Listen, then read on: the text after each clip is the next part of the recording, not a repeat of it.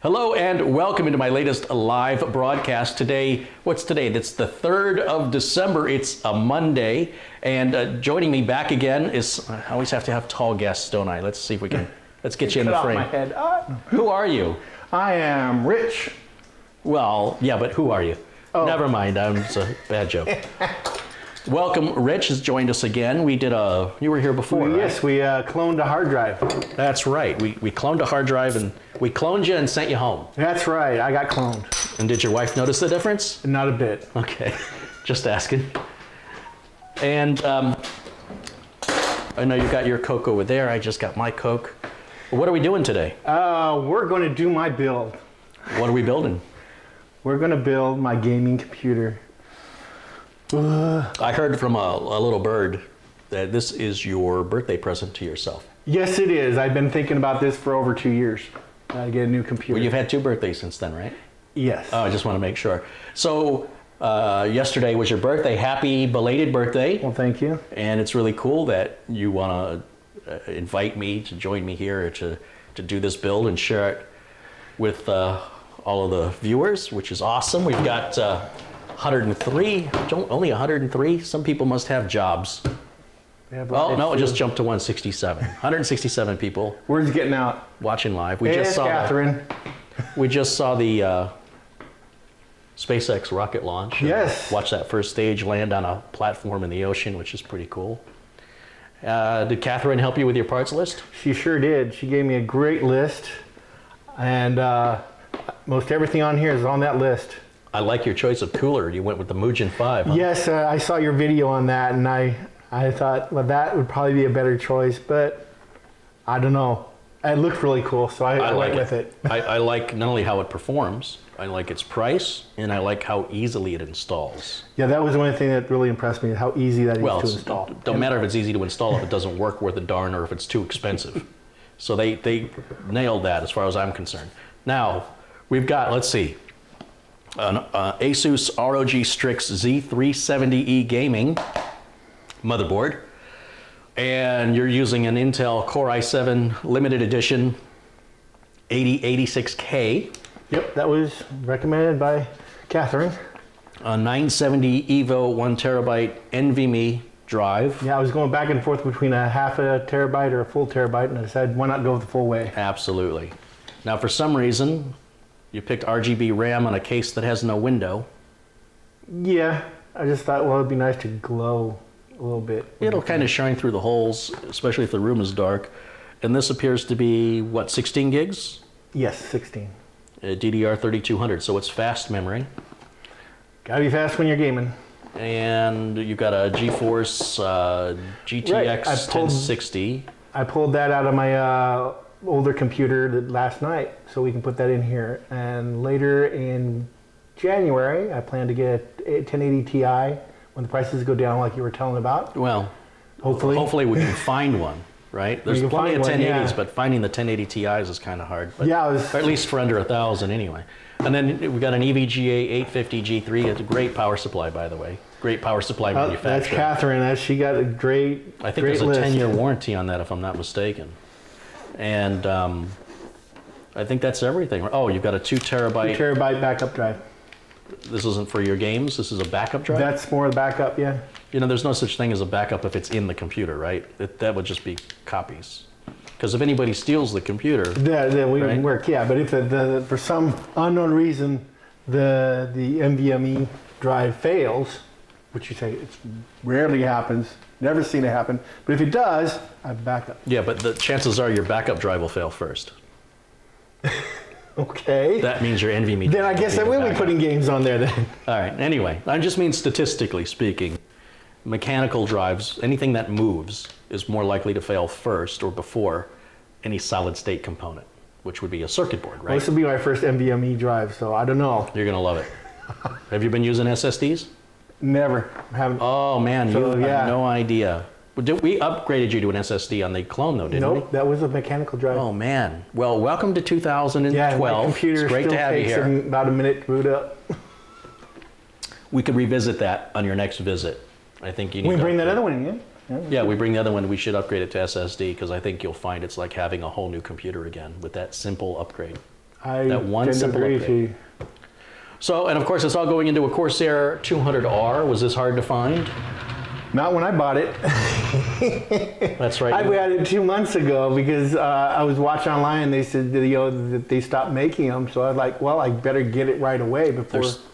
Amazon still got it. I was putting the parts list together in the video notes below the video, and so Amazon has these for $59.99. But I think once the existing inventory is out, I don't think it'll be replenished. Rick Williams has contributed $10. He says, "Thanks for providing great content and education." Well, Rick, thanks to people that are generous like you, contributing to the channel that enables me to make more videos more often. I wanted to buy some more of these cameras right here. Refurbished, that camera's $800. And during Black Friday, they had them 30% off. Sold out. By the time I clicked it, it was gone. And then I checked it every day throughout the weekend, and it was, 30% off, no inventory, 30% off. And now they're back in stock at, no, they're out of stock again at full price. They're out of stock at $7.99. They wouldn't give you a rain check, huh? No, so, but I don't need it. I've got the others, but I'd like to have 3 of the same model just so that the color and everything matches perfectly. And now they've got another model called a G21, which is $100 more refurbished, so it's $899. But G20 is a lesser model than a G40, so the G21 should be lesser model than the G40. I don't know, but eventually I'll get 2 more of these. And I do have these other cameras. I've got a G20, a G30, and a G40. And generally each generation has a bigger number. That's why I'm confused by the G21. Because where does it fit in there? It seems to be newer. It seems to be the newest model of camcorder. But when I look at the specs, it almost aligns perfectly with what I have with the G40, but it's $100 more. So what's the $100? I don't know, but I don't think I want. Here's my problem. Whatever camera I get, I need to get 3 of them. So if I go with a G21, then I need 3 of them. If I go with a G40, I only need 2 of them because I already have one. So anyway, those contributions all go towards stuff like that. Those cameras, like I said, it was $800 and they have about $80 in sales tax. So it's about $880 in free shipping though. So I got that going for me. If you give those donations, go to techvets.com to donate. So to get more of that money. Anything that's under $20, Super Chat's fine. I always give people a shout out. If you contribute using the donate button at tech-vets.com, there's a donate button in the upper right corner. I don't shout that out because I'm not aware of that it happens until after the stream ends, and then I hit reply to everybody. By the way, there's somebody, I don't know if they're watching or not, somebody with the last name of Reed. It's got an email address like Bad Rug Doctor or something like that, and they've sent me donations or contributions twice, and it says the email address does not exist. When I go to respond, it comes back to me. So if that's you, check your email address in your PayPal when you do make a payment. Make sure that. Otherwise, like if you don't hear from me within 24 hours of a contribution using tech-vets.com, then that means my email didn't go through because I guarantee I sent you one. So anyway, if that happens, you can leave a comment in any video. All the comments require approval, so unless you're a moderator, in which case your comments are already approved. But if you're not a moderator and you leave a comment, you can put your email address in there and nobody will see it but me, and I'll erase the comment. I won't make it go public for keeping your privacy. If that's what we have to do to communicate, to figure out if you have an alternate email address for me to try. In the meantime, we've got 386 people watching, so I think we're ready to go. Nick says that this power supply has a 12-year warranty. I just read that. So I know it's definitely a 10-year, and if you buy it directly from EVGA, you get an extra 2 years.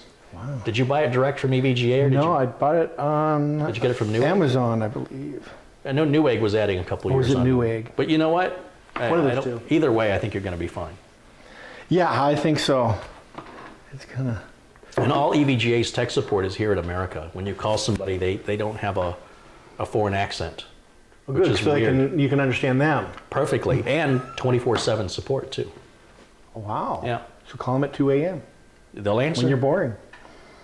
Now, are you building this and I'm supervising? I hope so. I don't know. I know you took over the last build. Only because time was starting to run out. So, because we want to get this built and fired up and send you home with it today.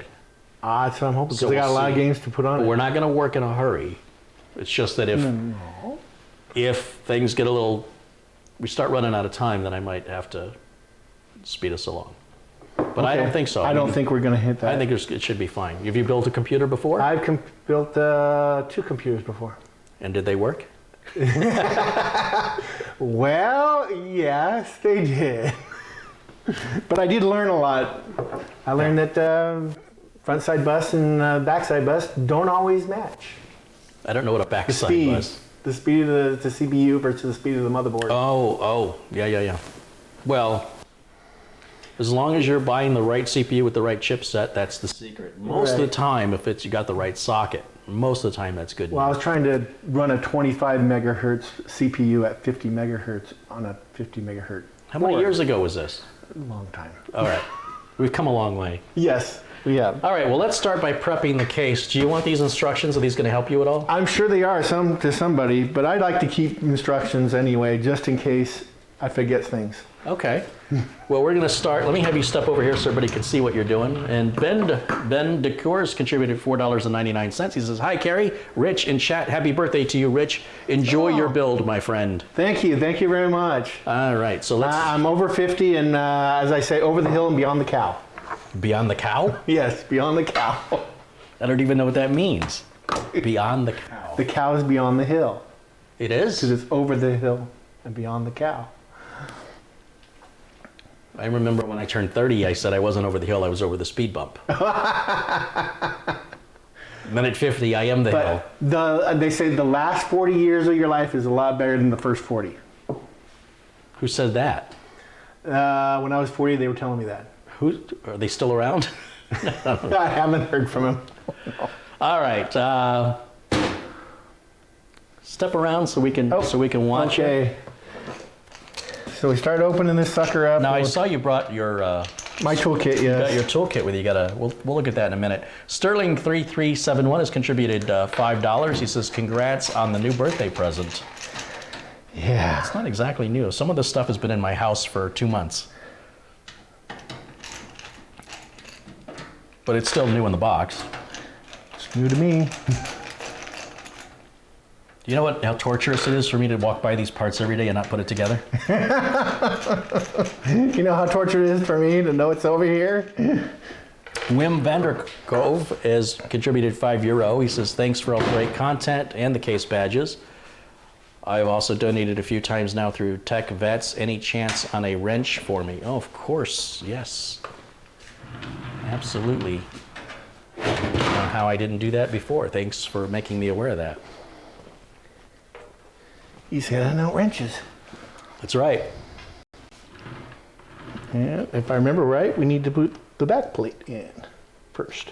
Well, we can, absolutely. You want to put the I/O shield in? Or we can put in the power supply. I'll tell you what, let's get these thumb screws moved because they'll be the last screws we put in. I'm going to just set them over here for a moment. Don't let me forget where I put them.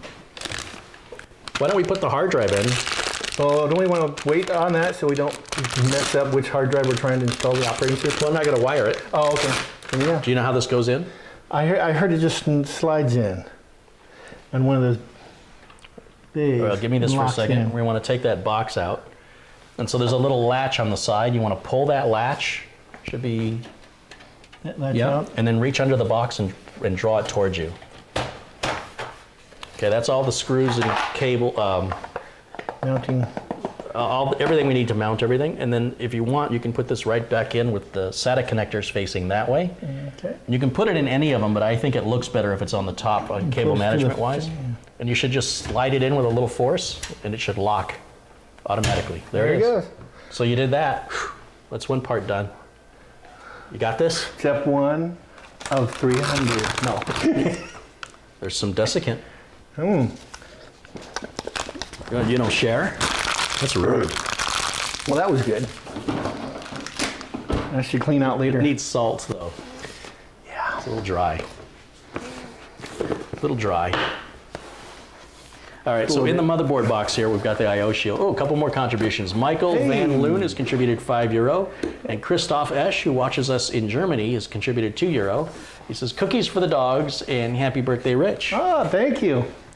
Thank Rich, you, Christopher. Rich doesn't get a cookie?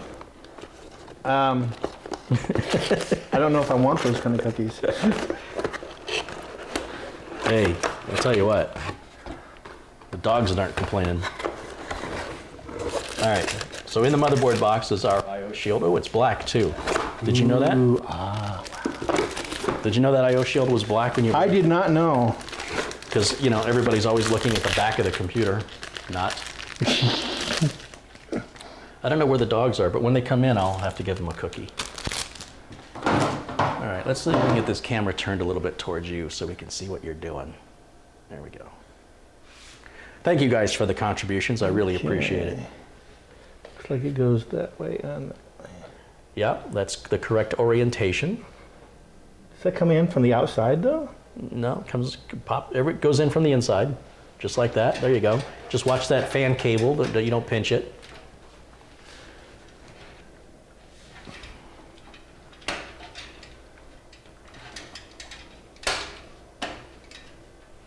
Make sure Michael Van Loon is a There we go.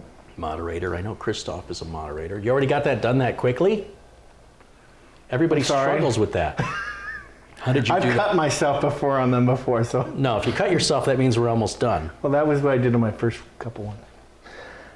Let me make sure everybody who's contributed is a moderator. Rick Williams. Let's make sure Rick is a moderator. There you go, Rick. I think Rick was the one who kicked us all off here with the first contribution. And Jesse Kirk joins us. I want to give That's in there. shout out there to Jesse Kirk and all the folks in blue, Dave Murray, Superman G, Perry Dubs, Wim Vander Cove, Scotty 1D, Ben Fitzpatrick, let's see, who am I missing in here? Geir Slotsvik watches us from Norway, Seth Harris. Dave Murray is joining us from, as he says, Bonnie, Scotland. Torgo Zero is also in there. Yep, that's right. That was back in the years of 486s. Mark Baggett, in the 90s. Al Perez, Colin Hilton is there, and Catherine Anna Hauserman and Shane Schellenberger. Guys, welcome in all of my folks in, my friends in blue. And Walmart greeters also wear blue, don't they? Yes, they do. These are my Walmart greeters. No? Not so much I of a think they're a company? little bit better than Walmart greeters. Yeah, they're a lot better than Walmart greeters there. All right, so again, if you see those folks in blue, they are friendly. There's no reason to fear them.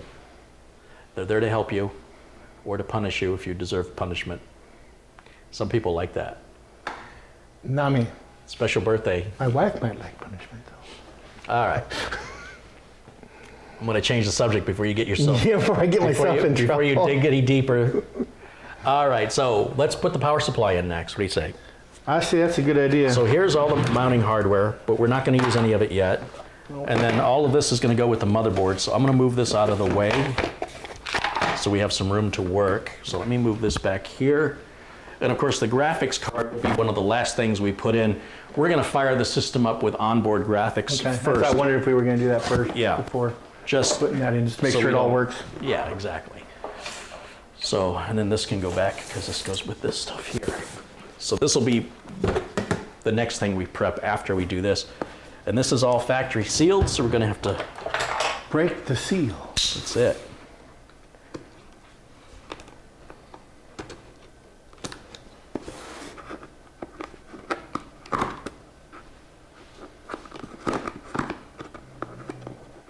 Oh, you hear my cow?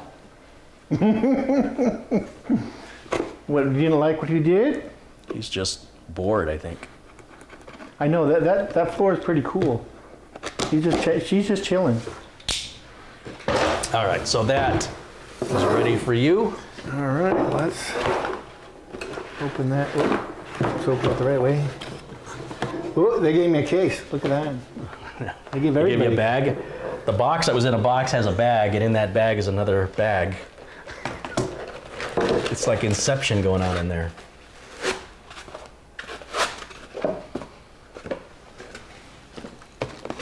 And then these are all your power supply cables. And then these are going to be the screws. And we'll just put all this back in here. Oh, you hungry for seconds? Oh, that was a little dry. Yeah, that's a choking hazard, by the way. You shouldn't eat the silica gel. It's probably why it says do not eat. It's a chemically inert Yeah, it should just But pass on through. It's a choking hazard. That's All right, that should go that Now way. there's sometimes a little label or a sticker down here, but I don't see one on this model. We're going to put this on the bottom because this fan is going to suck air in here and it's going to blow it out through here. So it never really enters. It pulls and pushes. That's right. It doesn't suck and blow. It pulls and pushes. Thank you for the correction. I got in trouble with it. Yeah, and so you should. And so we're going to put this way with this part here facing there. Yep. So you're going to like this. So that would go that way. There you go. Just like that. So get it up underneath this lip first, Go on. and then push it back. Perfect. There we go. And then there's your screws. Let's come around here so everybody can watch what you're doing. And then there's this bag, which Let me get my... does this look good on me? It's you. It's all you. All right. All right, here's the kit that I got when I went to college. When you went to used it- college? When I went to How old college. is this? This is about 20 years old. This is the same, more or Same less set. the same kit they sell today, but the colors are a little different. Yep. But that's your classic computer repair kit right there. Yeah, and it has there was socket, like, so you don't have to use a Oh. screwdriver. It fits right into the socket. You All can right. Hold the, well, unless you I drop see how the well that screw. works. When you're ready to use a screwdriver, you let me know. There's one right there that's magnetized.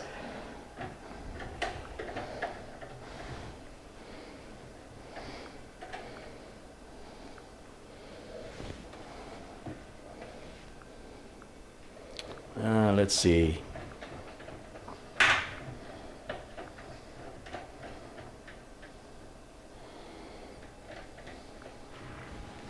Nothing too exciting happening there, which is always good. That's not I think I grabbing. missed a contribution a few moments ago. Let me go back and look. Kevin Lavis contributed £2. He says, happy birthday, Rich, and have a good build. And Planet Kairos has contributed $5 and says, Carrie, you're the best of the best while being the best. Well, that's better than the $5. Thank you. Best of the best of the best, sir. That's right. Yeah, okay. Thank you, seriously. Thanks for the support. I do appreciate that. Seriously, like, you have no idea.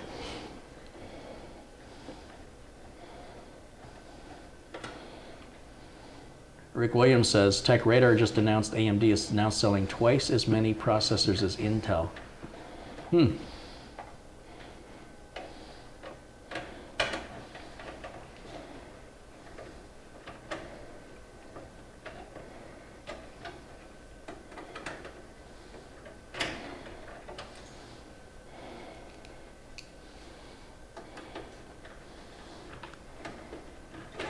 We're not putting a DVD drive in here? Nope.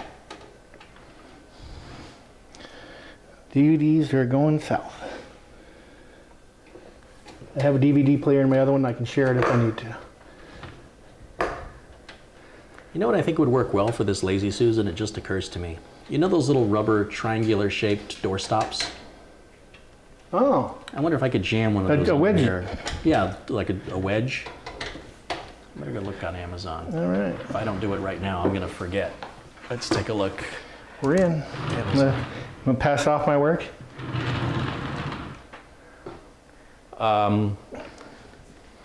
You installed this screw in the wrong hole, and this screw is in the wrong hole. Uh-oh.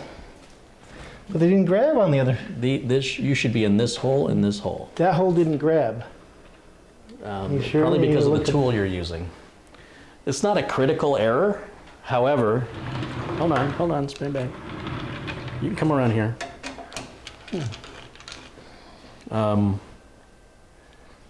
Wait a minute. You might be right. See, one of these is supposed to be offset. So you didn't use the offset one here, but I'm surprised that they put a hole there. Yeah, and I put that in there. It didn't grab. It didn't And grab, that one huh? didn't. That didn't grab either. So. Well then, you know what? Forget I said anything. Looks good. Because I think you can do it either way. I'm surprised that you say that didn't grab. Let me just take a look at that. It's grabbing just fine. Oh. Oh, it's not tightening. So that's definitely not the place. It is kind of upsetting to me when they make the vent holes basically the same diameter as the mounting holes for the screws. It can be hard to tell them apart. But it looks like, look, as long as you've got a screw in each corner, we're good, right? But generally there's one corner that's always offset by about an inch. And clearly that's right there. So I guess you did it right and I was wrong. I'm just looking for you to make mistakes, and when you don't make them, I'm just going to make it up. Oh, that's the Eco's on. Yeah, we don't. With that eco mode off, the fan runs constantly. So we want eco mode on the back of the power supply, so the fan will only run when necessary. It keeps it nice and quiet. But everything looks good. You put everything in correctly. Now what we're going to do next, let's prep the motherboard. We're going to set this right over here. Where do you want me to put this? You know what? Let's put it right here. Just put it right here at the end of the counter, please. And let's take all of these. Do you have that? Let's put all these in that bag. Yeah. Except for this. This doesn't need to go in the bag.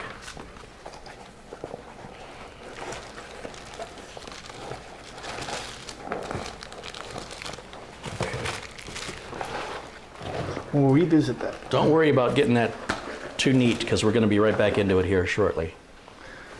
Okay. All right, now it's going to be time to prep the motherboard. So we're going to get that stuff out right now. So this is the mounting hardware for the case. I was looking up a doorstop. Let's go back to doorstop. There's that little wedge. There's a pack of 4. I don't think you need 4. Might be stuck. Wait, here's one for $3.16. Looks awfully big though. Oh, look at the steel one. I know, that looks nice, doesn't it? Yeah. But with a grip. $8 though.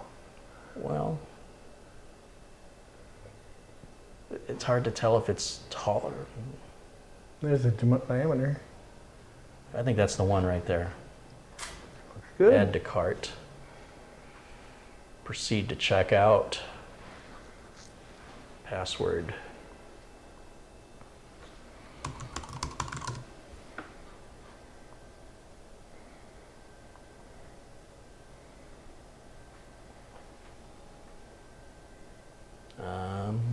These online purchases. It'll arrive Friday. Yeah, let's order it.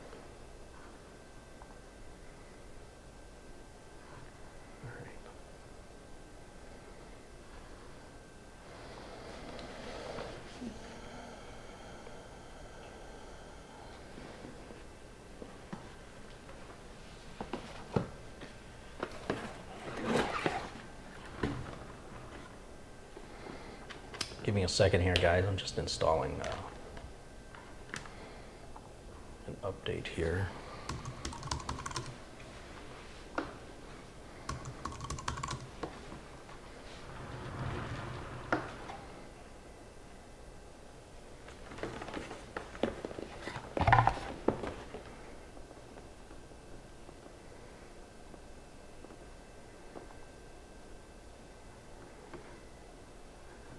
There we go. That's better. Now let me get back to the chat room.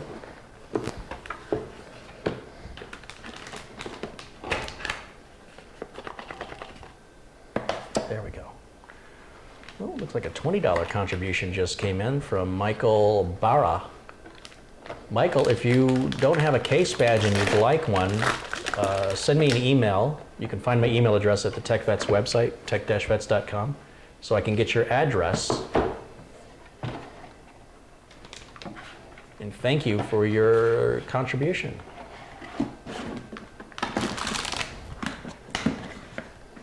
Make sure Michael's a moderator. There we go. All right, so while you're prepping that, let me grab my overhead. Oh, you know what? I can just hold it by hand. Yeah.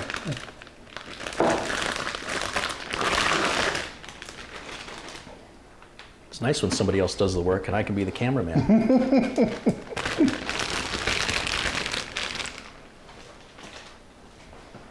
We're having a really nice day out there today. We should have did this outside today, except for all the mud. Yeah. But yes, it's really nice outside. About what, 70, 75 degrees out there? 75 degrees Fahrenheit, yeah. Which is just slightly warm, just very slightly warm. Not bad for the first week in December, huh?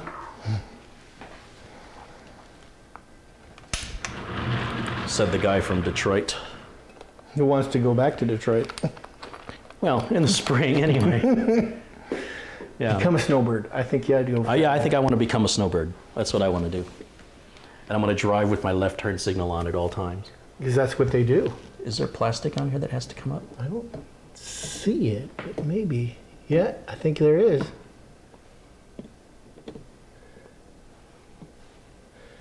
Seeing some plastic there. Unless Yeah, that's I the can feel paint.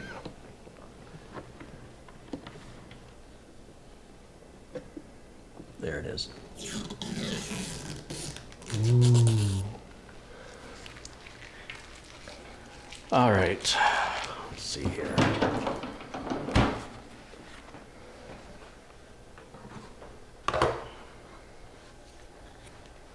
Time for a Steadicam.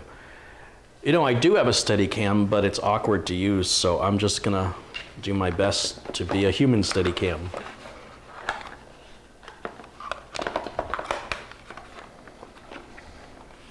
This is the other thing I don't like on this, these Canon cameras. They put the HDMI out in the worst possible place. Like, how am I supposed to get my hand in there now?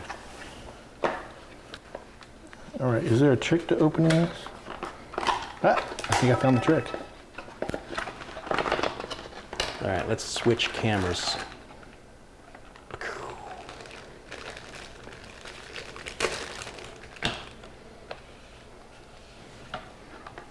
What's in there? Oh, that's Wi-Fi antenna. Wi-Fi, yeah.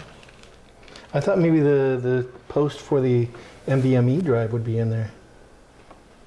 Well, your NVMe drive is going to go under here, right? Oh, Well, that's I thought it'd be over here. this is like a heat shield here, Ah, and you've got another one up here. I would use this one because it moves it away from the heat. Assuming that's NVMe, we can open up the motherboard manual and verify both of these are yeah, I think we NVMe, should. just because to make that's sure. where I would put it. You'd take out this screw, and I'd probably have to take out these two, Mm-hmm. and take this whole piece off. You want to do that first? Yeah, let's check to make sure though that where's that? It's probably in it. You hold the board. I'll get the instructions. Probably underneath. You saving that? No, probably not. Probably should get rid of this too. You'll have a lot more room in your motherboard box for stuff. True. And there went the manual. No, these are stickers that make your computer go faster. Oh, gotta have those. See? It's the choice of champions. Did you know that? So is cornflakes and beer.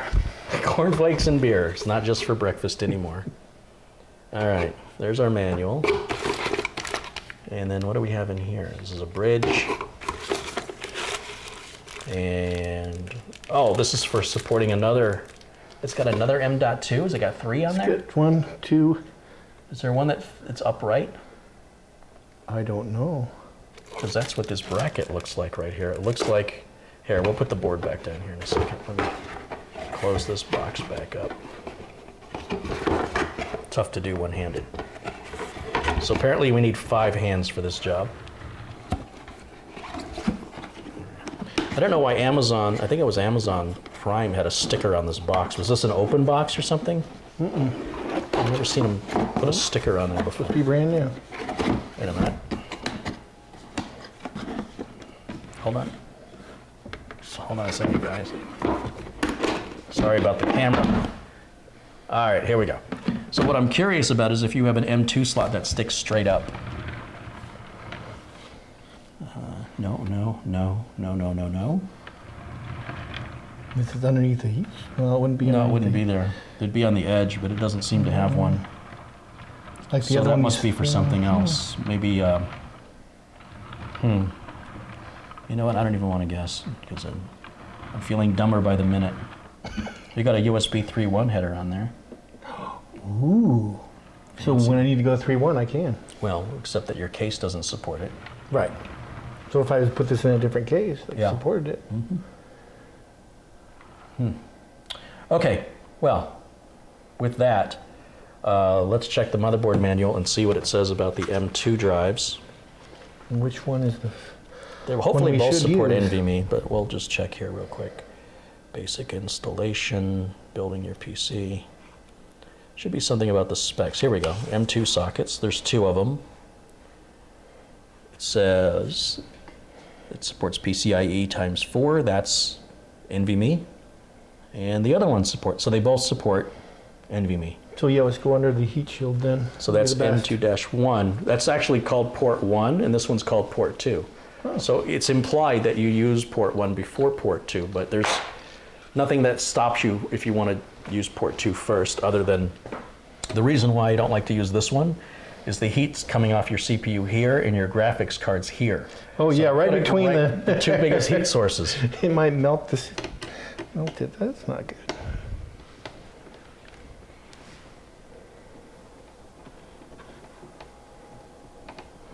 Says maybe it's for an extra cooling fan for the VRM. Yeah, I think William Dawson might be right about that.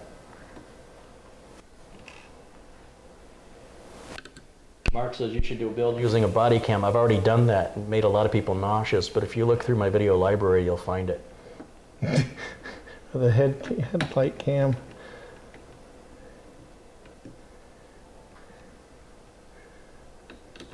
These screws have a little bit of rubber or that wax Oh. on the end of them. No, you know what that is? It's called Loctite. Ah, You know what Loctite is? never heard of it. So back in the 80s, especially in automotive applications, screws would have a habit in automobiles to back themselves out over time through vibration. And so this company came out with this chemical that you paint onto the screw that doesn't necessarily glue the screw in place so much that you can't take it out, but it's enough that it keeps the screw from backing itself out. So on a PC, it's a bit overkill, honestly, because there's not much vibration to worry about things backing themselves out. Okay, so here's your 970 EVO. So they put a heatsink on top of a heatsink. That's interesting, isn't it? Twice the heatsink. And you've got down here on the bottom of this, this is a thermal pad, and you're going to remove that protective cover, Oh, come on. Do we have to? and it'll help draw the heat away from the other side. Open the other side, 'cause it's a smaller piece of tape up there. There's a blade in this drawer. Ah. There's actually a couple different things you can use in that drawer. That's a little tricky. You might flip it up. There's There's an another one. Oh, envelope. I think I'll use this one. It might look safer. There you go. I wouldn't want to cut myself in your house. Not until we get close to being done. Right. Maybe we can take the computer and run. Be easy to find it. Just follow the trail of blood.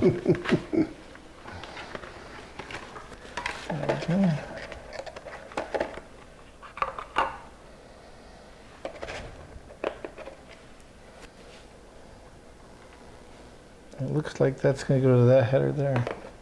Well, let's see. Let me see it again.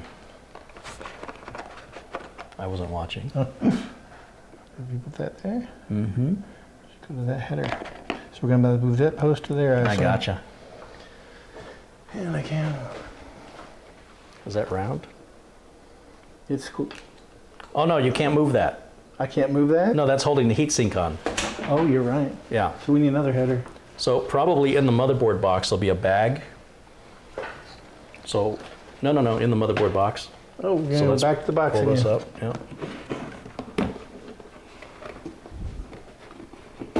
I closed it good too. So one of these bags, it's not this bag. It's not that bag. It's definitely not that bag. For sure isn't that bag. Aha, there it is. A soul. What'd you call me? A soul? Don't you dare say that. Come on, it was funny when I was 6. A soul. All right. Again, I apologize. see, said the blind man I to can't deaf use dog. my hands and watch the camera at the same time. Okay, so there's Now, our- we're going to want to open that. I've got some scissors right here. Ah, see. because you're going to want to not lose the rest of what's in that bag, because you're only going to use one standoff and one screw. That bag has 2 standoffs and 2 screws, right? Yeah, and they're all hooked together. And those screws are very easily lost, so you would definitely want to use a magnetized screwdriver. You wouldn't have to have one. I do, but let's get that standoff put in first.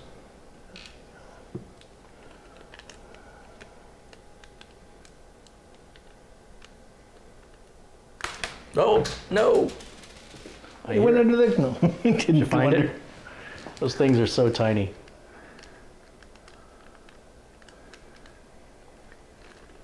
Back in the bag. All right, we'll just set that aside. Let me get these scissors out of the way. Now, in the drawer in front of you, there's a socket wrench. That's the one. Make sure it's on tighten. You can just kind of hold it and, is it tightening? Okay. And then go ahead and put that in the 2280 spot. Maybe we gotta do that by hand first. Yeah, I would start it by hand first.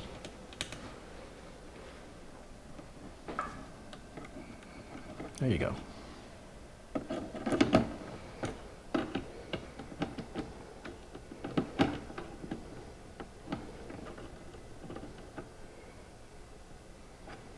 Perfect. Just tighten.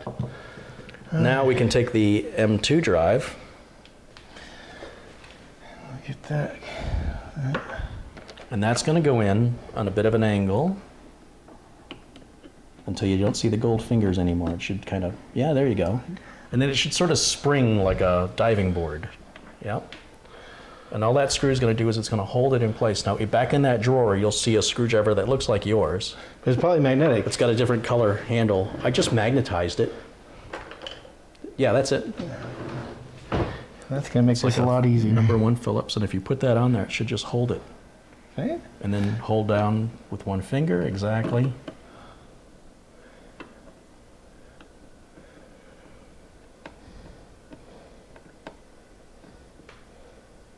Perfect. And now The you can heat put shield the back on. Yeah, exactly. And take this off. And that just peels off. Perfect.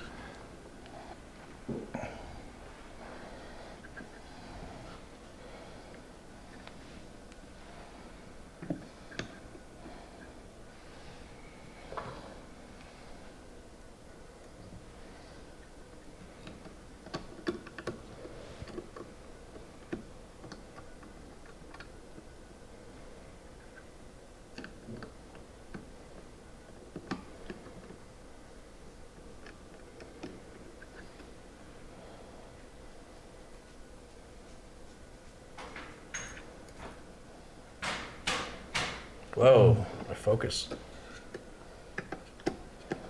Is it gonna let me focus it? Nope.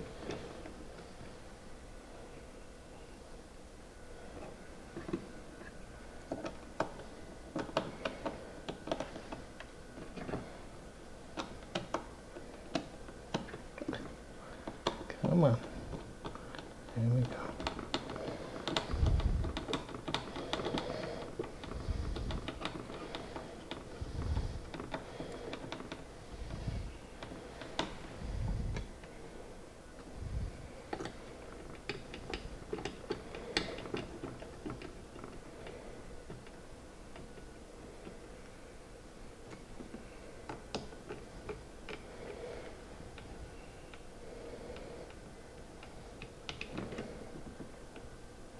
Very good, very good. Now I'm going to temporarily move us over to the other camera. There we go. I'll set this down for a moment. Okay, looks like I might have missed a couple contributions. Let me just take a quick look in. No, we're caught up with contributions. Good, good, good.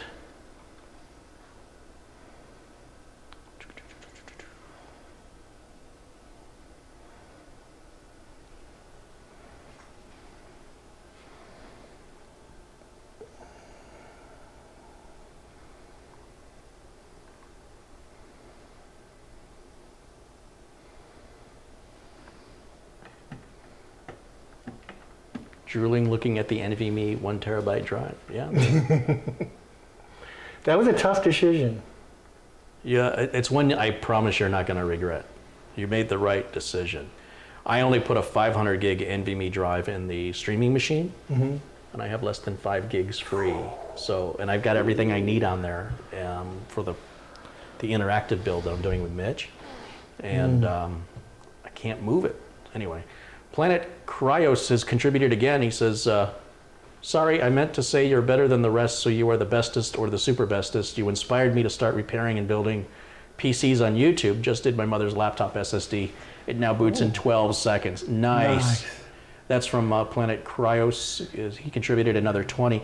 Listen, if you're making YouTube videos showing that and you want to share links to your channel, you have my permission to put those links in the chat. Absolutely.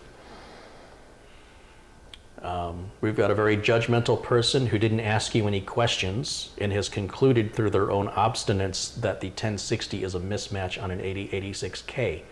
So this happens a lot on the internet, where instead of asking you why you're using a 1060, and instead of listening in the beginning of a video where you explained why you're using the 1060, this person has come in and wants everybody to know how smart they are and how foolish you are.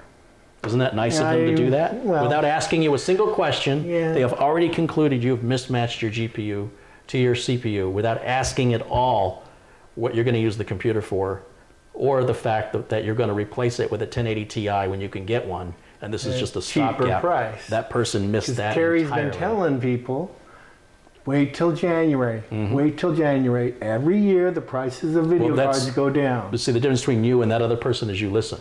Anyway, Right. Frederick Lundholm joins us. He's contributed 100 Swedish kroner. That's about $11, I think, American. $10.11 or $11.10. Either way, a generous contribution. Thank you very much for that. And Robert Jones is saying hello, and we see Catherine Anna Hauserman, of course. PC Fishing is in there. Volashchov Ivanov joins us. Welcome, guys. Welcome in. And, of course, another thank you to Planet Cryos for his generous contributions. It's 2 of them he's made now. Let's see. Gear says, on Black Friday, I got the 512 gig Samsung 970 for $84 plus sales tax. Wow. It's a really good deal. Wow. Let's see. They should include Band-Aids in the case hardware box. I agree. I agree. Yes, because on my first one, when putting in the plate, I cut myself. Well, usually but that's usually not the case manufacturer's fault, unless it was a cheap case. It was a cheap case. So the cheap cases should require Band-Aids by law, yes. and a tetanus shot. So there's some documentation in here if you want it. It's down underneath this piece, like this. Ooh, See how they've hidden that? So you can't tell. Probably tells you where to get the driver. And I don't know if you're throwing these boxes out or you're taking them home, but I'll just assume you're going to take them home. Although my recycle bin is empty, and you're welcome to fill it. Either way. There you go. We'll keep the boxes, just in case we got to send them back. Oh, I don't think that's going to happen. Keep a trophy. See, this is my 1060. That's the original box that I bought it in. 6 months ago, I kept the box. What did that cost you 6 months ago? Just around $200. Well, that's not too bad. I picked up a 1070 for $300. Yeah, it was on sale. More expensive. But that's before they went upper in price. No, this was just Black Friday. Oh, yeah. That's a good deal. I was looking at those too, and I'm like, I gotta wait. The same card is on Amazon for $445 right now. So I paid $299 for it. Great. But the box didn't have anything in it. It was weird. The box had no documentation, no poster, no adapter cables. What? All it had was Was it somebody's refurbished, returned? It says there's nothing on the listing that says it's refurbished or returned. Everything was sealed and shrink wrapped.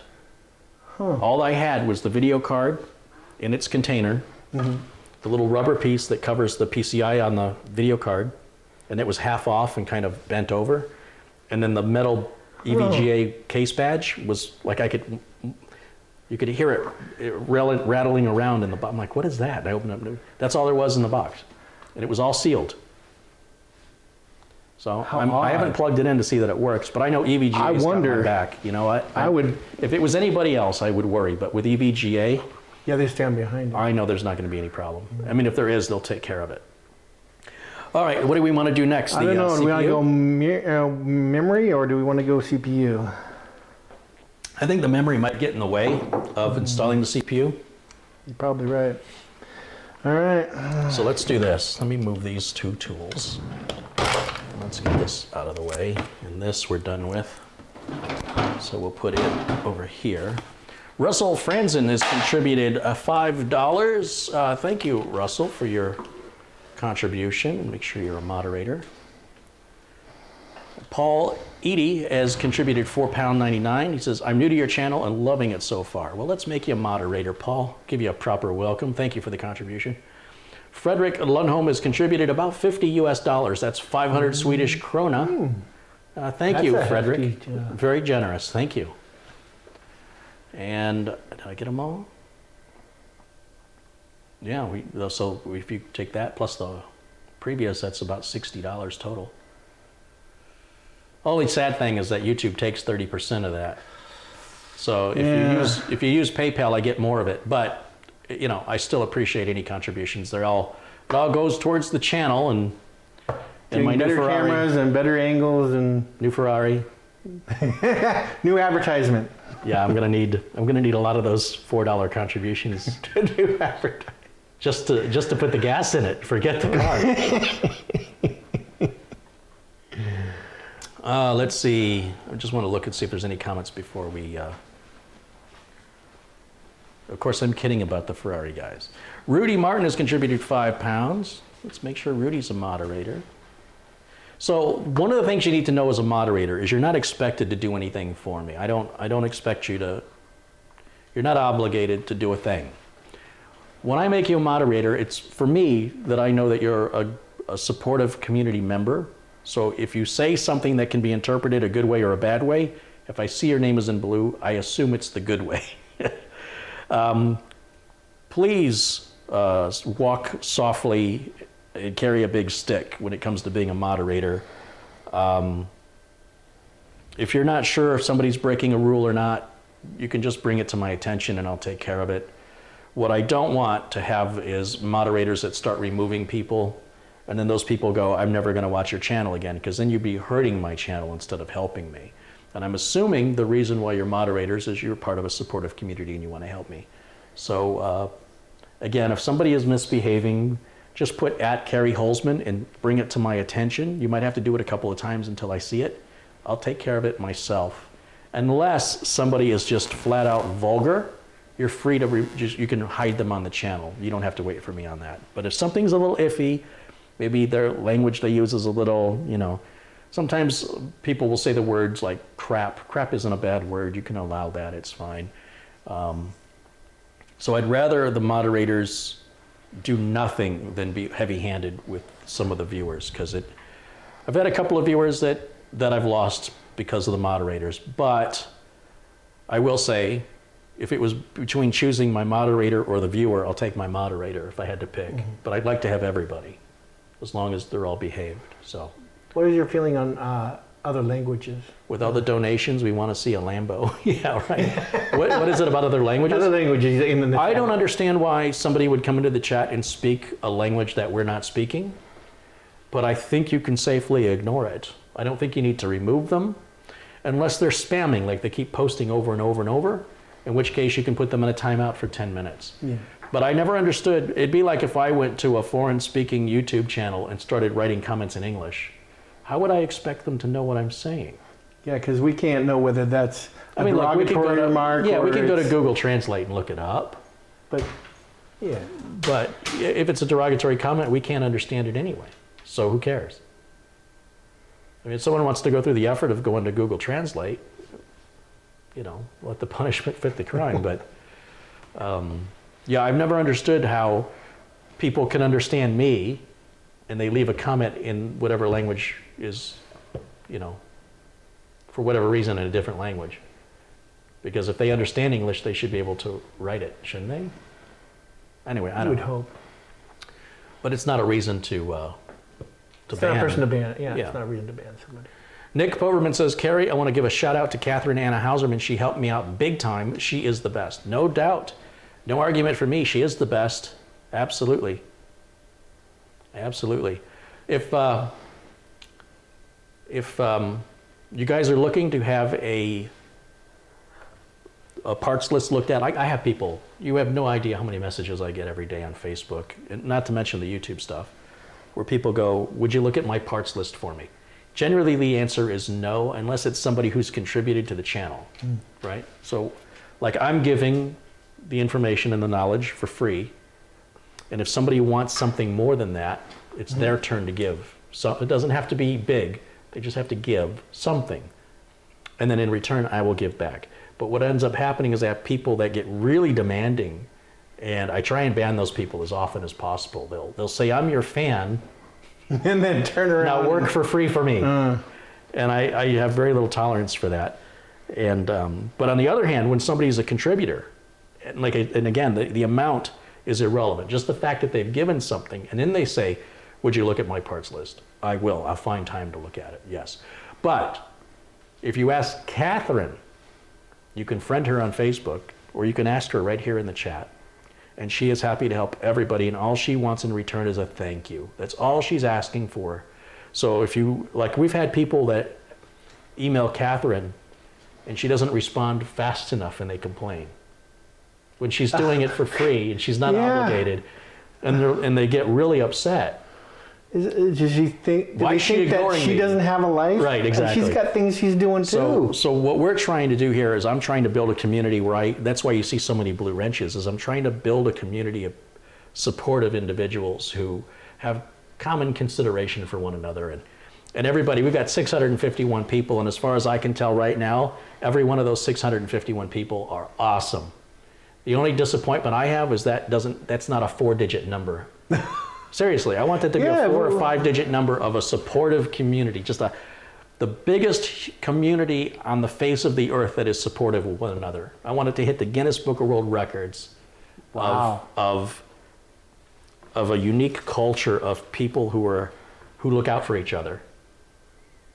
And That's have a my common goal here. interest, that they're Yes, willing that's to my goal take here the on this time channel. to listen and not just Criticize or insult like that one person did without asking some questions first. Like, how come you're putting a 1060 in? If they'd have taken just a moment to ask that question, but it's like in culture there's a lot of like this weird competitive nature that they want to prove how smart they are, but nobody cares how smart you are. We care whether or not you're a jerk. That's all. Right? Smart's fine, but whether you're smart or you're dumb really is irrelevant. What matters is whether or not you're a jerk. Yeah. All right. Nobody wants to be. Don't be a jerk. All right, so let's get the CPU installed. So we've got the great choice on your CPU, the Core i7-8086k. You see, that was overclockable to 5 gigahertz. It's very overclockable. Well, not that I will be doing that. it'll run on one core at 5 gigahertz just out of the box. Wow. Yep. Thank you, Catherine, for suggesting that. And the prices on these have gone up. Like, Yeah, I bought that right away. Do you know what you paid beginning for of it? November. 400 and something. Yeah, I was going to 490. say, well, it should have been like in the low 4s, and now it's in the mid 4s. And for a while, it was close to 5. I'd have to look at the receipt to see. I was paying anywhere from $409 to $425. Now they're on Amazon at $450. It's not too often computer parts go up in price. So, but anyway, hopefully you get a good deal on it. Now we have a plastic cover on here. And that, Yeah, of we course, don't put is it on top protecting of the pins. And we're going to walk you through this. Have you ever installed one of these CPUs into this type of a socket before? No, I have not. Very good. Back in my day, we didn't have the need for the thermal paste. Oh, all right. Well, hold on. Let me get the other camera before you get started. Oh, okay. Back in that day. All right. Let's see here. We Whoops. just popped the chip in and put on the heat sink and with a fan on top, and we were done. Here we go. All right, so what we're going to do is this latch, you're going to push it down, down, and away. There you go. And then lift it up, and then go ahead and pull that back. Don't take the lid off, just pull it back. Pull it back this way. Pull the whole thing. No, no, not the plastic. Take the whole thing and just lean it towards you. There you go. Perfect. Okay. Now we're going to get the CPU out of the box.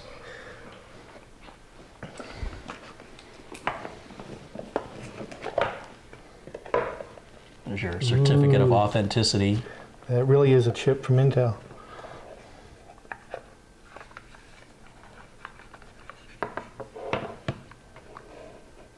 Now you'll notice one corner of that plastic is kind of cut away. Put that right there. No, no, no. Here on the plastic. Oh. You see how it's Oh, on the folded? plastic. I'm sorry, I was looking at the So chip. on the plastic, Yeah. It will. there you go. And avoid touching the top of the CPU. You'll see there's indentations on each side so you can grab the edges and take it out of the container. Perfect. Now, do you see the writing on top of the CPU? Do you see which direction the writing faces? Yes. And do you see the direction of the writing on the board? Yeah, it's all pointing that way. It's all pointing towards me, right? Yes, towards you. So that writing is also going to point towards me. So Yeah, if you but it look doesn't- closely on the CPU itself, there's some notches cut out. So you're going to have to turn this so the writing faces this. See the writing on top of the CPU? Yes. So it's facing like that. There you go. And what I recommend you do is just seat one little corner, just gently rest it in the corner, and then let it go. Now it's not quite all the way in, so what I do is, there, it just went in. And I grab the edge and I just kind of wiggle it a little. Now what you're going to do is you're going to lower that lid back on top of the CPU with the plastic on it. Mm-hmm. Go ahead and lower that down.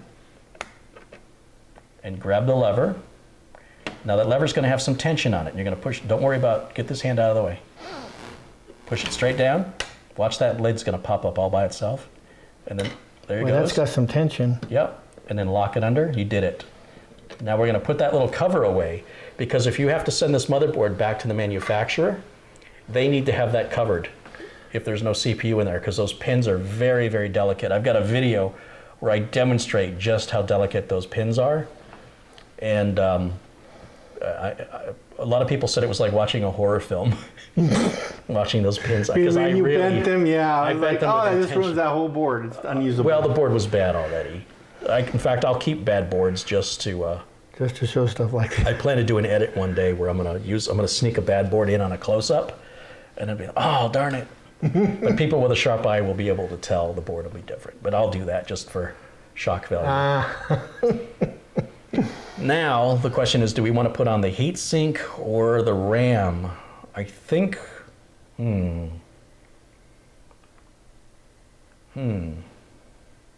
Let's take a vote from the audience. What do they want to see us put in next? We got to wait, what, 90 seconds? Yeah. Should we do the RAM or the heatsink? I'm wondering if the RAM should go in first, only because The way we of don't. clearance issues, Clearance, right? yeah. But on Try the to other get one in hand, after. then we have to be a little more careful when we put the heatsink in that we don't hit the RAM. So there's no wrong answer, but in the meantime, if you want to go ahead and put this stuff away. Now normally what I would do, if this was me, this would all go into the trash, and this piece would go into the motherboard box with all the spare parts. Probably a better answer. Put that in there. Authenticity. Everybody says RAM. I'm seeing RAM, RAM, RAM, RAM, RAM. One heatsink, two heatsink. No doubt about it. Everybody wants the RAM in first. So All right, let's we're gonna slam do the some RAM. Slam some RAM. Now you'll see this side of the sockets don't open. Right. That's because it could interfere with the graphics card. But see, these retention levers you've already opened. And we're gonna go in sockets 1 and 2 first, I think. What's the motherboard manual say for the RAM? Here, let's get that RAM cut open. Yeah, it's looking. Well, that's weird. It's saying these here and here. It says it wants you to use the slot closest to the CPU first and then skip one. But the diagram shows, yeah, we're gonna use A1 and B1 first. Let me show the audience what I'm looking at. So this is the configuration we want right here. And so by looking up here, the slot closest to the CPU is going to be one RAM module, and we're going to skip a slot and go to the next one. And those are labeled as A1 and B1. Yep. See what those two. And what we'll do, and you got your Go Faster sticker in there.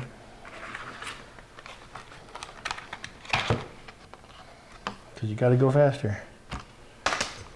Go beyond limits. We don't know limits. All right. Let me grab the other camera. Have you ever installed this kind of RAM before? I've installed RAM before, but not this big. Okay, so here's what we're going to do. I'm going to come over here. We're going to start with this socket here first. So we make sure that these retention levers are open, right? Mm-hmm. As I mentioned, this side doesn't open on this motherboard because it could potentially hit the graphics card later if you're trying to get RAM in and out. So you see there's a notch in the socket. I see the notch. And you see the I'm notch. lining up my... So that's going to go completely straight into this track. And no force should be applied. It should just gently slide in. And then use your thumbs and push down one corner and then the other. Perfect. You sure you haven't done this before? I'm not believing I've watched your videos. That was way too easy. Make sure you've got it properly turned around. There you go. Once again, exactly how you did it. Line it into the tracks first. Very gently, straight into the tracks. And then thumbs. Now let's go ahead and close those other retention levers here on the edge, just so we don't knock them. How's that for a camera shot? Hey, Ooh. you're seeing it. Hopefully, people are getting dizzy. It's like the state. Watch this thing go flying off the table. Oh no, no, Yeah, no. you won't be laughing then. Well, they'll be laughing then. Yeah, it just starts moving there. All right. What do we got on the ports here? Oh, that's your Wi-Fi. There's USB 3.1. It's like a charging. So oh, it's got a DVI, Windows display 3.1. port, HDMI, two USB, Two two HDMI. USB. That's pretty basic on there. Well, there's one HDMI, one display port, one DVI port. Oh, yeah. I've yet to see a monitor with a display port input in it. I guess I don't spend that kind of money on my monitors. Okay. Now for the rubber glove. No, not yet. Not yet. Not yet. All right, let's switch over to the other camera again. There we go. What do we got left to do?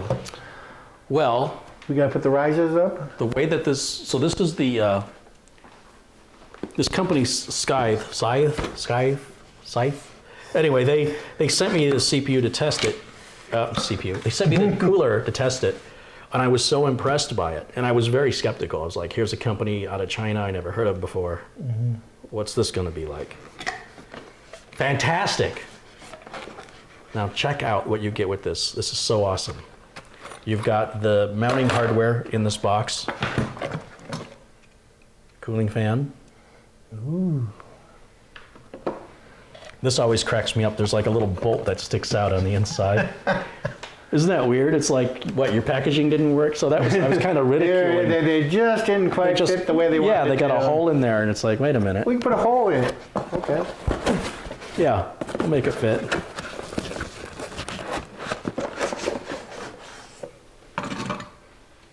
But that's how they wrap it. All right. So, It sits in there like this. you know what I don't see? I don't see a screwdriver. Uh-oh. What the heck, man? Is I it thought in this maybe box? in there. I hope it's in there. We're going to have some fun It looking is. for your old one. I mean, they just barely cram it in there, too. Yeah, there it is. Special screwdriver just to be able to put this This in. is better than for building a computer than any of the screws on that toolkit you've got. Okay, Jimmy. Oh, So there's these, you've got 4 of these wire hangers, and that's basically for up to 2 fans. 2 for 1 fan. One for 2 each side, yeah. Yeah, but we're only putting 1 fan on here. There's your documentation and your thermal compound. Ooh. Planet Kairos again has contributed. He says, here's $5. We'll have to get ready for my, oh, he has to get ready for his night shift. Wanted to leave another donation for you. Would love the honor to be a moderator if you'd like. Aren't you a moderator? I thought I made you one. Oh, I didn't. My bad. So Planet Kairos, you should be able to post links now. If you want to put a link to your YouTube channel, I'm happy to promote it. Hold on a second. I think I've got a package. So go ahead and let's move that out of the way and let me deal with this. Okay.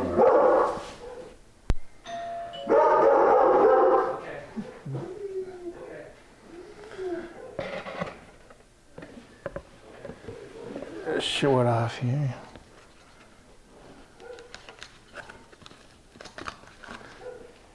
Show people up close. That looks like.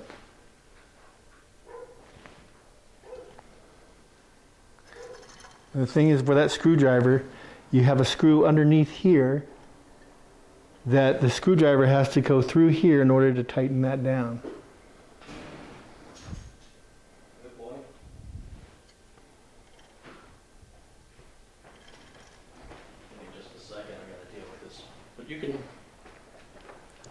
Interact, I know.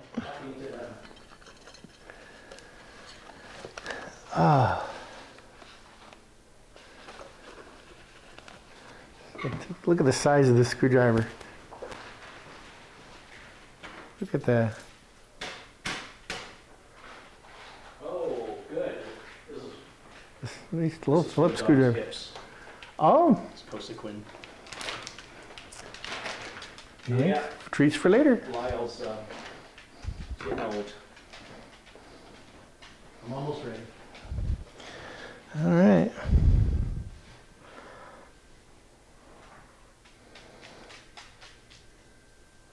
Nice little glow it's going to have. Oh.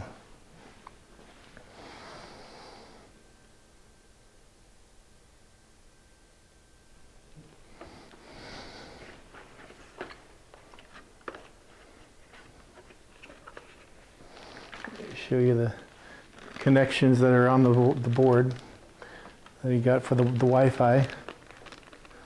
Got little connectors in the back for the Wi-Fi, and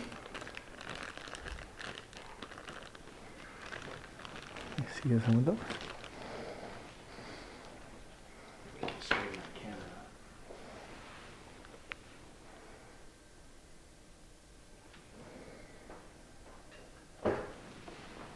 Just keep them entertained for another minute. Let's see what else we can see. The fan. As you can see what the fan looks like. 120. This little plug for plug into the motherboard.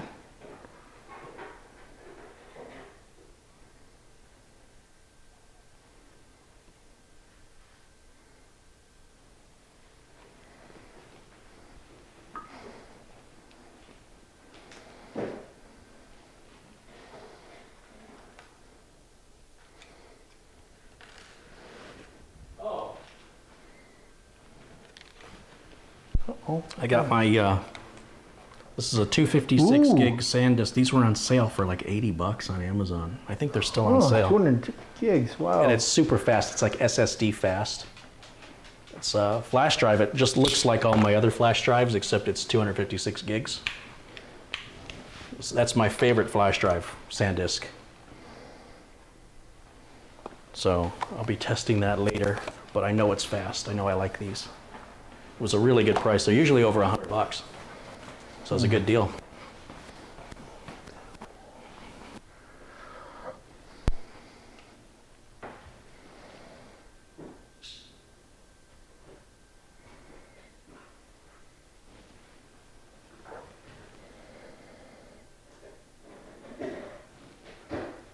Almost like Christmas.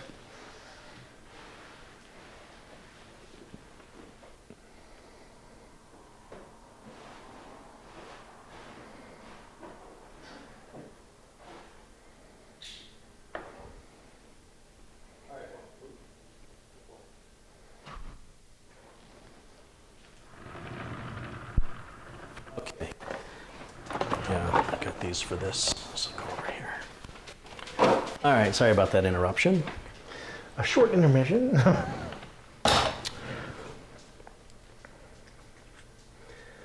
All right, so you're saying we got a few other things to do.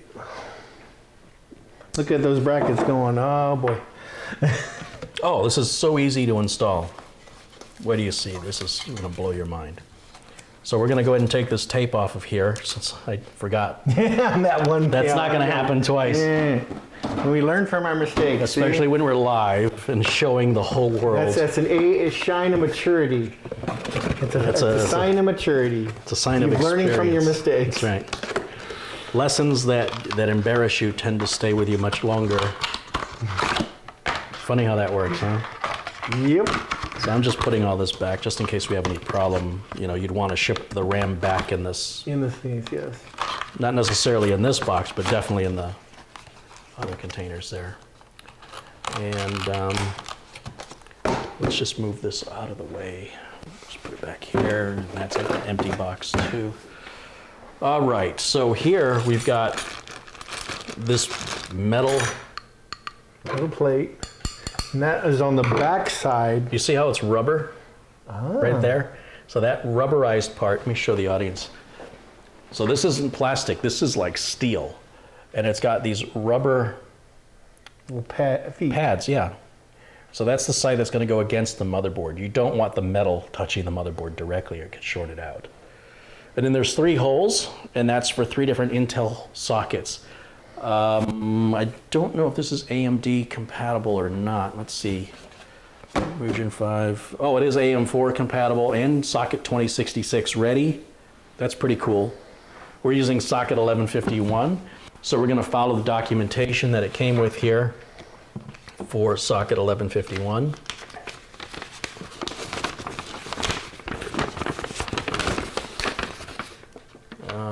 Right here.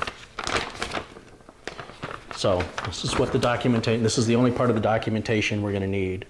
Right up here it says LGA 775, 115X, that would mean like 1150, 1151. The X is a variable, or 1366, all install the same. So we start by putting the back plate on, and it tells you which hole to use here. So it says for 115X we want to use that center hole. Center outside one. And then we're going to put these little standoffs in that's going to hold that back plate in. That's the first step we have to do. So to do that, it actually requires a bit of coordination. Good thing we got No, four don't hands. lift it up yet because I'm not quite ready for you yet. These are the standoffs here. Now, oh boy, they got all the different sizes in there. well, it's to accommodate 2 different types of sockets. You'll see one of these standoffs is taller and has a washer on it. But here's where I'm confused. Show them the different sizes there. Yeah, but how come I only have 3 of those? Different sizes there. Shouldn't there be 4 of those?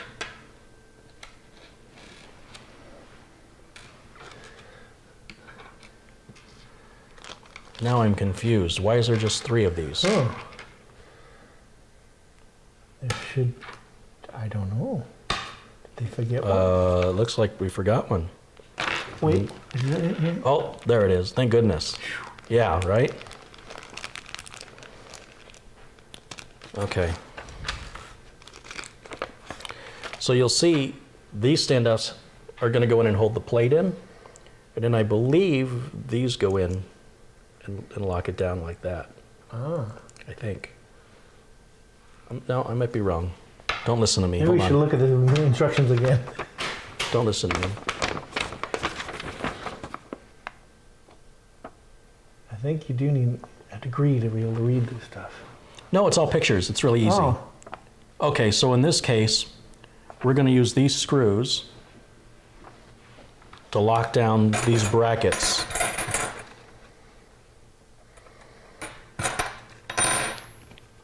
Onto the standoffs, but I don't know which standoffs we're using. It says number 3. Which standoff is number 3? It's probably going to be the long. Generally speaking, the the longer standoffs are for the Intel socket 115X, and the shorter ones are generally for socket 2066, the less common, you know, the bigger, more enterprise level chip. Let's see if I'm right or wrong about that. I just know this was super easy to install.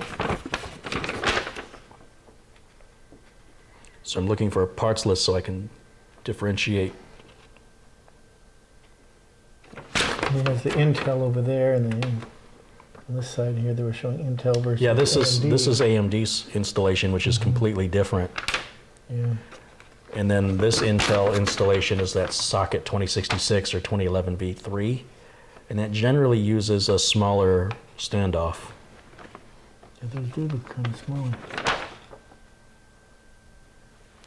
I was I was looking over here going, this is the Intel and this is the AMD. Oh, yeah, there we go. So, but I have to get glasses because it's written so small. I know. As you get older, the print gets smaller and smaller. I know. You guys will witness that. Trust me, if you're in your 20s or 30s, pay attention to the font sizes. 40 or 45, The that's fonts when it get happens. smaller. All right. Stud nuts A and stud nuts B. Yeah. So the longer, taller ones are what we're going to use, and the shorter ones are, like I said, we're not going to use these short ones. These will go back in the box, or in the bag rather, in case you ever, I don't know, take that off and replace it, and you want to reuse it into a different CPU. And, yeah.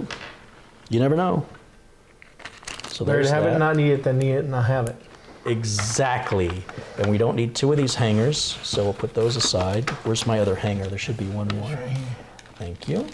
The antenna, let's get this antenna out of here because it's bugging me. We'll put it over here. And I never felt older than putting these on. Come here, Sonny, let me read you a story. Oh, I fought it for years. Here we go. 45. Caution Print during started getting installation. really blurry.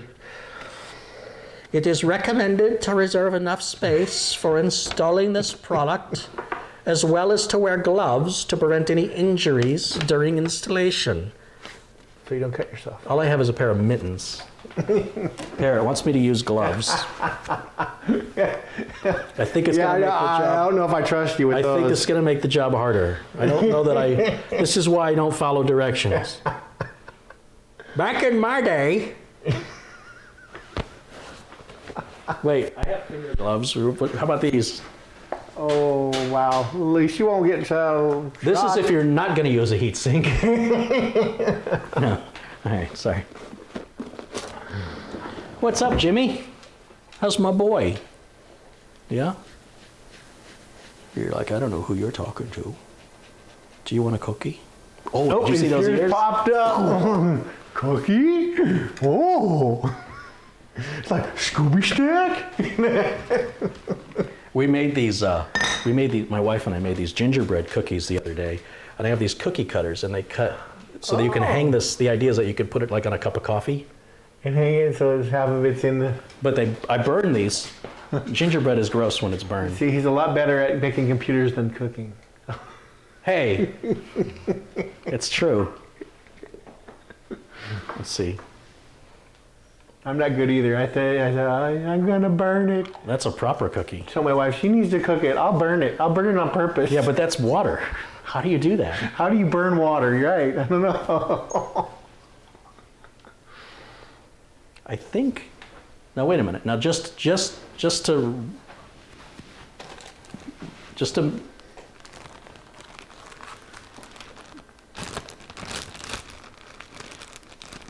redeem myself. That was the word I was looking for. Redeem. Ah, my wife took. I cut out little stormtroopers and Millennium Falcons. She took the good ones, huh? You want to try a cookie? Sure. See, these aren't burned. See, it's little snowman. Just want to redeem, but the package wasn't sealed, so I hope they're That's not bad. I hope they're not ruined. I hope they didn't get stale from an open package. So that's a little snowman cookie cutter. See, that one's not burned. We cut his head off. Oh, it's chewy. Look at that. That'd be great to eat while you're gaming. Says Carrie, RAM is supposed to be A2 and B2. It's not what the manual showed. What did we do with the manual? We did. It's right here. Are we in A2 and B2 or is it A1 and B1? I can't see you. Let me see. We're in B1 and or B2 and No, A2. it's B1 and A1. Just the way the documentation shows. Oh, you're right. A1 and B1.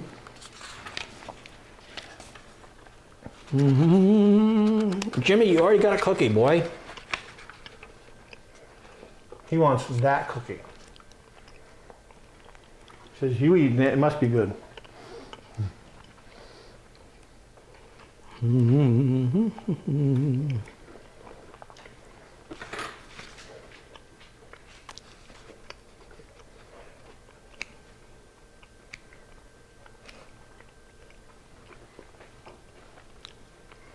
Oh, he's right. I looked at the picture wrong. I'll show you. We stand corrected. I mean, it's still going to work just fine. Yeah. But it'll work just a little bit better if we move those RAM modules over. But if So you it look should at the be- diagram, so what I did is I'm looking at this diagram right here. And it looks like that module's going down into the darker socket, but it's going into the lighter one. It's hard to tell when you look at this module here. It looks like it's going directly into the dark socket, but the one up front is pretty clear. It's going into the lighter socket. So yes, we should move them over Okay. one. So do you know how to get those out? Yeah. Remember, only one side comes up. Thank you for bringing that to my attention. You know, you'd think I would have done this enough that I would know, but it depends on the motherboard manufacturer. Asus likes to have you go into sockets 2 first instead of socket 1, which is really weird. There you go. And then, perfect. I figure if I have you build it twice, you should be really good at it. Yeah. Building a computer twice. There we go. Generally speaking, it doesn't matter which channel you use, but that I think the reason Asus tells you to use that channel is it takes you a little further from the CPU. So for overclocking, you know, heat is a big limitation on overclocking. And I think it just has to do with by moving the RAM away, you're keeping it just a little bit cooler and maybe could get a little better overclock.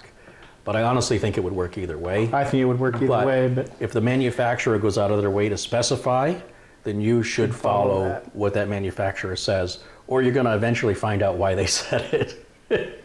So I don't want to find out why. I'm just going to do it right the first time. And it could be just designed to just feel just a little bit faster.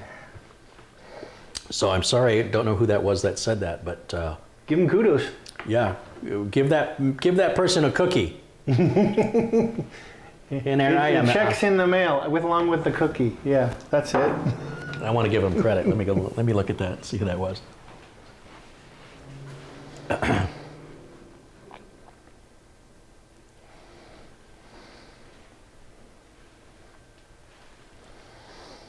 Why are there cookie crumbs in my? Let's see.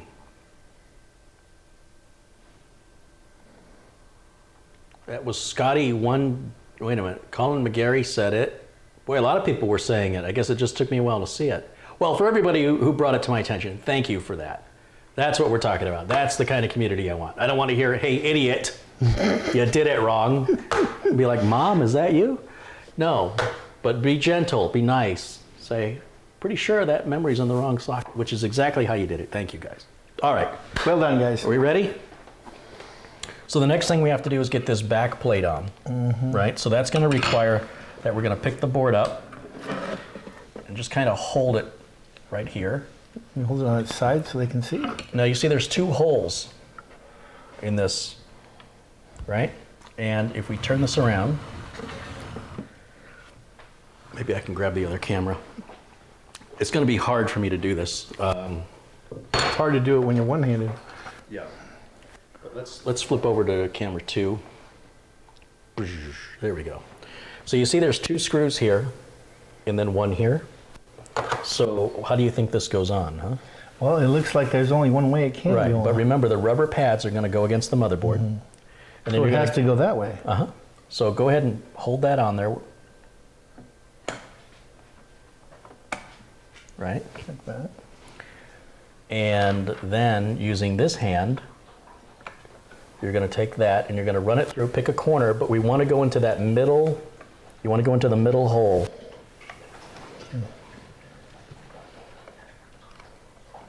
And don't tighten it down, just get it started so it still wiggles around a little bit. Okay, it's started.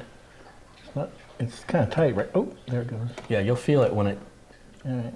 All right, and then you're going to grab another one, do an opposite corner, and then that way you won't have to hold it. It'll stay pretty much locked into place.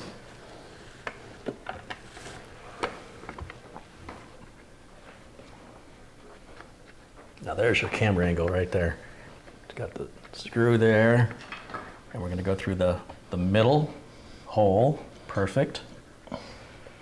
As long as it's started, don't worry about tightening it. It looks like it didn't grab. There we go. That feels better. All right. And then you got two more. I feel like I've done this before.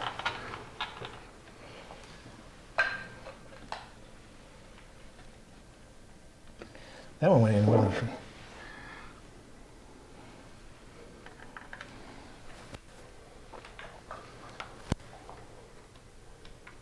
And resting your hand on the metal here is good, and on the edges of the board is good.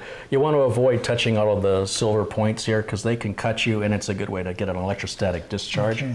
We don't need to wear an electrostatic strap working in a non-conductive environment as we are. You can if it makes you feel better, but it's not necessary. Go ahead and set the board back down. Do we want to tighten those down a little bit more? Well, we're going to set the board down, and then we're going to tighten it down, because tightening it down the way you were holding it is really doing it the hard way. So grab the screwdriver that they included. We'll use their tool, and just go opposite corners. Go ahead and tighten down that one. There you go.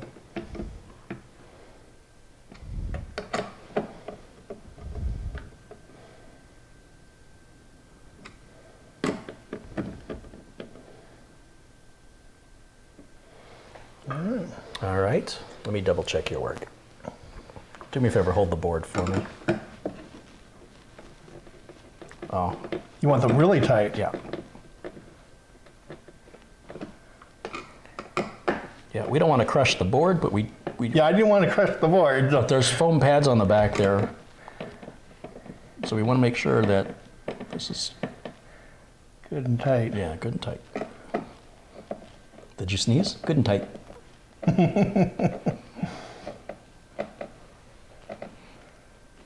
That's probably a little overkill, to be honest. Oh, no, so it's loosened up? Yeah, they're not going anywhere. Yeah. Now we can apply our thermal compound. Oh, wait, not yet, not yet. Oh, not yet. We've got those little brackets. Tease. Yeah, psych. So here we've got for socket. There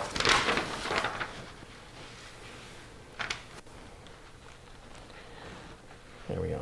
So we did this. Mm-hmm. We just did that. Mm-hmm. Now we need to do this part. Oh. So notice the direction these are going on. Now we've got a couple different kinds of brackets here, right? So we need to figure out which ones are which here. So this one is showing we're using the straight brackets, right? Because you see it's got this weird yeah, that weird like nodule. You see that right there? Yeah, exactly. Now, when you're putting this on, if you're not paying attention, looks like that way. Because you see that's up, so it goes that way. Perfect. Now, do you notice these aren't going on this way? They're going on this way, right? Mm-hmm. So, what does that tell you? If you align this the same way, where's the latch on here? So the latch would be right here. Right. So this is going to go. It doesn't show in the picture, but it is there. It covers the latch, sort of, right? Yep. So we're looking at. So one's going to go there, and you're going to use these 4 screws, right? There's 4 of them. 1, 2. How is that? 1, 2, 3, 4. And you're going to align it so that the screws go into the last hole there. Now, Right. as I look at this, it could go this way or it could go this way. So which could go the upper part or the lower part? Well, here's what you're going to do. Is you're going to start one of these screws, and you're going to have to adjust it when you go to get On the the other fly, screw in, because okay. it's only going to fit in one way. So back to using this included screw. I'm telling you, that included screwdriver is just unheard of. It's such a good screwdriver. Puts Noxia to shame with their little Allen wrench. No, don't tighten it too much. Just getting it started. Yep. And now there's another screw for you right there. And we're going to go up to that one.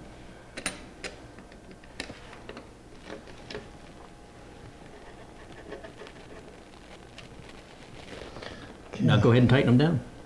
But should we, oh, they're there. You should be good. Sure that that is, yep, that's how it goes. Now, how tight are we putting these? Fairly tight? Until it doesn't turn anymore. That's good. That's plenty.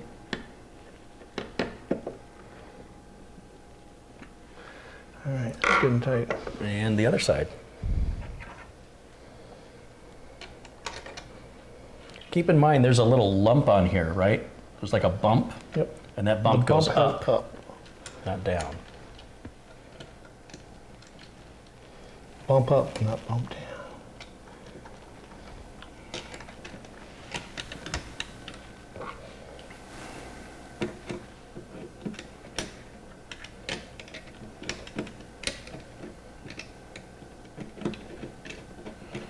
Somebody mentioned PC World was watching. I don't know if that's really PC World, but if it's Gordon, I hope it's Gordon. It'd be good to see Gordon in there. PC World does some awesome builds there on their channel, and they have a proper film crew and everything.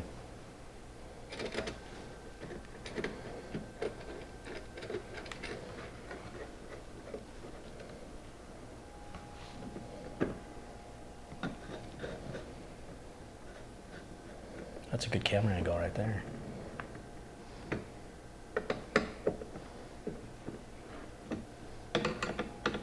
Just make sure those are, yep. They're tight. Excellent. Now, my question for you is, let's grab that heatsink and gently lay it on top of the CPU, just bare, keeping in mind that, yeah, exactly, you want the end that sticks out. You see how one end kind of sticks out over here? Keep that away from the RAM. But would, Wait a minute. Would Does it that go be, towards the RAM? yeah, wouldn't it be that way because we wanted the air to blow this way? Hold on a minute.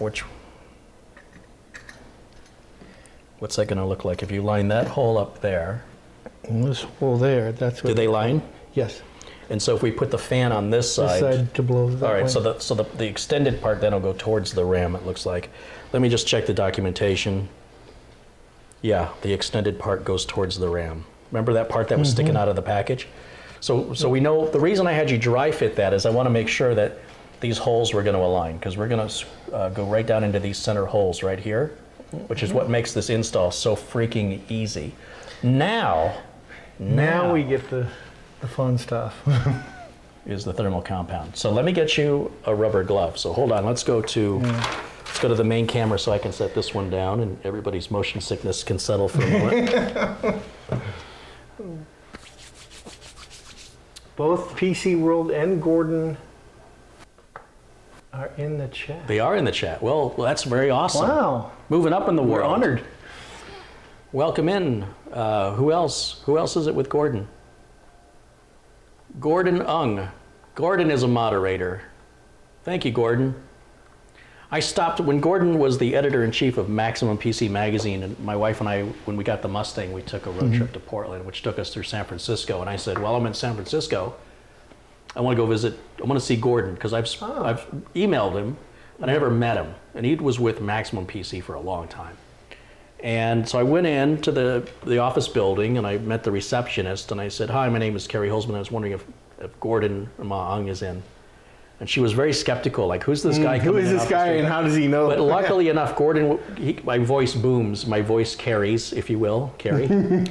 And Gordon overheard me, and he recognized the voice, and he came out before anything escalated. He's like, no, it's mine. Before security arrived. Right, exactly. And that made, it was so cool. It made my whole trip worthwhile because it wasn't something planned. It was a spur of the moment thing. And my wife, you know, was kind enough to tolerate, to indulge my my nerdiness. And I'm happy to say Gordon is the same guy in person that he appears to be on camera. Unlike me, I'm a totally different guy. All right. Let me get your rubber glove. Yeah.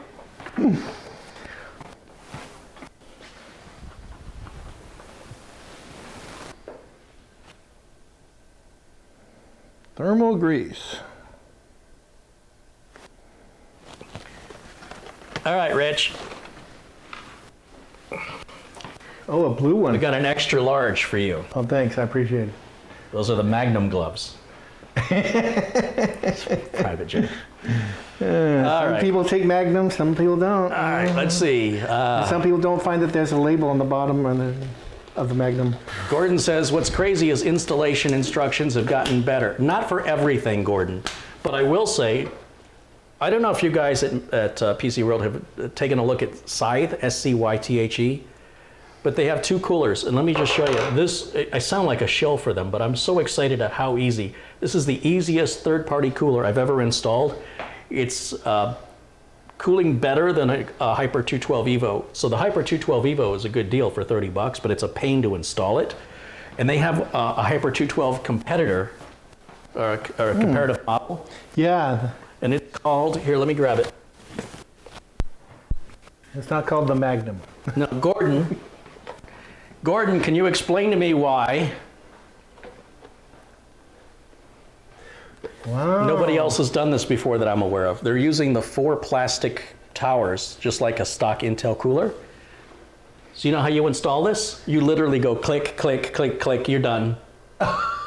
Now granted, it doesn't, I'm imagining because it's smaller and it's lighter. Plastic, though. It only works with Intel. It's not going to work with, you know, AMD, it won't work with right? AMD. But look at how easy that, how come nobody's done this before? So I don't know, because they think maybe I haven't- plastic will melt because of the heat? I don't know. the Intel stock cooler does it this way. What are you talking about heat? So the only thing is this is more like an EVO 212. It's smaller and lighter than that one. It's also cheaper. It's more Hyper 212 priced, but it installs. If you've got an Intel Socket 11.5X system, this is the cooler of your dreams right here, unless you're overclocking. Obviously, you're going to want a better cooler to push the overclock, but this is far better than the stock cooler. It's quieter. But the problem with most third-party coolers is the installation procedure. And I couldn't believe that Scythe sent us this quality screwdriver. Noctua sends you like a crappy Allen wrench-ish. This is a screwdriver you can use for everything around the house to do. Your whole computer build can be done with this screwdriver. Right. That comes for free with that Scythe cooler that sells for about $55. I looked for one a long time ago that was that long, and I found it at Sears. That was the only place I found it. It was the hardest thing to find, though. Something with that length. So anyway, I'm excited about it. I'm excited about it. All right. Looks like I missed a contribution. Let me give a shout out to Tony Wallow. Contribute $49.99. That's a very generous He says, have a Coke. Well, that'll be a big Coke. Tony, you're a moderator. Thank you for your support. Don't mind if I do. There you go. Yeah, get yourself refreshed. Anyway, I'll be testing this cooler out in the near future, and I'm excited to try it. I just love the ease with which it installs. I think that's just awesome. That's the Izuna cooler. It's the same company, Scythe, S-C-Y-T-H-E, that makes it. I have to remember, oh, we have a link to this one in the, all the parts are listed in the video notes below the video. All right. Hold on, wait a minute. I gotta get serious for a minute. Uh-oh. Okay. Look at me. Hey, right here. The people who get so heated about thermal compound, you see what I did there? Heated about thermal compound. Those people should know they make pills to help them. If they're not taking their pills, don't listen to them. Here's all you need to know about thermal compound. Use it. How you apply it, you want to do the P method, PEA method, or you want to do a zigzag. I don't care how you apply it, just apply it. Only apply it to the CPU. Do not apply it to the heatsink ever, unless your heatsink comes with thermal compound already applied, in which case you don't do anything other than attach the heatsink. There's nothing else you do. But like for this cooler, we have to apply our own thermal compound. And I'm going to show you the way I do it. Now, I'm not going to tell you the way I do it is the right way. It's the right way for me.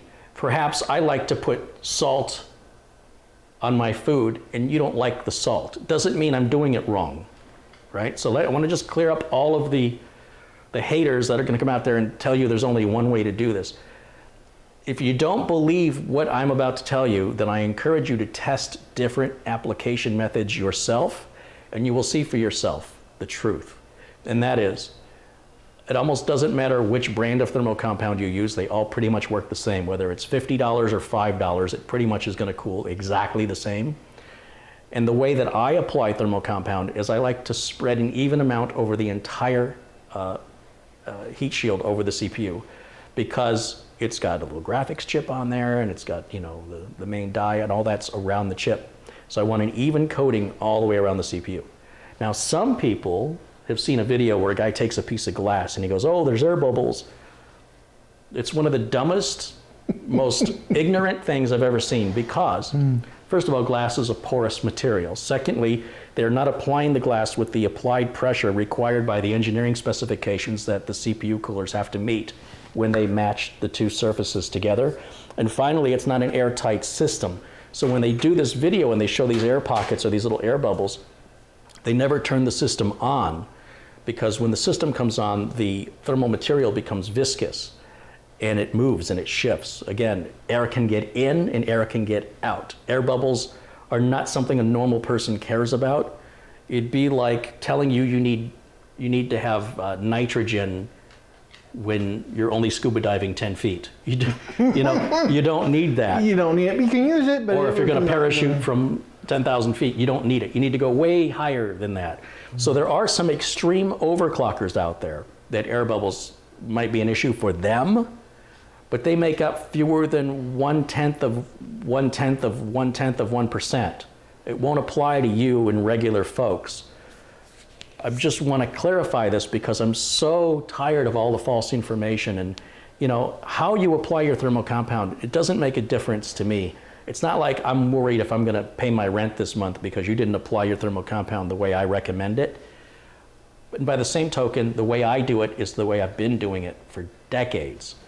And I have a business to run. So if anything I do goes bad and it's under warranty, it costs me money to fix it. So I'm motivated differently, right? Because I'm responsible for what I build.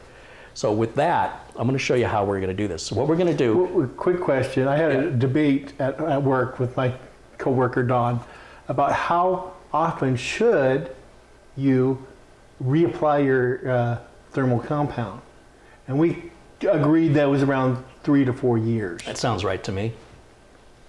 Now with Gordon, if he's in the chat still, he's a professional technology journalist, has been so for many years. I would be curious how often he thinks you should change it. Generally speaking, I think 3 to 4 years would be good to change it, but I think you can go as long as 6 or 7 years. See, my box that I've had for 8 years, I've never gone in and changed the thermal compound. You know what? The CPU is going to protect itself if it gets too hot. So there's no concern about damage. It's really just a concern of whether or not any cores are throttling down because of heat. Most end users, I went to a customer's place once where the CPU fan was disconnected for over a year. They had no idea, they had no complaints. They were just running out of hard drive space. They had a small SSD and they kept getting errors because it was out of space to write swap files and stuff. And when I was in there, I said, are you having any problems with it? They said, no, it's the best computer we've ever had. Well, the fan has been disconnected for a year. A year. This was an Intel Core i5. So you can run a CPU without a fan It's not recommended. And you don't want to mix two different kinds of thermal compound. So if you have just a little bit of this left over and a little bit of that left over, pick one or the other, or buy some new thermal compound. And as I demonstrated, I have some old thermal compound I tried to apply, and it came out like tar. Oh, I remember. I saw that video. Oh, yeah. And so, you wiped it all off. And yeah. got So for some what better it costs, you compound. get some Arctic Silver 5 or Noctua cool thermal compound for $5, $6 on Amazon. So are you going to apply this, or am I going to apply it? You're going to apply it because you're wearing the glove. So here's what we're doing. So the reason why there was tape over that was to prevent any contamination of your fingers, skin on your oil on your skin getting onto this surface or that surface. So we avoided touching the top of the CPU, and we avoid touching the surface of this heatsink. We want to keep that free of any contamination. Now that being said, if you touch it, it's really not going to hurt anything, honestly. Right. If you smeared it with your finger, it's going to work okay. But if you use a rubber glove and you keep it clean, it's going to work better. So here's the way I recommend you do it. Let me grab the other camera so we can get a close-up of this. I never saw a response from Gordon in there, what he thinks. He might feel like it's a setup. Don't answer it. I'm going to get attacked. Frederick Lundholm has contributed another 100 Swedish krona. Oh. Thank you. And that's, like I said, it's about 10 US dollars. But well appreciated. All right, let's do this. Let's go back to, here we go. All right. So what I'd like you to do is, Take the cap off. just pull it off. It doesn't, I saw yours like screwing. Unscrewing It doesn't it. have any threads on it. Sure. So right onto the middle, put a nice dab of that right on the middle. That's good. You can go a little bit, maybe just a little bit more. That's good. That's plenty. I'll put the cap back on there because that stuff gets everywhere. Now, using a gloved finger, I want you to finger paint. I want you to put a nice coating, just like you're painting. We don't want to read anything. It should cover all the words up, and it should be a nice thick coat of paint. Go right to the edges. And try and, not have any clumps if you can. Try and make it as even as you can. That's beautiful. My concern about the P method is that when you squish the heatsink on top, how do you know you've covered the entire CPU without taking it off and looking? And you take it off and look at it again. And how much? What if you put too much on? If you put too much on, it oozes out and makes a big old mess. This is the only way I know to get proper, even, thorough coverage across the entire heat shield or heat spreader of the CPU. This is how I've been doing it for many, many years. And you can go ahead and remove the glove. Just flip it inside out. There you go. And that can go into the trash. And now you're going to grab the heatsink and put it on just as we practiced.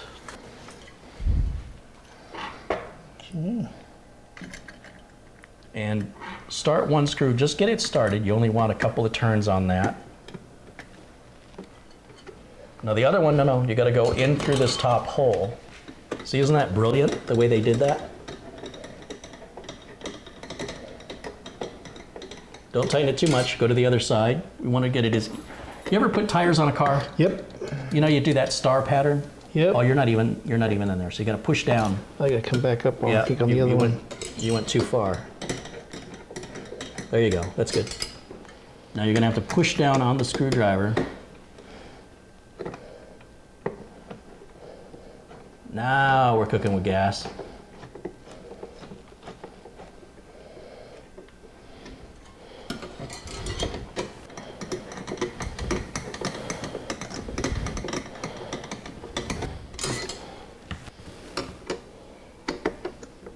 That's it perfectly. You're just going to go back and forth between those two. So you can go ahead and tighten it down.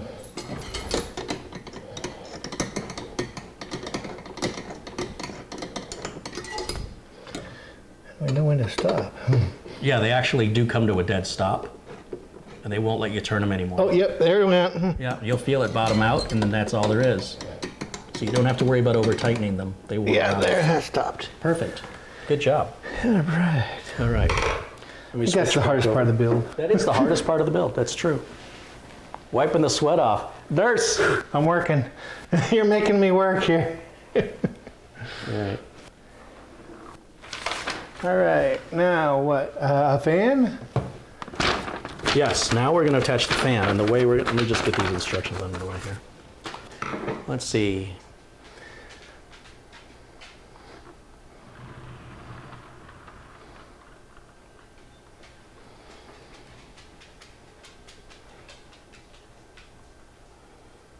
All right, just looking to see if I missed anything.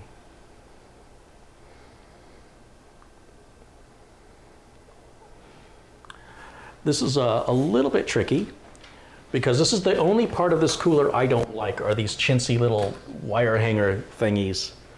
And the way that these go on, first of all, the part of the fan that spins, this is the part that pulls air in or sucks air in. Where you see these support brackets and you see the center doesn't spin, the center's a sticker that doesn't move, that's the side the air comes out of. And you can tell that on every single computer fan. Yes, sometimes there's little arrow indicators on but you don't have to look for that. If you understand, when you see the support brackets, that's the side the air comes out. And where you see the part that spins, that's the part the air comes in. So we want the part that spins to suck air in and push it through this heatsink, and then we're going to have a rear case fan that's also going to blow air. So that's going to be pulling out through them. This is going to be pushing through. That's right. And so when we're thinking about when we're installing this is where the cable's coming out, because it's going to plug in right down here. So we don't want to install it like this and have to wrap the cable around, right? Right. I don't want to have that. So what we do is we take these metal hangers, and it's got a little loop on it, and it's just going to go right into the hole like this.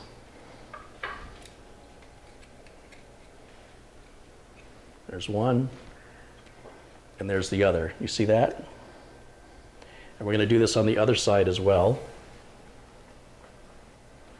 So it hooks into there. Goes right into where normally a screw would go. All right. Now you see these kind of spring open now? Right? Yep. And so what we're going to do is we align that with where we want it, which is about right there, and pull up on that. You actually have to pull it. I don't know how much the audience can see this. Yeah. Let's pull it that way so they can Maybe I could zoom in. Get the zoom in lens so we can see how that hooks on there. So what you need to do is you need to grab it and you need to pull it. See how I'm pulling it? And it locks in. There we go. That's it. And now it's on. Then, hold on. Then we can take the wire tie. My hands are covering up. Give me a second. I'll take this wire tie off. Yeah, make sure we gotta get wires out. Here's the thing. These little wire ties have wire in them. You're like, duh, that's why it's called a wire tie. Well, here's the problem. If you leave these in your case, even for wires you're not using, and you don't replace it with a nylon zip tie, these get brittle over time and they break. And you'll have a piece of wire floating around in your case that could short out against something and let the smoke out of your computer. And we all know computers run out of smoke. And if you let the smoke out, smoke testing, it won't work anymore. So we can just take this, and this is going to plug in right here, right like that. You want to get that? Yeah, I'll get it. Wait, there's two of them. One of them is a CPU, and one of them is CPU optional. Do you see there's two? Yes, I see. So which one's which? CPU fan. Yeah, you want CPU fan. And CPU optional. So this is the fan that's the optional, according to the view. On the back side of that last one. Yeah, there you go. Then we got it right. Yep, you got it right. So all of these leftover parts that we've got here, these are for adding another fan if you wanted a push-pull configuration on the heatsink. The other standoffs for the other CPU socket type, and then the other brackets for the AMD socket. And then these are also for the other, if you were going to buy a separate fan. And yeah, that's all good. And we'll just keep all that separated. And then you've got plenty of thermal compound for at least one or two more applications. Yeah, and you could use it with any computer. It doesn't have to be used specifically with this computer. Like if you had another computer at home that you said it's been a while since you've changed your thermal compound, You could get some Q-tips, some rubbing alcohol, clean off the old thermal compound off the surface of the heatsink and CPU, and then let it evaporate, because alcohol evaporates, and then apply just to the CPU only, and connect it. Ooh, it's starting to look like a computer. So that is going to pull the air from here Into it. and it's going to push it Out that through the heatsink. And we're going to have a fan here on the back of the case that this is going to align with. And that fan will also be in the same orientation where it's going to be sucking air in or pulling air in. So all the airflow moves in the same direction. And let's get a wire tie right now, and let's make that clean. Well, we've got it out of the case. we got it easy to do, yeah. Yeah. In fact, you can unplug it if you want. That'll make it a little easier. And what did I do with the wire ties? Let me go grab one. Nylon zip ties, not wire ties.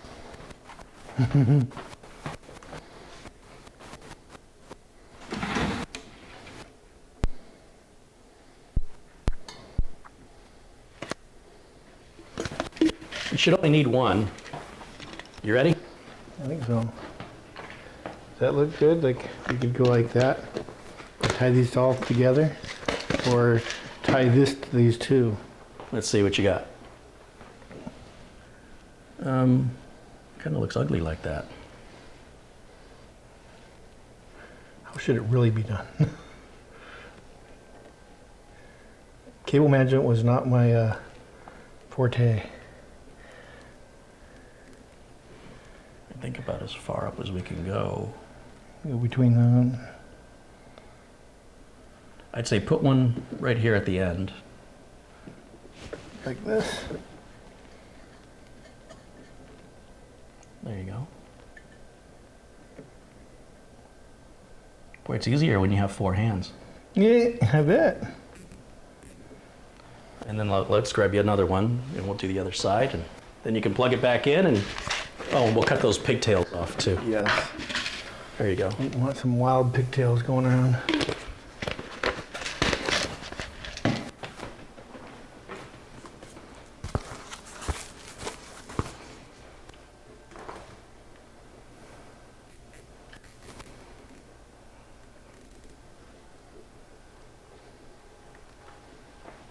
That looks much nicer. There you go. And then there's your wire cutters. And what I do is I use this edge of the wire cutters to get down as close as you can. If any of that pokes out, it could cut you. It's mean that way.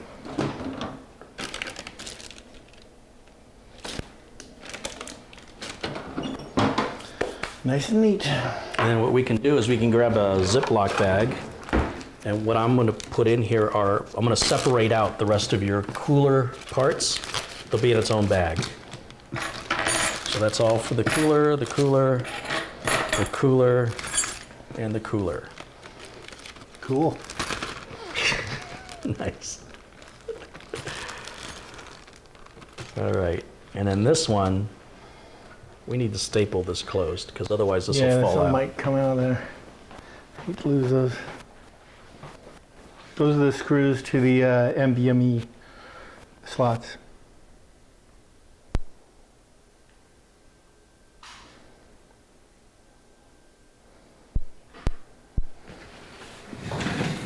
All right. Whoa. You didn't staple yourself, did you? No, after the fourth time, I learned to stop doing that. All right, so that's stapled closed. This is trash, this is trash. This can go back in here. Always keep your work area clean. I can't emphasize that enough. It's very easy to, Unless you're like me, Accidentally where a clean knock desk stuff is over. a sure sign of a... Yeah. what are you saying?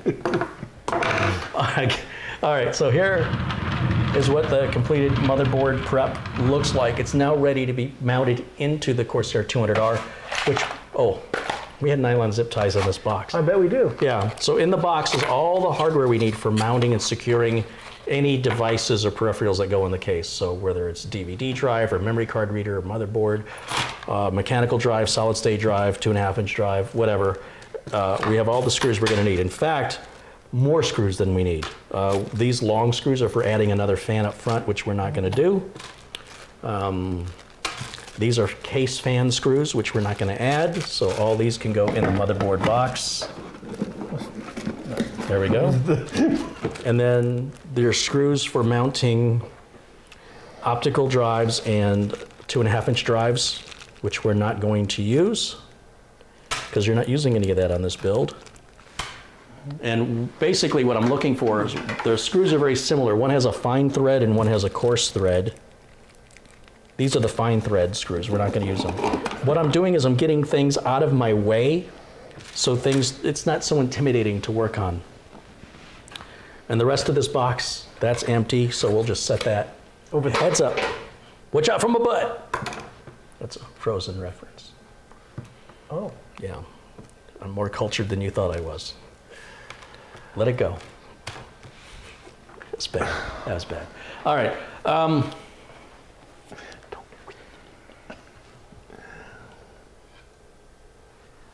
Let's see here.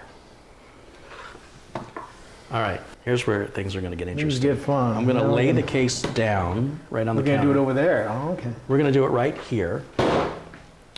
I need my mouse so I can control what's going on. Now, first of all, let's get you some other camera. Okay. So the Corsair 200R already has our standoffs. We have 3 across the middle, 3 across the top, and 3 across the bottom. Now that motherboard presumably also has 3 holes across. 3, 4, 5, 6, 7, 8, 9. Okay, but you notice this center one has a post. Uh-oh. No, there's nothing you need to look at on the motherboard. Let's see if I can get the camera in there and show it. It's awfully close.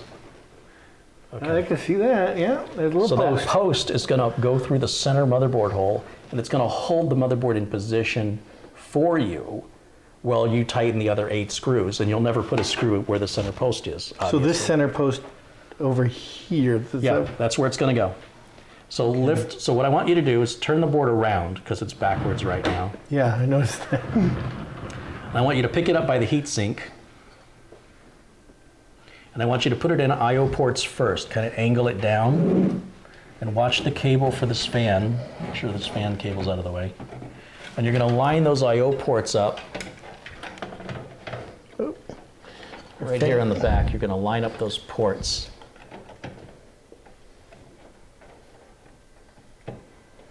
And it should then sit down right there in the center hole. You should see that little post. If you push in, you have to push the board towards the back of the case. Oh, there it is, yeah. Oh, there we go. Did it go in there? It's early. There it went in. Now let me check. Let's make sure. Now, you see your ports aren't lined up. Oh! So lift up the board.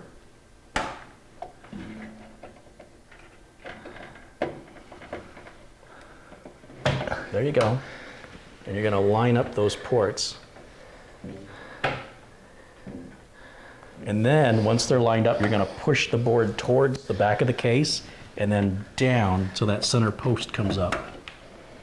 It's a little bit of a challenge, isn't it? Yeah, that doesn't like.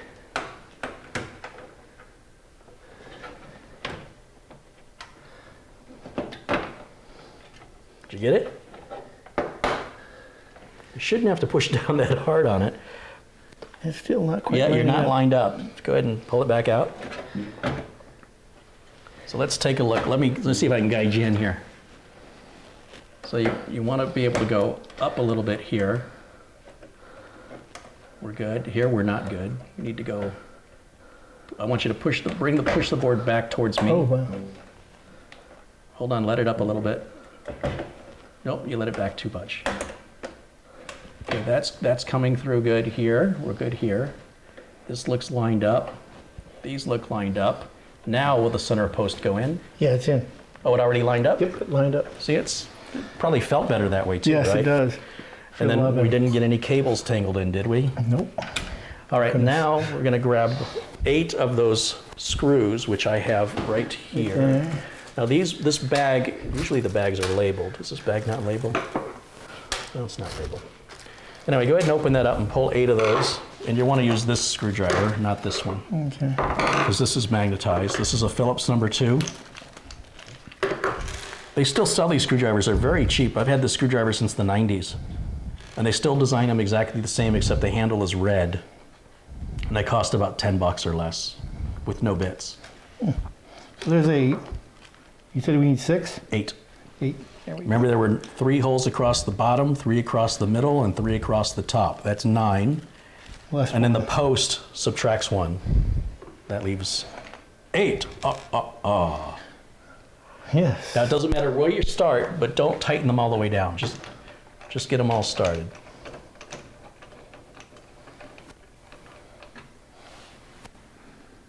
And there's no particular order. Ooh.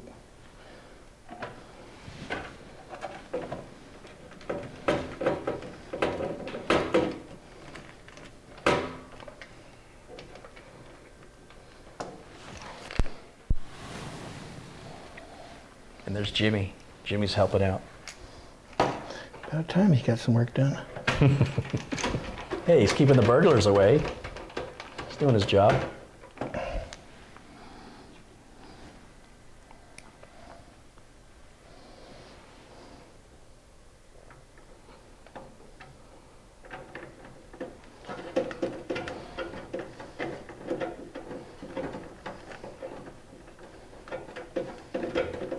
You're right, this makes it a lot easier when they're magnetized.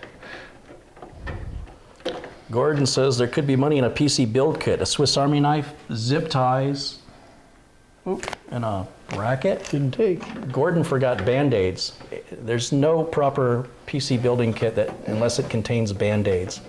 It's one of the most important tools any technician can have, and I know Gordon knows that.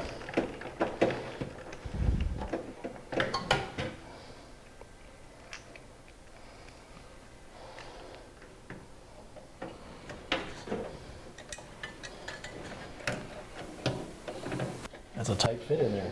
Yeah, between the fan. You know what? I've got a longer Cable. extension if we need to use it. Why not take it the hard way? You know what? Here, you can use their screwdriver for Oh, I that got it one. down. It's mainly the magnetic tip for getting the screws started.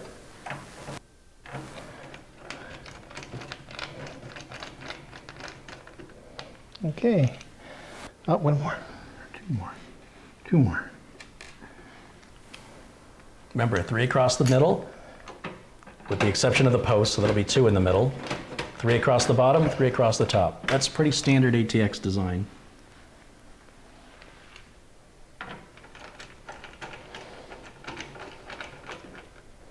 Okay, now we tighten them down. Yep, go ahead and tighten them down. Don't torque them down. It's just securing the motherboard in place. It's not making it watertight or anything. And again, there's no particular order you need to follow, only on the heatsink.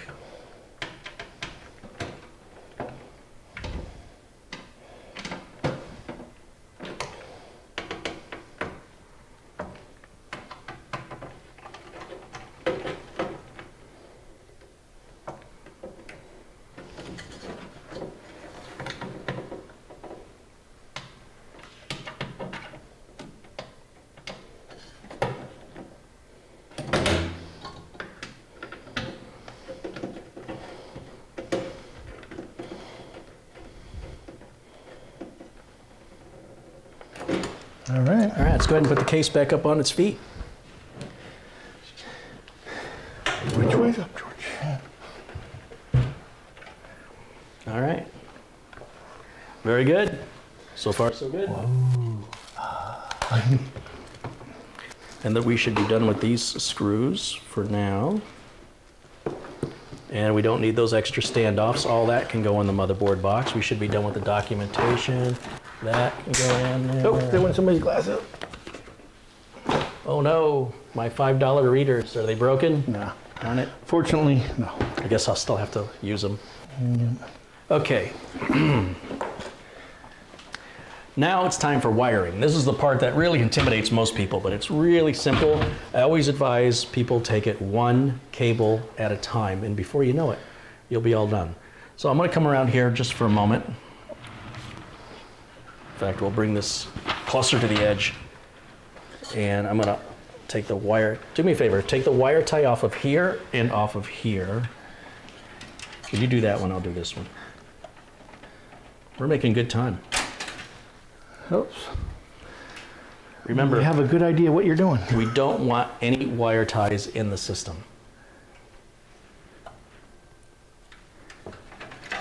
We will replace them with nylon zip ties as we do our cable management later. We don't do any cable management until we know everything works, otherwise we're very optimistic. Sometimes simple mistakes are made. So let me just turn this around, and what I'm going to do at this point is just untangle all of that, right? So Oh boy. just grab one cable at a time and just pull them apart. It's not a big deal. It's almost done already. That's it. That's it. Now, before we get to the umbilicals, these front port umbilicals, instead what we're going to do is do the power cables first. So we need motherboard power. So here in this bag, we've got all of our cables, right? And what we need, we're going to need one for the graphics card coming up. We're going to need one for the hard drive. We need the one for the CPU, and we need one for the motherboard. All these others, these are all extras for you to upgrade to in the future. Upgrades. Oh wait, that goes in there. Just a little adapter to a... Oh yeah, to a smaller floppy drive. Or Yeah, like, well, yeah, floppy drives use those, but also some memory cards, readers use them. Okay. With the SATA drive, that should be in the motherboard box. What do you The looking SATA for? drive cable. Oh, the SATA cables. Yeah. Yeah, we're gonna need one of those. Okay, yeah. Just put that over here. I think that's... So what I'm gonna do is I'm just gonna start plugging these in, and I need my flashlight so I can see. And I'm just gonna plug these all into the back of the CPU. This is nice not having to work with a shroud, because I can actually reach in here. Can you imagine? Oh yeah, the shroud that usually goes over it, and you have to come in from the back side. Oh, the shrouds are such a pain in the butt. All just to make it look pretty.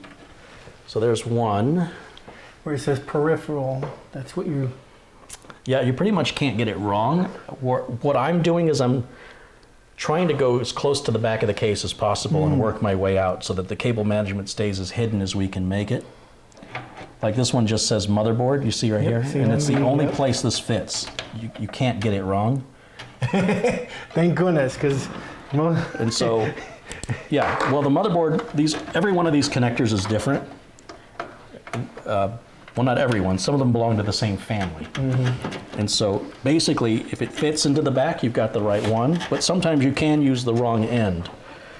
So on this one, we use the large end that goes directly to the motherboard. And I always give these a light tug just to make sure that they're clipped in place properly. And I'm gonna run this out through here, right? And then I'm gonna bring it right up here.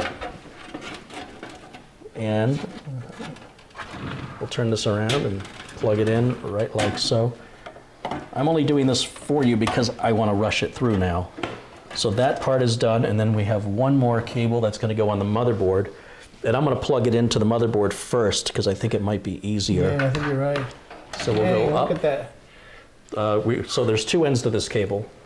One end is split. The split end goes to the motherboard, and the solid end that goes to the back of the power supply. Right, because sometimes Some you only have motherboards four only use connector, four. or sometimes it's an 8.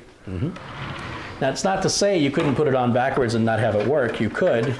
There's lots of ways you can do it wrong and it'll still work. But I'm not sure I would boast about doing it wrong. Yeah, broken clock is still correct twice a day. That's right. Or if you're in universe C432, it could be right 3 times a day. Oh, yes, right. Yeah. All right, so let me just try and figure if I can get in here. This is a tight fit. It would have been easier to do without this heatsink in the way.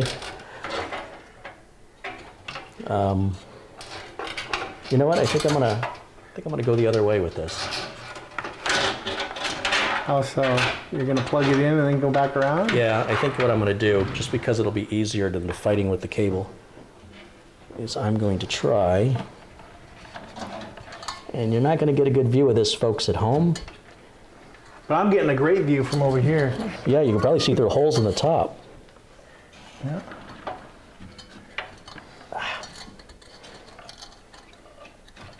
Now, if you have a 5-year-old child at home, this is where their small hands could really come in handy. You got smaller hands than I do. Handy. See what I did there? Handy? Never mind. Let me set this down and try it this way. Because with the lazy might help Susan a little bit. rotating on me, it's a little difficult. Let me lock that down for you. That might help. All right, so if we had to do this all over again, we should have connected this cable and mounted this after all of this was put in. Now that Well, you weren't thinking. Well, no, I have a process, and it's a generic process for all parts. But in this particular build, because of this, we have two things we're fighting against: the size of the heat shield and the I/O shield I wonder cover. if we could use a screwdriver on the end of that and lock that Well, I'll in. get it. I mean, I've done it before. It's just it requires a little bit of patience. Enjoy your build. Take your time. You know, if you have to walk away for a few minutes to collect yourself, there's no shame in that. If you need to go outside and scream and yell. swear at the dog. Hey, don't swear at the dog.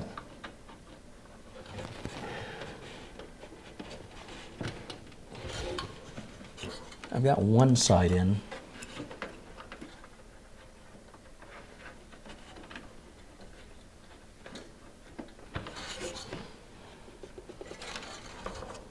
And one side just popped out. How nice. Yeah. This is awkward. I wish this was one piece because it would be a lot easier to put on. Well, some of them have a latch that hooks them together. Yeah, some power supplies have a little connector that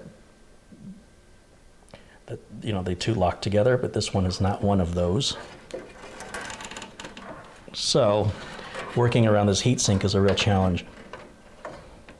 Now, it's no big deal to take the heatsink back off. We wouldn't have to reapply any thermal compound or anything.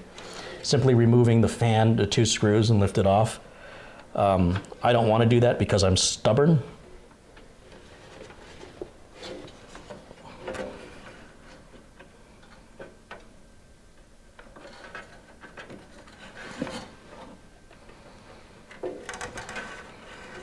It's frustrating.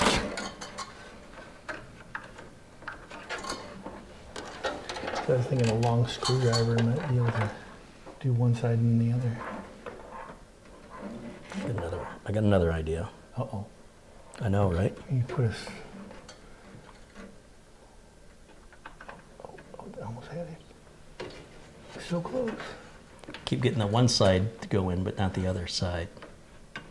Ideally, you get them both to go in at the same time.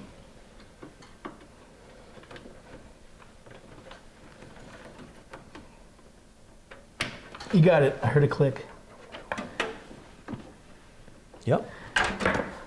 Make sure both sides are in. Yeah, they're both in. right. Now I can feed this back out. So we'll lift this up. Again, if you're a larger person, that may be impossible for you to do without taking the heatsink off. And again, taking the heatsink off, really not a big deal. As easy as these are to put on and take off. It's not like there's no go-backsies. That's the beautiful thing. And we're not in a contest. We're not trying to... This is not a speed build. Yeah, we're not trying to prove how smart we How are. fast can you build a computer? You know, we want to build it as good as we can build it, not as fast as we can build it. And you know, the shame of it is after you get done building it, whoa, that was a big sneeze, boy. Jeez, You're bless allergic. you. He's allergic to humans. All of our dander.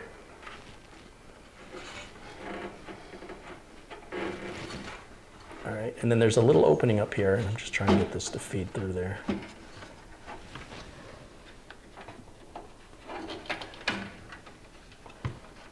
It has to go out there sideways. There it is. Got it. There it is.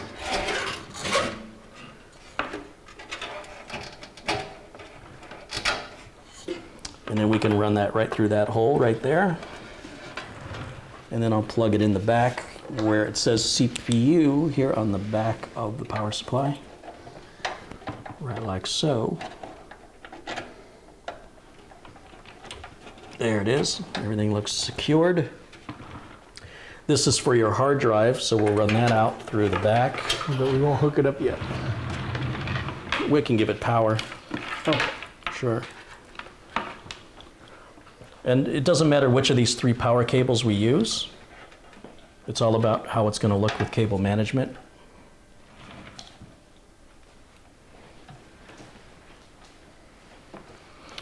And then we've got the front case fan, and we can run that. Let's see. Where's my fan header? Yeah, we got a fan header down here. So we can take this front case fan and run it right down here like this. Let's get the little loop out of the cable though. Do that now. Otherwise we'll have to do it later. Now if we didn't have a graphics card, we wouldn't even need to hook this front fan up. But it's a good idea to use it, if you've got it, to help blow air over the GPU. And the hard drive. Oh, well, yeah, but one drive by itself that really doesn't need it. But if you've got more than one, then definitely. But there's a place for another fan down here specifically for that purpose. So, and then this rear fan has a header right here, which we'll have to get a nylon zip tie and fix that.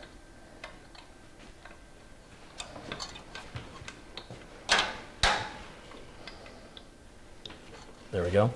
Now, all we have to do is hook up the front port umbilicals. So the front port umbilicals are the USB, the audio, and power reset and LEDs. So to do that, we'll start with this audio connector. It's a pretty unique looking connector, and it's always going to go in the front, way in the bottom left side of the front. And so sometimes, if you're lucky, you can get a little hole in here. The furthest we're going to get it, it's going to be about right there. You take that and, you know what? Hold on a minute. I don't like. I'm trying to think how that's going to look. It looks terrible. Let's go this way. Now grab it. Make sure we're not tangled into anything else. Very good. I'm going to spin this around. So right here, so right here on the motherboard. Yep, I saw that. You'll see there's a pin missing on the top, right? And now look at the connector. Where's the pin? Put it to the top. And you're going to line that up, and you're going to kind of wiggle it and push it at the same time until it bottoms out. You're still not at the bottom. Oh, wow. Okay, yeah. Yeah, you felt it move? Yeah, I see a lot of people don't put those connectors on all the way. That's all. You can visually inspect it and make sure that the bottom of the plug and the top of the wire are touching. There's no gap. So that's in. All right. Then we've got this cable, which is super easy to install. This is our USB 3 cable right here. Turn this light off. Now, if we look on the board, where can we have USB 3 at? It looks like right down here, right? Yep. So let me feed this over to you. We'll go in, let's see. Again, I'm trying to think of what's going to look the best cable management wise. I think I need to have you go in. Let's bring it in here. Wait a minute. Doesn't look very good. Yeah, we're okay. And you'll notice there's a notch on there, and then there's a notch on the socket that it plugs into. Okay. And there's only one place that fits, and you heard it click into position, and that's that cable right there. And again, we'll push all this out, but remember, he doesn't have a case window, but we're still going to do nice cable management on it. And then finally, just the front port switches and LEDs. Now that's this string of cables here. There's 4 of them: power switch, reset switch, power LED, and hard drive LED. Now those are all going to plug in This little right down into this corner. Yeah, in that corner. Yeah, that's always the fun part. No, Asus gives you a little adapter thing, but we're not going to use it. We're not going to use it. We'll just go right here and let's see, what do we have? This is the reset switch, so that goes on the second set of pins on the bottom row, starting from the left. This is power switch that goes right above the reset switch. This is hard drive LED. There's a little arrow that indicates positive. You don't care about positive or negative on a switch, but on a LED, it's a light emitting diode. A diode only lets power flow in one direction. So if you put it on backwards, the light won't light up. So the motherboard manual would show you which pin you need to put those on. Yes, but also etched on the board, it should also say it. Do you see it etched on the board? I'm not seeing it. Oh, it's way down, back underneath way down, real Underneath. tiny. But yes, your motherboard manual, which came with your motherboard, or you can go to the manufacturer's website and download the PDF of the manual. But they're all pretty much the same, with few exceptions. And so the power LED goes on the top row with the positive cable all the way to the left on the very first pin, just above the positive cable of the hard drive LED below it, with the negative just above the hard drive negative cable below it. And that's it. You ready for a first test fire? Hey, let's see if there's smoke. All right, ladies and gentlemen, we don't have a monitor. We don't have, you notice we don't have a monitor. So Sorry, I didn't buy one. But if you don't mind, we'd like to use your monitor at home. Would you mind? Would that be okay? We promise it won't smoke. Don't make any promises you can't keep. All right, now to do this, we're gonna need a keyboard and mouse. So I have a keyboard and mouse. When you do your first test fire, you don't wanna plug in any unnecessary things. No USB devices outside of a keyboard and mouse. No internet, no printers, no flash drives. All we want is a keyboard, mouse, monitor, and power, nothing else. Remember, if this doesn't turn on right, anything we plug in could be the cause. So we only want the bare minimum to limit our diagnostic if it doesn't work. So I'm gonna plug this right up front here. It's kind of bowed out, isn't it? Just notice that. So I'm gonna plug in the wireless dongle right here. So that'll test at the same time the front USB ports. I've got to get you a power cable, which I've got right here. Make sure the power supply switch is in the off position for safety reasons. So we're in the off position back here. We'll give this juice. And now I'm going to hook up your monitor. You're at home. I feel like a mad scientist. Ha ha ha! It's alive! It's going to be Well, not yet. And we're going to use the built-in video that comes with the Intel chip.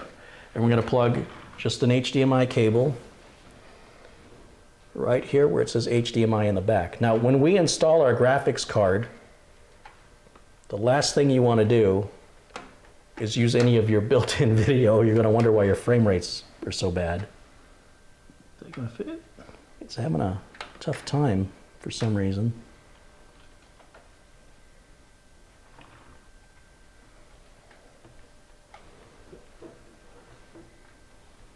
I don't know if we have the motherboard seated correctly in here.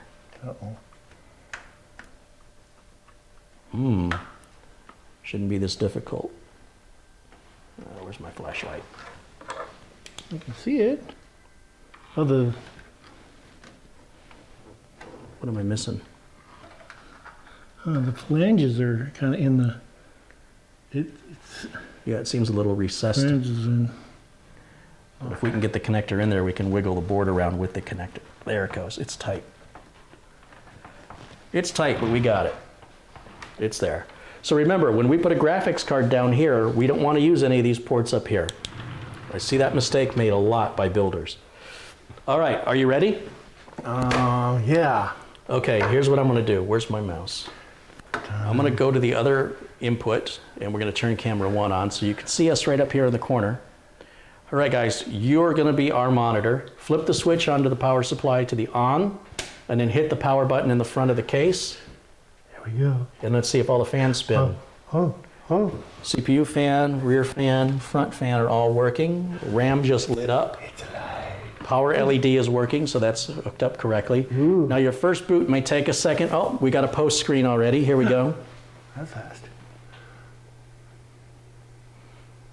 We're running BIOS version 1002 on this board. I bet you we got a new BIOS I bet version. we do, yeah. So here's what I'm going to do. We're going to go back to, you know what, let's go to the display capture. Let's do this. Let's go to display capture. Is that not working? There it goes. Oh. All right, and we're going to type in, this is a what, Asus Asus. Z370. Yeah. Asus Z370 E gaming BIOS. Enter. And if you use Google for your search, the first link that comes up should be the one you want. So we're going to click there because it's going to asus.com. And you'll see there's 2 supports at Asus and at Gigabyte, and I think MSI does this. You see it says support up here, and it says support over here, right? Well, this is generic support for all products, and this is support for the product page that you're on, right? And that's where we defaulted to. And if you look down here, it shows the latest BIOS is version 1601. Now, what We're at version did I say we 15. had? I thought we said it was 15. Do you see? We should see our BIOS version in here if we have the right board. I can't remember what I said it was. Let me It go still should back. be on the post screen, yeah. 1002. Oh, 1002.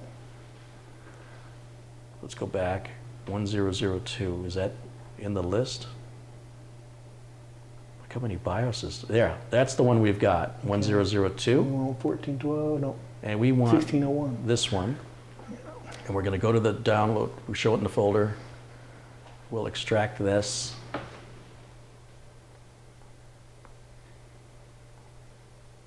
All right, that's the BIOS file. So I'm going to take a USB flash drive, just a blank flash drive that's formatted as FAT32. And I'm going to plug it into the streaming computer that we're on right now. And I'm going to copy this file. I'm just going to right click and go to copy. And then, You hear that was formatted FAT32. oh, I've got another BIOS on here for a different board. That's all right. Was that the same board I've got? That can't be right, is it? No. I copied the wrong file. Let's delete that one. And let's paste the right one. Yeah, There we go. that's That's for a gigabyte board, and this will be for the Asus board. I recommend that you only have one file on your flash drive, so you pick the right one. I mean, I'm going to do it with two just to show it, because I never do it that way, so let's show it how you do that. And we'll close all this out, and then let's go back to this screen here. We'll hit F1 for setup. And I've got to eject my flash drive from the streaming computer. Okay. And in fact, before we do anything else, I'm going to go ahead and just turn the machine off.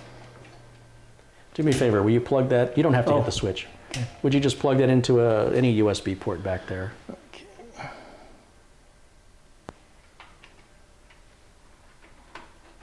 There we go. We're in. Okay. And now we'll fire it back up. You'll have no choice but to go to the BIOS. Well, no. Well, yes, it will go to the BIOS, but if I hit function end, I think that'll take me right to the flash. Ah. I think. I know it does it on gigabyte boards.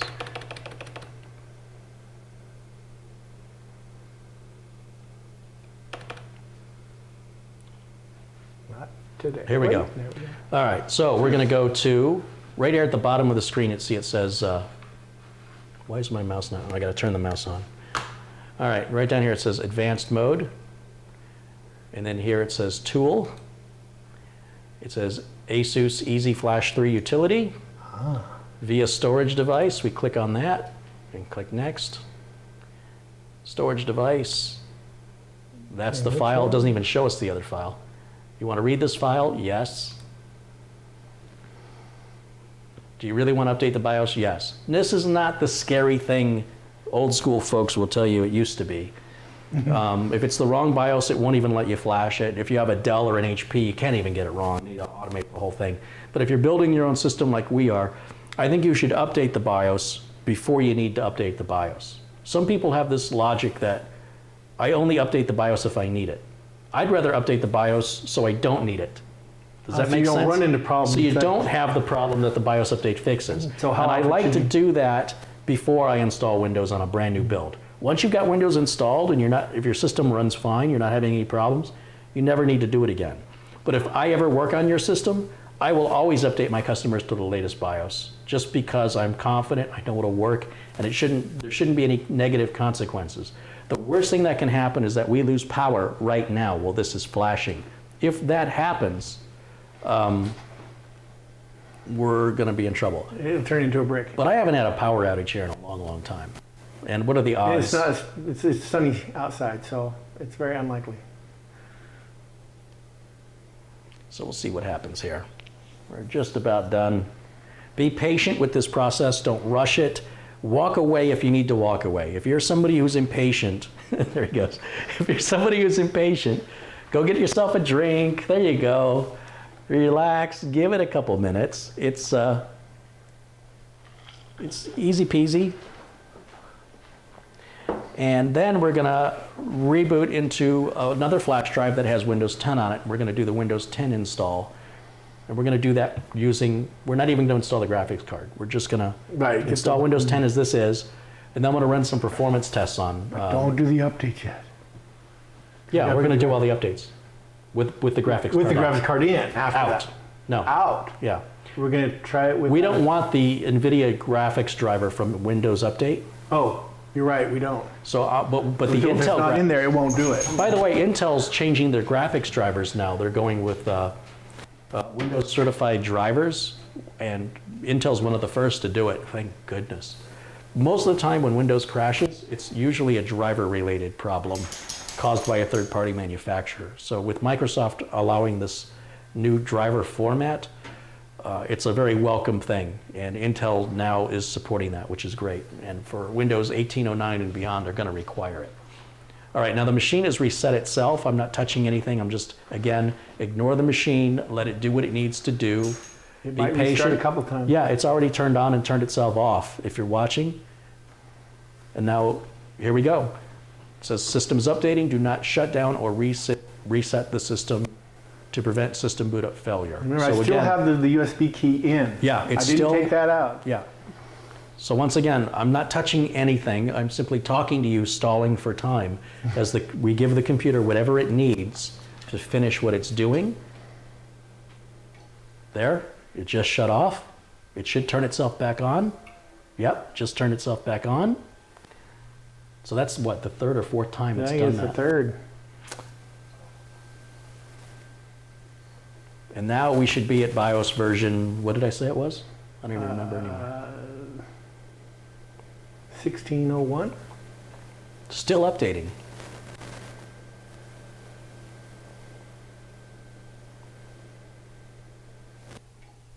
And it's off again. All very normal. If you own an Asus board. It goes into a reboot. It's nice and quiet. Yep, you should hear my computer when I put the old video card back in. I can hear it. From here, right? Yeah. Now we're at version 1601 on the BIOS, which is great. And it says, after setting the BIOS setting until RAID configuration, whatever, we'll go to F1. Let's go into the BIOS. Let's take just a quick look in here. Make sure we're at 1601. If we got XMP, we can turn that on. Enable XMP. That's in our RAM, the extreme memory profile. Yes, we want that. Extreme memory profile. Sunday, Sunday, Sunday. Intel Rapid Storage Technology, we're going to turn that off. Because we're going to go to... It sees the Samsung 970 EVO, which is good. Sometimes the Samsung software, the Magician software, doesn't work with the Intel RST.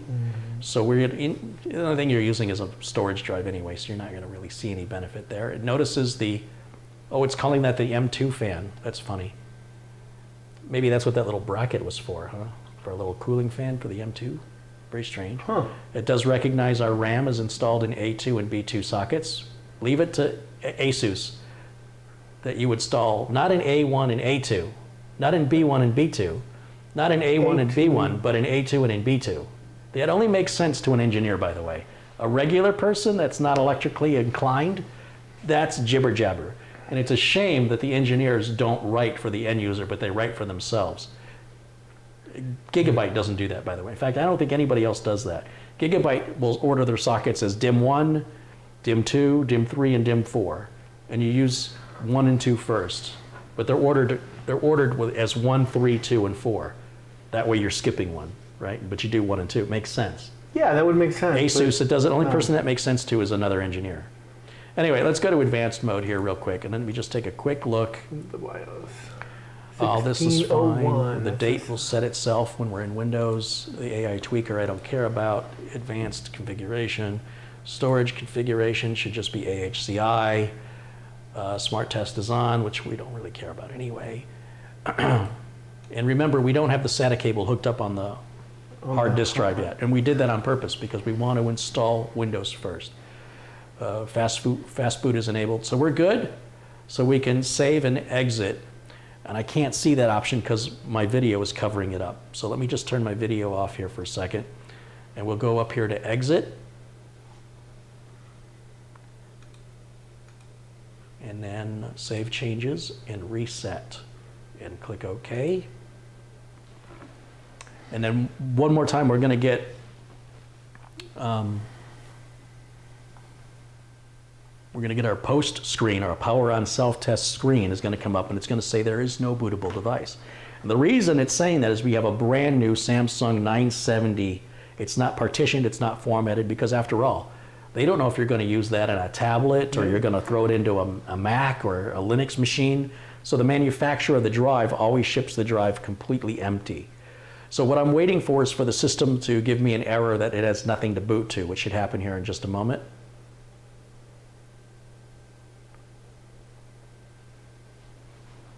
Yeah, so it takes us into the BIOS. That's fine. I'm going to turn this off. If you're looking at me here in the upper right corner, I'm going to pull the flash drive out that has the BIOS on it, because we're done with that. You always install the latest BIOS, not every BIOS, because there was a lot of BIOS versions. You saw I ignored all the differences and I went to the latest one. And here I've got a flash drive right here that's got Windows 10. You can download Windows 10 for free, completely legal, and I've got a video that shows you how to do that. And we're going to install this without a product key. Again, everything is legal. Windows 10 goes into trial mode. Are you getting your Windows 10 from me, or do you already? For you. So we're going with Windows 10 Pro. Pro, yep. All right, so I'm going to plug the Windows 10 installation media in the back, and we're going to turn the machine back on. That's the only bootable thing in the machine is that flash drive. And so the machine doesn't need to be told to boot from the flash drive. It's the only thing it can boot from. So if we just plug it in and turn it on, it should start the Windows 10 installation routine because it doesn't have any choice. See, there it goes. Yeah. Now watch how fast Windows 10 installs on this system. It's incredibly fast. So here's how I always install Windows 10 on a clean system. I always click Next and Install Now.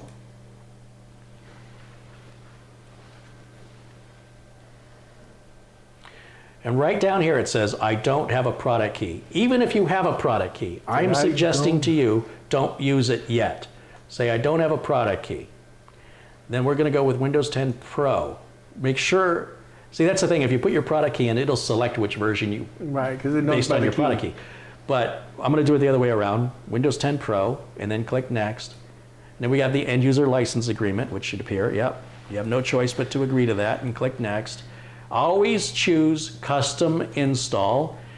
Now there's only one drive hooked up, so I don't have to worry about picking the wrong drive. That's why we didn't hook the other drive up. That's our M.2 NVMe drive right there. All I have to do is hit Next, and Windows 10 is going to put multiple partitions. It's going to format those partitions, and it's going to install Windows 10. All we have to do is sit back and enjoy the ride. With that, I need a Coke. How you doing? I'm doing pretty good. I keep drinking the Coke over here. Is it still cold? Oh yeah, I still see ice. Mm-hmm. Oh yeah, that's good Coke.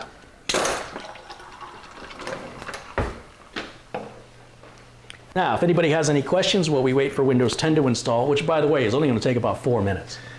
But if you have any questions in the next 4 minutes, ask away. I'll do my best to provide you with answers. And if I don't provide them, there's plenty of knowledgeable people watching in the chat room right now that can also answer your questions.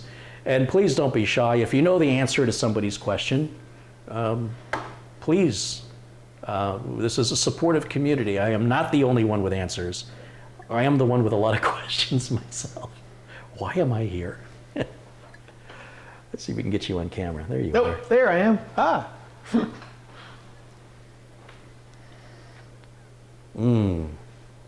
Cold Coke. My Achilles heel. I swear Coke should sponsor you. Yeah, if anything, they should just give me back my money I have already given them in a lifetime. Then I could buy a Ferrari. They want to know what games you're going to be playing on this. Elder Scrolls Online. Elder Scrolls. World of Warcraft. I'm looking at a new one. Was it Legions? John V wants to know if I'll be recommending to install a beta BIOS. No, unless the beta BIOS is specifically correcting an error you're having, stay far away from it. Bill Ottinger's contributed $5, says, keep up the good work. Well, thank you, Bill. Thanks for your continued support. Chuck says you're using it to play Minesweeper and Solitaire. You see, Yeah, no. it's an old joke. No. That's why he's playing Elder Scrolls and not Baby Scrolls. Do I look like a baby? Yeah, my Elder Scroll characters are 1054. I've been playing for a while.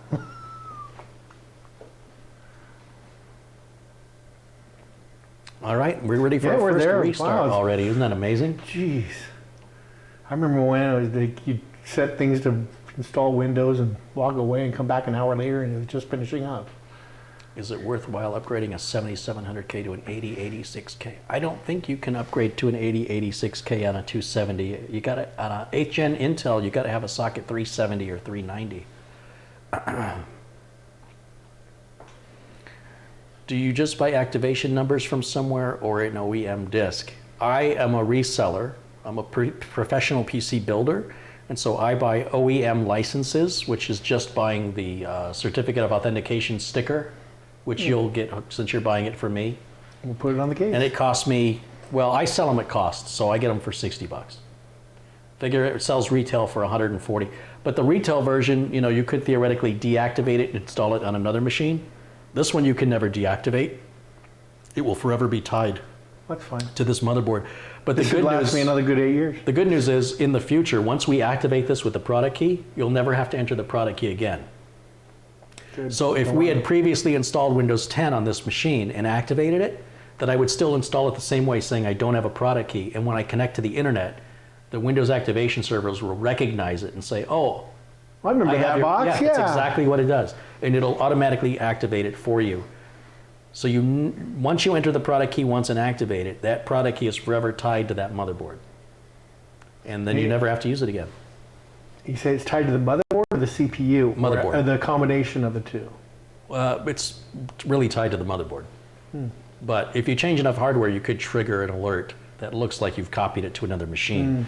Then you have to get on the phone and talk to Microsoft. Now, if the board were to burn out and you were sent a new board, you don't have to buy a new operating system. You have to call Microsoft and say, because that's the loophole. It's one license per machine, and when the machine goes, the license goes, unless there's a repair, in which case they will reactivate it. Ben DeCuris contributed $4.99, says, great build and a great stream. Good job, Rich and Carrie. Thank you, Ben.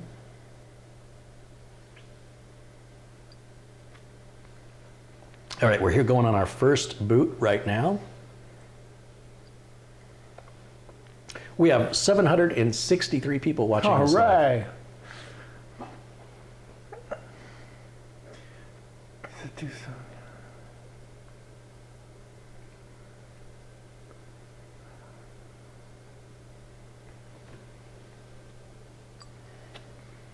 It's thinking. Why is my video going away? Why is that? It just blanked out for some reason. That's weird. Huh. It's like something's deactivating it somehow. I don't know how.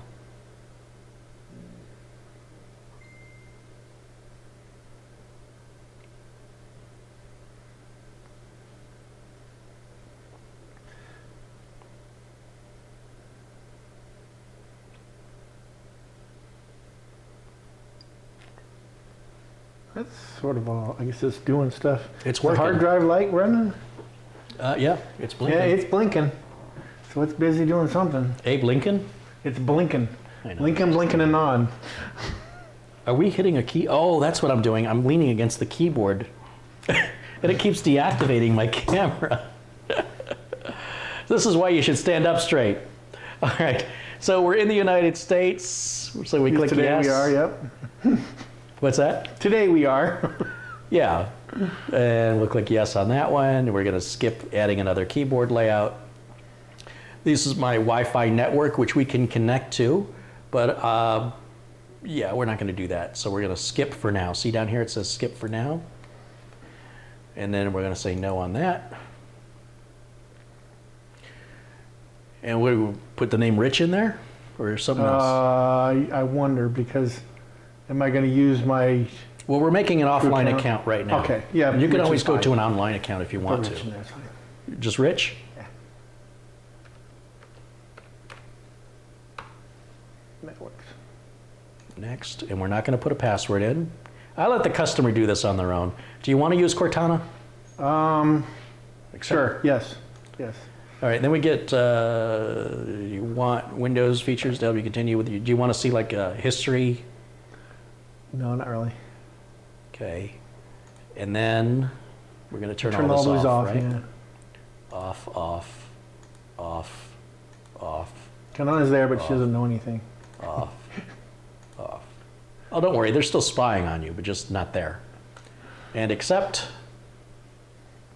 Oh, it says hello. It's alive.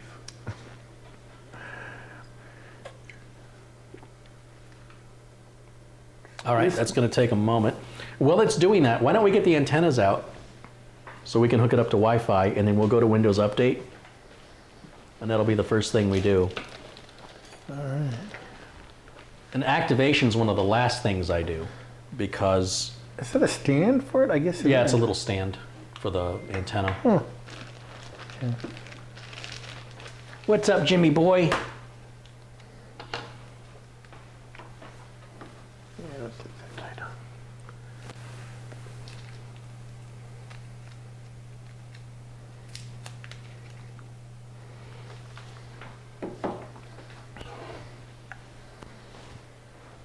It shouldn't matter which one I put these Nope. on.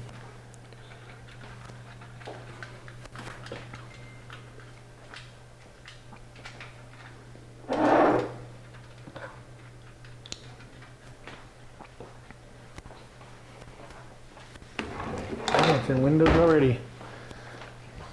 Look at that. All right, fantastic. Now I should be able to access my Wi-Fi. And we'll just put you onto the guest network here. Let's see. Connect.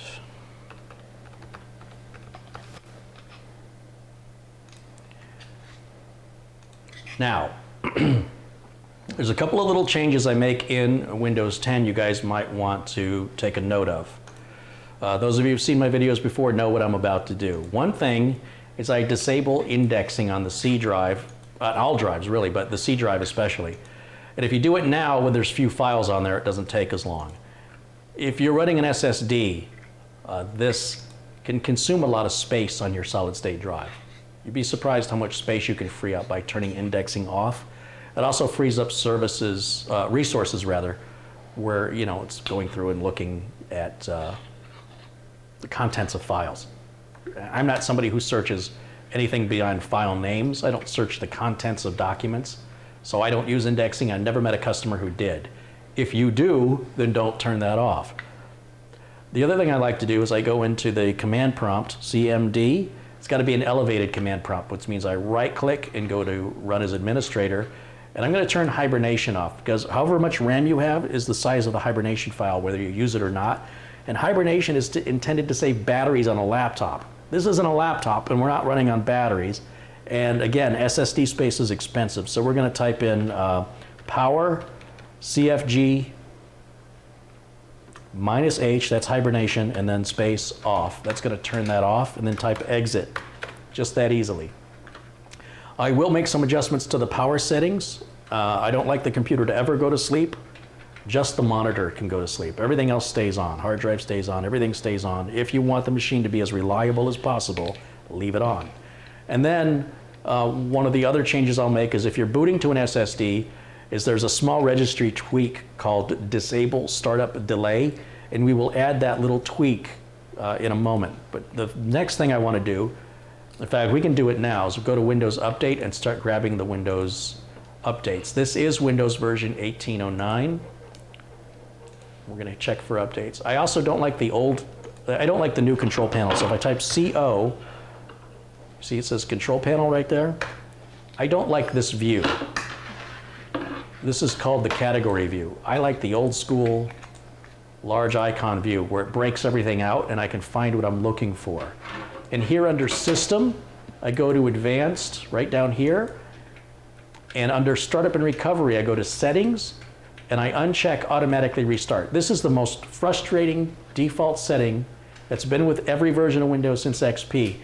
What this does is if your computer gets a blue screen error, your blue screen will appear for a fraction of a second, and then the computer will restart, and you can't read the blue screen error. So a customer calls me and says, hey, my computer just crashed, I got a blue screen. I go, what did it say? They gotta know, it happened too fast. So by unchecking Automatically Restart, when you get a blue screen, it'll stay there until you turn the computer off or reset it. That way, you can take a picture of that blue screen with your phone and get some help. It's so frustrating to me that Microsoft does that. All right, we can verify we've got the Intel Core i7-8086k. We're seeing 16 gigs of RAM. 15.9 is usable because we're using some of it to power the onboard graphics. And we're downloading all these updates. So we're gonna go ahead and let that run. And while that's running, if you have any questions in the chat. Now we're also going to add the Samsung Magician software and the Samsung NVMe driver. Now the Samsung Magician software may not see some Samsung drives without the, well, NVMe drives, unless you use the Samsung NVMe driver. By default, you're going to get the Microsoft driver. And we're also going to check to see if there's a firmware update on your Samsung drive. We're going to do all of that when these updates are completed. We're going to reboot, we're going to check for updates again until it says no more updates, and then we can begin the software install. The Samsung Magician software was just updated. They're now on version 5.3. If you go to the Samsung Magician software and ask it to check for updates, and you've got version 5, or 5.1 or 5.2, it'll say you're current. So if you want 5.3, you've got to download it and install it yourself. That's frustrating. Because if I check for updates and there's a newer version, it shouldn't tell me I'm current, but it does. I don't know why. Engineers. Yeah, right. So, any questions? Bueller? Bueller? Right now I need that song to play. Oh yeah, yellow. That's right, it is yellow. I have the album. Y-E-L-L-O. Is there any other songs on it besides that? Yeah, there is. Yeah, but not as good as that one. I just like the chicka chicka. Boom, boom. Chicka chicka. Oh yeah. Sounds like the Kool-Aid guy. Begging for sponsorships over here. Coca-Cola, Kool-Aid, come on. I'm praising Scythe as though they have a picture of me leaving a hotel with a goat.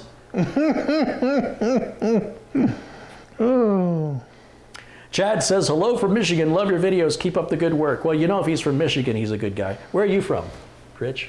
Born in California. Oh, never mind, you're one of those people. Yeah, dude, totally. You put broccoli on pizza, don't you? No. That's not right. No. All right. Let's see. Where's my... Yellow is from Switzerland. I didn't know that, but they kind of look like they're not from the US. They had to have that look. All right. Anybody's got any questions? This is the time. Frederick Lundholm has contributed 100 Swedish krona. Again, that's about $10. He says, I have to, what? I try to take my life, but I find you and I'm one the right way. Well, don't be taking your life, Frederick. It's taking cuts in line. It's not your turn. It's just rude. Besides, we like you here.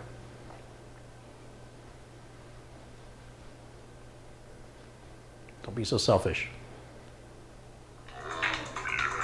No, don't do that. Don't do that. Don't do that. That's like a huge copyright violation if you do that. Seriously. I just take a couple seconds. That's all I was going to go. That's all it takes. That's all it takes.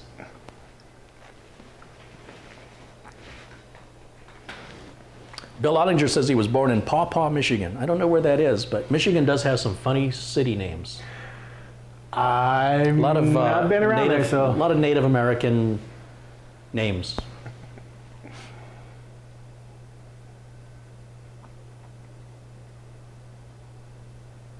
What is the registry thing I just mentioned? Just go to Google and type in startup delay Windows 10, and there'll be hundreds of articles about it. But that's only in good if you have a flash, NVMe drive. If you have a regular mechanical drive, it's not going to. It's only for SSDs. SSD. Yeah, so whether it's a SATA SSD or NVMe is irrelevant. It's just that mechanical drives are a little slower. And so Microsoft puts a startup delay, which if you remove it, your system will boot a little bit quicker. But you don't want to remove it if you're booting from a mechanical drive.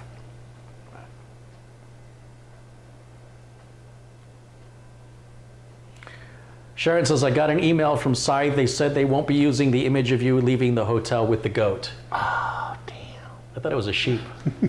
So embarrassing. Well, that's a load off my mind.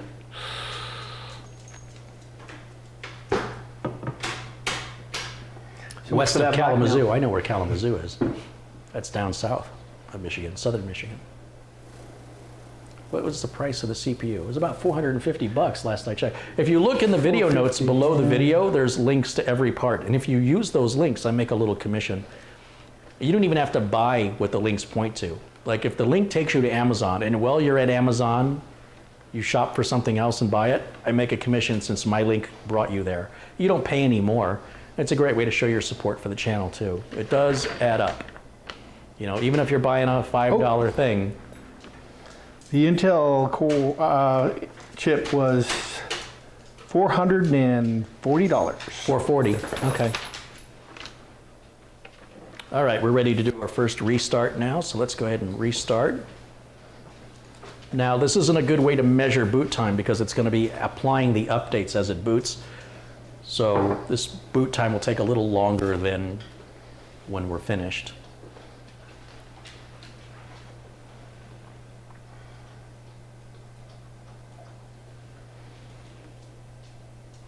I got nothing.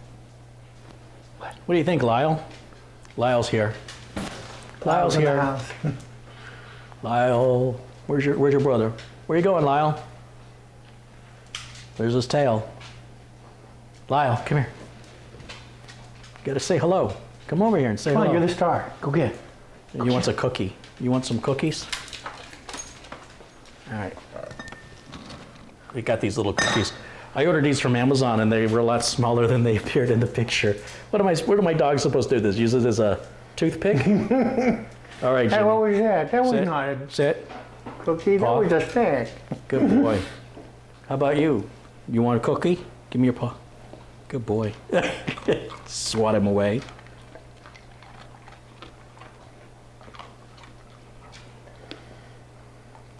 That's my boys. That's my boys. Good boys. Good doggos. Good fluffies. What? Well, he's out of here. No more cookies, no more Lyle. Okay, so let's go back to Windows Update. And we'll check to see if there's any more updates. That also sets our date and time for us as well, so we don't have to adjust that by hand anymore. By time servers that are on the network. We're already up to date. Now here's what I do. Remember I said Samsung Magician 5.3 is out. So if we open up the browser, and we can go to samsung.com/Samsung SSD and hit enter. We'll go to, right there. Yeah, tools and software. The Samsung Magician, we download that. I had an argument with a coworker too about this. All right, so here's... It doesn't make your drive go faster. Well, it doesn't make it go faster unless you have rapid mode available, and it can leave you the impression. And then we're also going to need to download the NVMe driver. Now, it's telling us too many people have downloaded the new, since the what's that noise? Since the 5.3 version came out, a lot of people have been downloading it within the last couple days. Oh. So I've already planned for this, and I've already got it on this flash drive right here. Smart. So what we're going to do is let me disconnect the flash drive that's in there the now. Windows 10. Hold on, let me disconnect it first. Yeah, I don't want to pull it until you say. Now you can pull it. Oh, there we go. Trade me. Alright, slide this one in.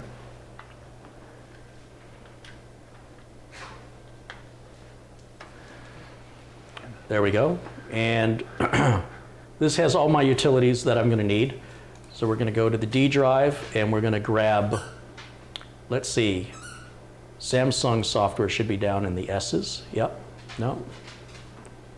Where is it? Samsung Magician. Ah, Samsung Magician and NVMe driver.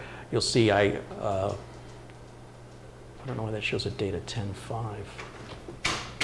It's got to be newer than that. Yeah, it should be. Wait a minute. Now I'm concerned. Let's see what the date is on the one I've got on the server. 10.5. I guess it's right. We'll check it. So we're going to go to the Samsung Magician installer first.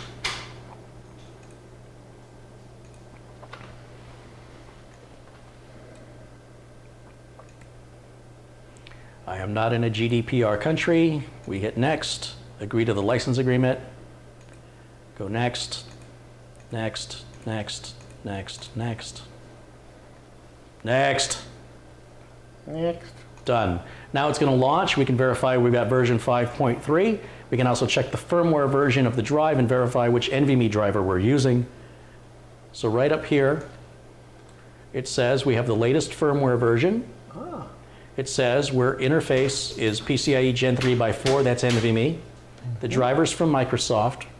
We're going to change that to Samsung. Yeah, I thought they weren't Trim status is enabled and rapid mode is not supported, which is fine. All that looks good. Is this version 5.3? Yes, it is. Yep. All right. So the first thing I'm going to do now, or the next thing I should say, is I'm going to go back and install that NVMe driver from Samsung, and it's going to require a reboot.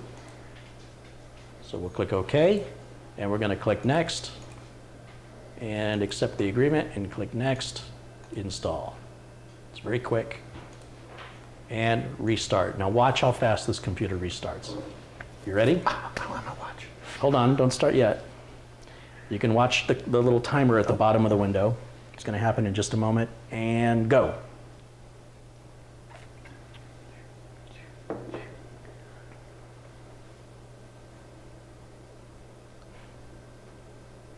I mean, technically it didn't start loading until you saw the circles going around, but still, it's fast. It's still dang fast. It's faster than my box at home ever. Now, I'm going to go back to that flash drive, and I'm going to run that registry tweak for the disabling the startup delay, which is right here. It says disable startup delay, and I'm going to hit merge. I right-click and choose merge with the registry. Yes. It should say it's successful. Are you sure? Yes. It's been successful. All right. For that to take effect, I need to reboot. So just out of curiosity, you probably won't even notice a speed difference in that, but I'll just do it because I want to. Frederick Lindholm has contributed 100 Swedish krona. Again, that's another 10 US dollars. Thank you, Frederick, for your continued support.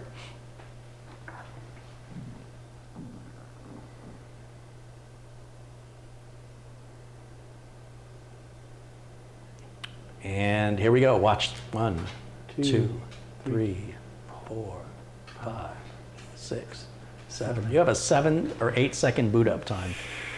That's crazy. Crazy, yo. All right, so people want to know, where do you get that, right? So a lot of times when I tell people what to do, they won't do it. I have to spoon feed them.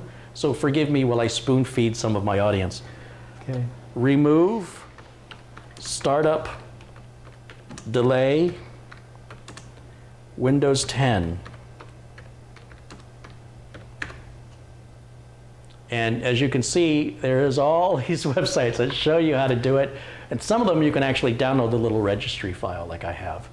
And if I remember, someone might have to remind me in the comments, I will add a link to the video notes after this process is from YouTube. So it's always available to you guys. Yeah, so if you don't want to do it by hand, you can just do the registry tweak like I just did. Now let's run some tests on this thing and see how we do heat-wise. So for that, yeah, let's see if it's let's make sure this cooler's working cooler's well. working correctly. Yeah. So we're going to grab see if I got that spread on there correctly. Prime 95. Oh, you did a good job. And we're going to grab HW Monitor 137, which is the latest version of that. And we're going to start HW Monitor first. We want the 64-bit edition. And we'll see what temps we're running right now. Oh, there's a new version already? I just updated it. Cow. All right. It's not going to change the temperature. No, no, no. It's just probably compatible with other chips. Motherboard. Okay, here we go. So right now, if we look at all of our packages of our cores, we've got the current value, which is this row. We've got the minimum value, which is the center row, and we've got the maximum value. So the max we're seeing is 46 degrees centigrade. That's at idle, and that's normal and acceptable and fine. Because right now, we're mostly sitting in the 20s, right? Yep. We're not even breaking 20s. It's not even breaking a sweat. So what we're going to do is we're going to do something an end user would never do. And that is we're going to push every single core, all 6 of these cores, at 100% for 15 full minutes. And hopefully it won't burst into flames. Well, it'll start throttling down, but get the fire extinguisher handy. So there's Prime 95. This is a free utility you can download. I click OK. I don't do anything special. Watch these temperatures ramp up right now. They're already starting to climb. And we're going to watch, what I'm particularly interested in is this row, this maximum. If I see this hit 85 or higher, I'm going to be worried. As long as this stays below 85 on this Intel chip, then that's a worst case scenario that you're going to hit 85. It'll start throttling at 100. So we want to, you know, we want to have a little headroom when it's at its maximum. And it doesn't look like it's going to go anywhere. Oh no, it's going to climb. This will easily get close to 80, I'll bet you, if it doesn't hit 80. So it's 3:45 in the afternoon here in Phoenix. We'll let it run for 15 minutes. That'll take us exactly to 4 o'clock. So while that runs, I'm going to keep that on the screen so you guys can watch it. And we'll do answer any questions if you guys have any questions for us. We have 15 minutes to burn, literally. So, cheers. Cheers.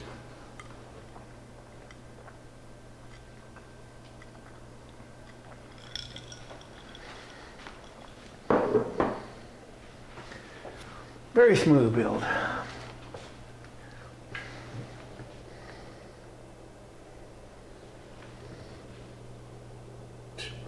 I don't feel any heat. Not yet. Not yet. But this is what I do for all my client builds, is I want to throw an unreasonable scenario at the machine, because under normal usage, even if you're video rendering, even if you consider yourself an intense computer user, would you ever run all cores at 100% for more than a few moments, a few seconds, right? So to run it for 15 minutes is an extreme test, and it ensures to me that the system won't overheat under normal or even under aggressive usage. And then I can hand it off to the customer very confidently, knowing that that's going to last them a very long time. I even encourage my customers, go ahead and try and break it. You know, don't take the covers off, but try and break it, you know, with software. Push it as hard as you want to push it. The machines I build, they're going to take whatever you throw at it and just go. No big deal. That's what I want. That's why I selected Carrie, man. Well, you got good parts here, and you say Catherine helped you pick these parts? Catherine helped me pick these up. So again, you'll see. I would have had to spend a month looking at Catherine wants to know if you research. Will you play Elder Scrolls online with Catherine? Sure. I'll help you out. I got lots of money in the game.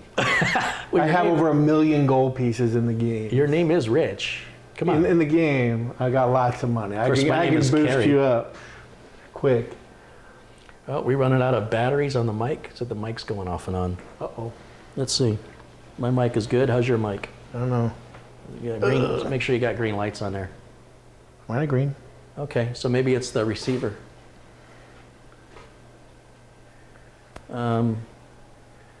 Tell you what, we're going to go to the mic for a moment. All right, so now you're going to hear a big audio difference because we're in the in-camera mic. And I'm going to switch these sound cameras. like we're in a big... Hey, this is how I used to make videos in SD. Ooh, such pretty colors. I like that. It's not over the top, so it'll just glow a little bit. Ooh.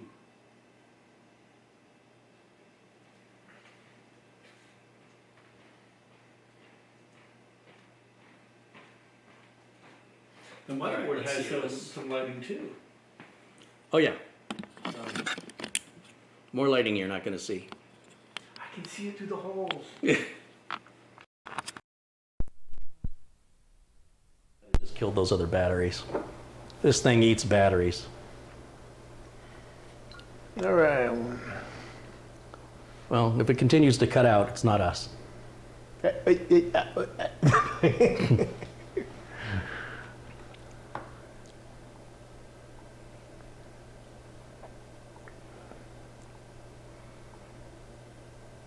Yeah, I've got the noise gates off, so.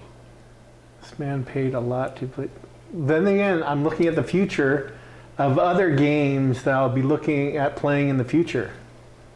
Not just Elder Scrolls Online. So maybe Star Wars universe, Battlefield 5. Battlefield 5. I know my current system isn't quite up to it. Here, but step in a little bit so they can see. that's why I want to look at Well, you didn't have to something that'll step- last for a couple more years. 4 more years of games coming out. Soft Mugali says, I like today's build with the guest. Well, I'm glad Sharon to do says it. the battery usage must really get Carrie's goat. I guess so, because we're talking a lot of goats going on these days. That joke was bad. It was bad. Trying to pull Very the wool over my bad. eyes. Let's not beat that dead horse too hard. Yeah. How are my temps doing? It's so hard to read the screen when it's that small. We're in the 60, upper 69. 60s. Haven't 69 broke- Celsius. Yeah, haven't hit 70 yet. We got only 5 minutes into this, so you can see how much it's climbed. We'll let it run another 10 minutes. What happened to your 8-year-old PC? I still have it at my house. I was playing on it last night. Pulled the 1060 out of it and put the older card that came in it originally, which is a 5770 ATI. DTech says I can't find serialize in the registry. DTech obviously is not reading the instructions. There isn't Go a back to the serialize. instructions and read them Yes, again. please read the If all else instructions. fails, read the instructions. You have to add that key. It's not supposed to already be in there. Yeah. If it was already in there, you wouldn't need to do this.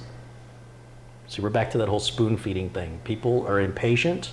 They jump to the instructions and they skip all those words over the instructions that are called the rest of the instructions. And then they go, how come it didn't work? And if you would have slowed down and read the instructions, you would have been done faster. That's the beauty of it. In trying to rush through it, it took you longer. I try to encourage people to do things on their own, to be self-reliant. And so I get a little upset sometimes when somebody doesn't even make a real attempt. It's like, please, for both of us, just try it. Try it. Just try. I'm scared. I know you can you're do just it. lazy. I know you can do it. Because I can do it. And if I can do it, you can do it. It's true. It's true. Wes Walkthroughs has contributed $5. He says, hello, Carrie, Rich, and chat. Hope everyone is having a good Monday. I'm having a real good Monday now. You're excited. I'm looking forward to tonight, getting on. So the last things we're going to have to do on this build will be to put the SATA cable onto the hard drive and then partition and format the drive, and I'll turn indexing off on it Yeah, as it's going to well. be really easy. And then we'll have to put a product key in to activate and do the, we have to put the 1060 in, 1060 in. and then we'll run a Video on graphic that. benchmark next after we do that. We'll Yep. put the 1060 in. I've got the driver already downloaded on the flash drive. I ran the benchmark on my ATI last night. It's like 500 Yeah, I bet it's something not good. rating. The fact that you said ATI was all I needed to hear. But for the original card that came in it, and when it was 2010, it was pretty good for that time period. Looks like Frederick is saying goodbye. Frederick, thanks for joining us today. It's always a pleasure to see you in the chat. We hope we see you again next time. And we got over 700 people watching live. That's All pretty good right, on a you Monday. guys go. I usually only get that number of people when there's a sexy girl joining me, so I'm not sure if that's a What does compliment. that or- mean? That's what I'm trying to figure out. Never do that again. Don't do it. No. That was a one-time thing. Good thing it was videotaped. Now they can rewind it and play it back. Oh, God. There you go.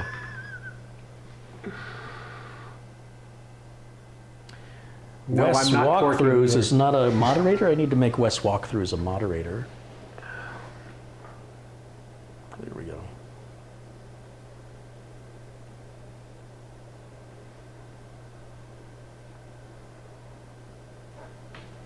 doing on temps? 70 something on the temps. We're hitting 77. What's the max? 77's the max. And we've got 6 more minutes. Ooh. No, they want the fan kicking in. It's kicked in the second Which fan gear. kicked in? Power supply? Yeah, it sounds like power supply. Is it on hybrid mode or eco mode? Yeah, it's on eco mode. Now it's off. Now it's on. Where's the power supply getting hot? Well, it's doing what it's supposed to do. Because you're pushing it hard. Yeah, I am pushing it hard. 78 degrees centigrade.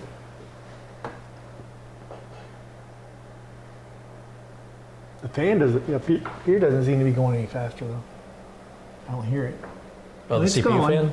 It's going, but this was.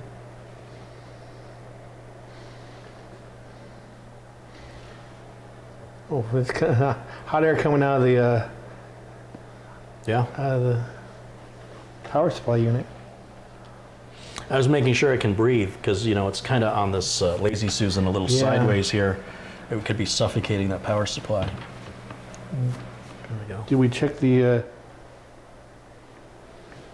The Check the what?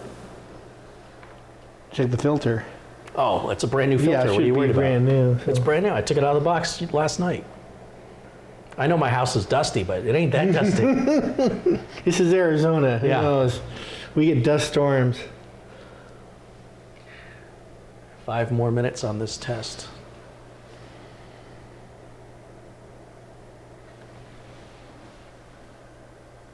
Wes says, thanks for the mod status. I've been a fan of the channel for at least 4 years now. I let people know, you know, it's just a matter of time. If you're a fan of the channel, it's just a matter of time before I recognize you and turn you blue. Yep. Give you a little wrench.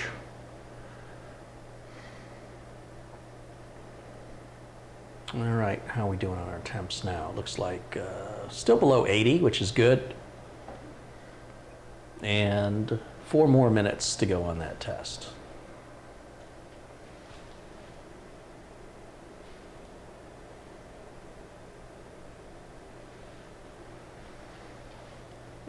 It feels pretty cool.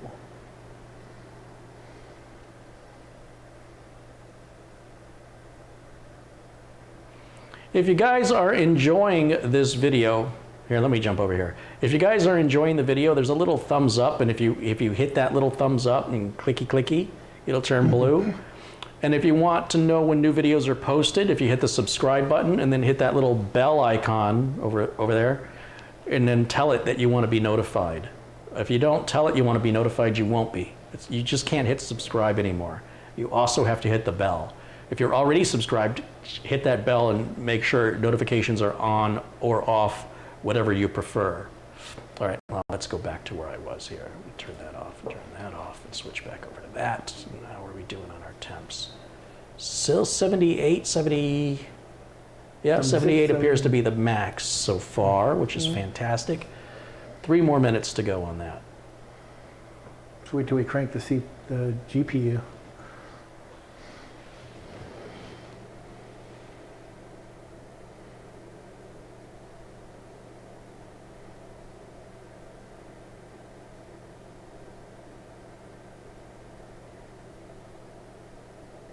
Looks like Irving is leaving. Irving watches us from France. Oh, Always.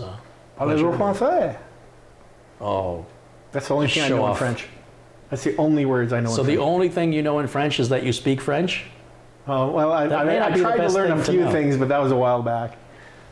You know lots of French words like entrepreneur, rendezvous, menage à trois. Careful.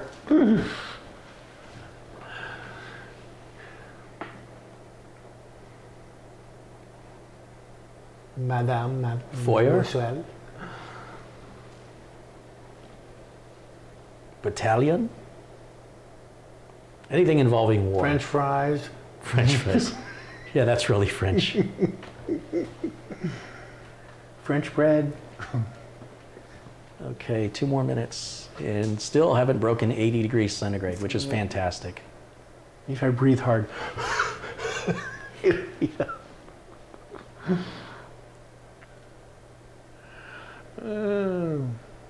Bon voyage? Bon appetit? Bon, No, I was giving you more French. Bonbon? bon, bon, bon. Baguette? Oh, ho, ho. Oh, that's probably more of a stereotype than a word. Overclock that CPU to 5. Oh. It's already hitting 5 on its own. All right, so with 359, you got to remember, anytime you buy a K series CPU, it automatically is overclocked out of the box. It's 10% faster than a non-K CPU of the same exact model number. So just buying the K CPU is automatically overclocked. To overclock it beyond that is an option, but only do that if you have a lot of money and a lot of time. And a reason. And you don't mind burning your stuff up. Really, the slowest part of a modern computer is the user. So to overclock a modern computer, you're lucky to see a 15% gain at best. And it's not worth the investment you have to make that if you just wait a few months, you could just buy a faster CPU rather than buying overclockable RAM and an overclockable board and an overclockable chip and a cooling solution just so you can what? I remember. Do what? I don't people understand. wanted to hit 4 gigahertz. I remember when we wanted to hit liquid cooling 1 and they were doing gigahertz. all. Paul Eady has contributed £4.99. Says, great show. I really enjoyed the show. Thank you, Paul. And that's going to wrap up the 15-minute test here. And our maximum temp was 78. Now, I want you to watch this very closely. This is something other YouTube channels don't tell you about liquid cooling. Liquid cooling takes a while to cool off. But with a tower air cooler like this, as soon as I stop Prime 95, watch how fast this row of temps, sorry, let me get over here. This row of temps right here, watch how fast this drops. As soon as I tell Prime 95 to stop, I go to test, I go to stop. Now watch. Watch 50, that row. 40, 39, 52, 40. Geez, that dropped real fast. Now with a liquid cooler, liquid takes a lot longer to cool off. So you're going to contain that heat longer with a liquid cooler. But a liquid cooler, when you're running higher temps, does better at staving off the heat, through the liquid and running it through the radiator. But you do pay a price for that in the sense that that cooler will last a lifetime. The most you'll ever have to change is that fan. With a liquid cooler, the pumps usually wear out in 4 or 5 years. And if it's a custom cooler, you have to drain it and clean them and refill them at least once a year because bacteria and algae build up. And they have a natural evaporation process that occurs. So it's not a plug it and forget it situation.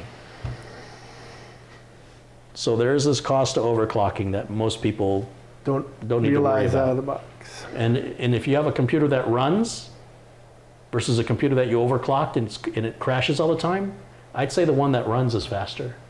Than the one. That's it. Yeah, yeah. You overclock a crashing computer, you just end up with a computer that crashes faster. I'm not quite sure what that's all about.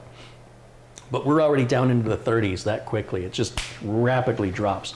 So with that, let me close all this out and let's shut the machine off and then we'll unplug it. You don't want to work on the computer internally with it plugged in, even if the power supply is off. It's a foolish thing to do. So let's go ahead and shut this down. Let's see how fast it shuts down. 1, 2, 3, 4, 7, 8. Done. Well, it's still running a little bit there. There it goes. Now it's off. Fans About are 10 seconds. starting to slow down and stop. There it is. Let's grab that video card. All right. Everything's working great. So far, so good. Now, I'm going to guess we're probably going to have to take these two out. Let's unplug that.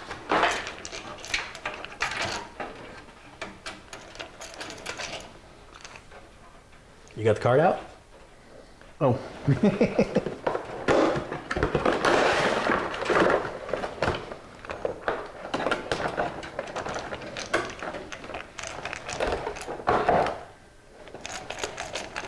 Squirrel. Shiny.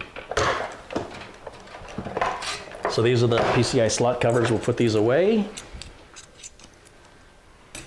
All right, now we want to make sure that the little retention lever is in the open position. And we're ready for you.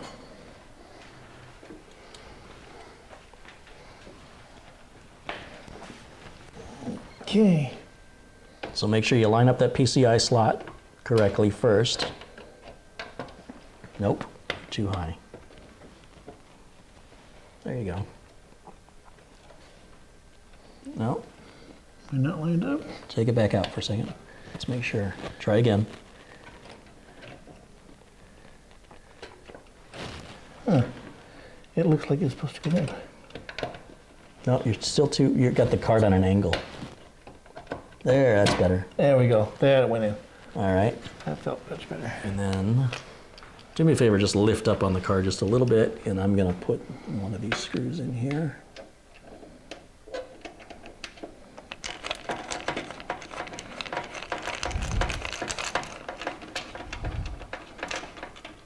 Perfect. And do me a favor, pull the HDMI cable out and plug it into the back of the graphics card.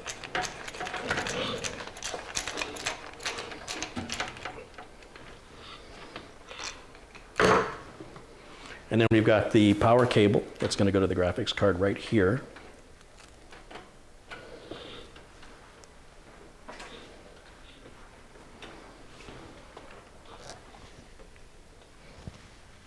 That's the wrong port. No, that's right. No, that's a display port. And that's a display port. Oh, that's why it was going down like that. And this little cover, we'll put this cover up here so you don't, to discourage you from using the graphics card up here.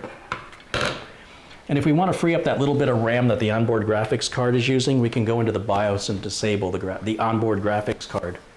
So now we just got to give it power, and then we can load the driver and run a benchmark. So for that, we're going to go. Another cable, yeah. We're going to go out through here. Let me see for a second.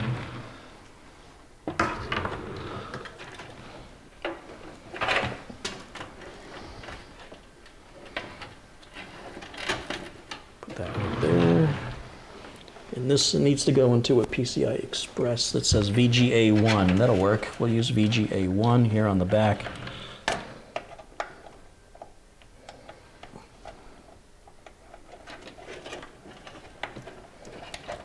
Right there. And then we bring the cable in, and we're going to plug this in just like that.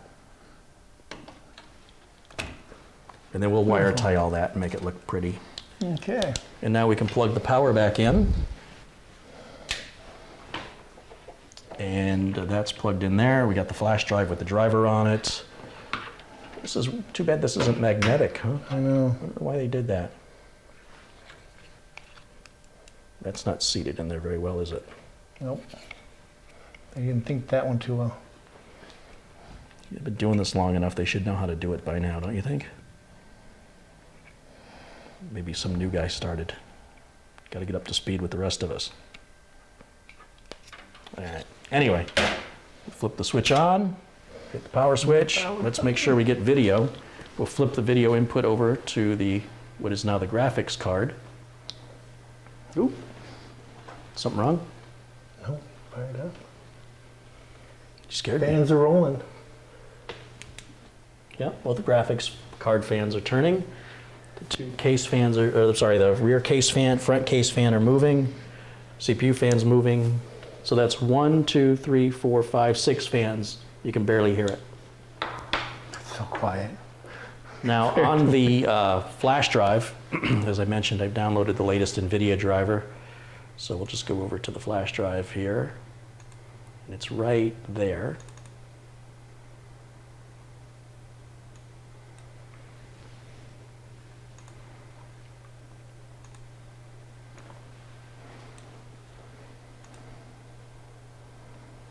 And we'll get that installed real quick. These can go in your motherboard box. These are your PCI slot covers. They can go in there along with that too. That's the rest of your cooler parts. And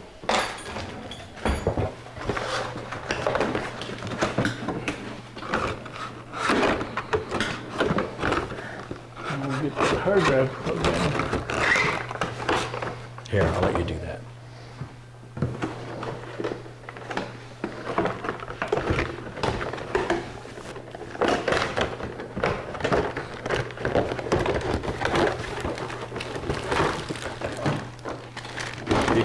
screwdriver in your motherboard box too.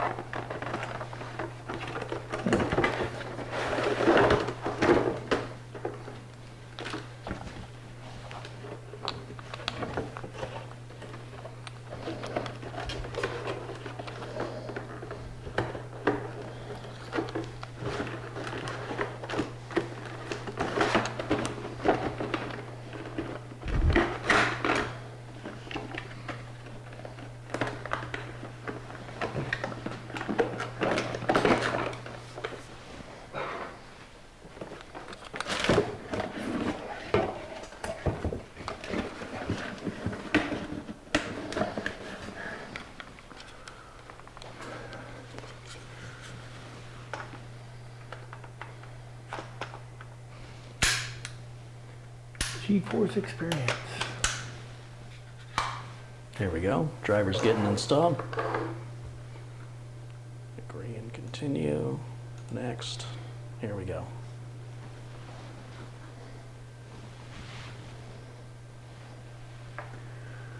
Brian Loss has contributed $22.22. Happy birthday, Rich. Carrie, give him a couple of bucks off on me. Ah, He's already a moderator. Thank you, Brian. Thanks for your contribution.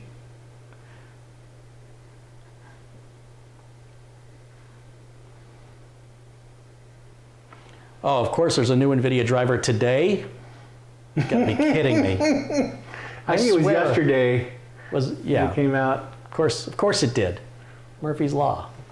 But that's probably just for some video game that came out. 2080 cards. Some new, they said they give you a case badge. You already have case badge. We took care of that already, Yep. right? Sitting with my stuff.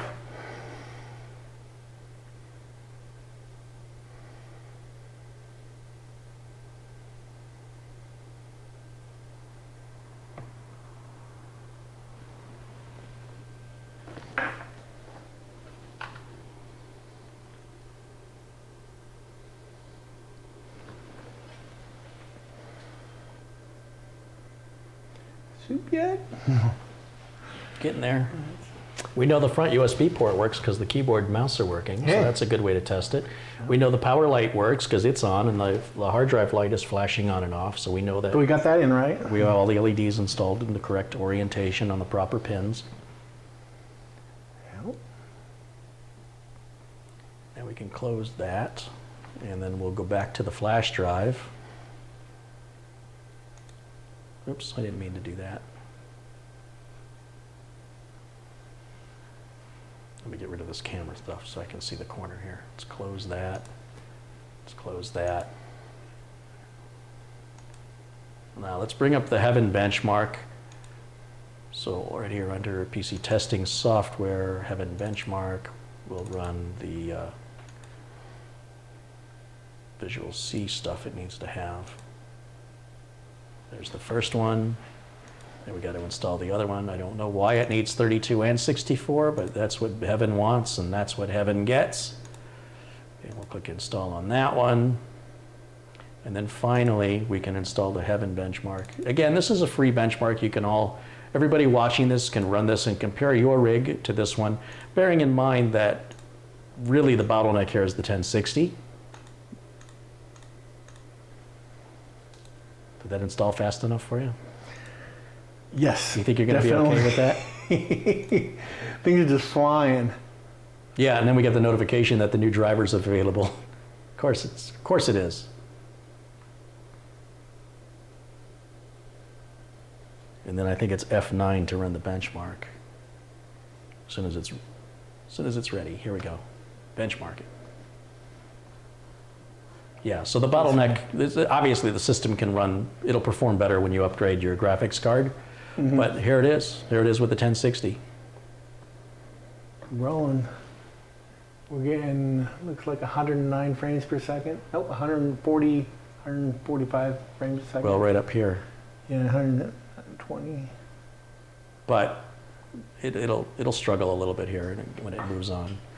And then, while it's doing that, let me open up another browser window and go to NVIDIA. Download that driver. I can't believe they updated that already. I literally didn't know about this update until the day before yesterday. So I've had the and driver it popped installed up for on 2 days. my computer last night. And Well, I've had the computer off. That's the problem. so I installed the new driver, played, and then uninstalled the driver, and then shut my machine down, pulled out the card, put the AGI card in, or the older yeah, card, right. and then installed the drivers for that. Yeah, 41722 is the latest. And then ran benchmark and laughed. But I did pretty good in other schools online. I was getting about 60 frames a second outside of town. You know what? Whatever makes you happy. Right, it's a good backup machine to have. If it's all you need, it's all you need. Too many people think what they need is what everybody needs, and it's so offensive I to tell me. you, after 60 frames a second, I really don't care. Yeah. As long as it doesn't slow down while I'm trying to kill things, I'm happy. It looks like my Carry logo is covering up the... what if we go full screen? Does it still cover it? Yeah, it does kind of cover it. Does. Ah, well. It's nothing worse than Netflix does. –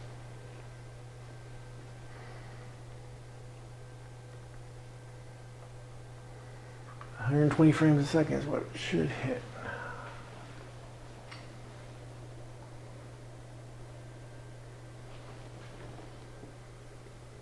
Yeah, 125. Let's go full screen on that. Easier to see now, isn't it? Oh yeah, that looks really nice.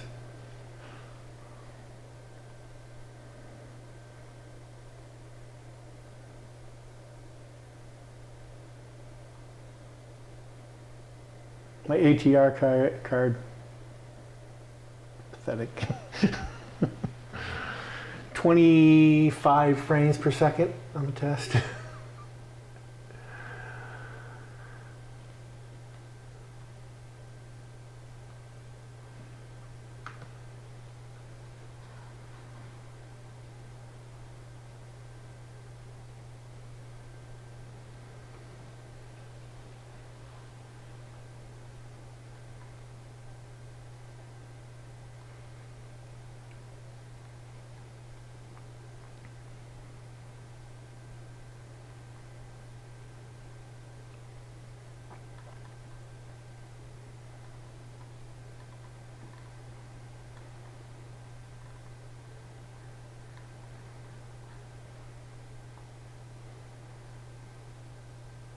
Gary McGraw says, what an awesome birthday gift. I agree. It is an awesome birthday gift.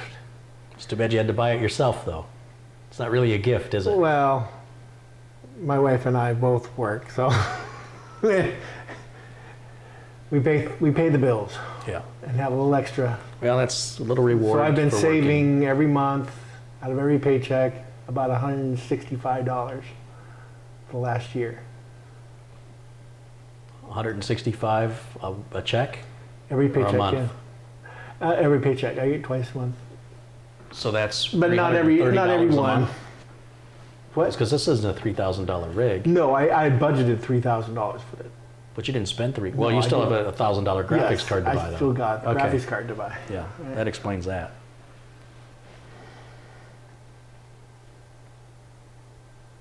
And there were some months I didn't put any money into it because life happens. Oh, did I leave the benchmark mode? Yeah, I think I screwed up. Let's see. That's your phone. Yeah, it's okay.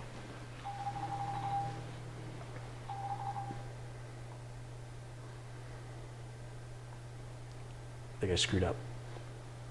It's tough to see on this. You guys don't realize we're looking at a small monitor, so we don't really get to see what you're seeing.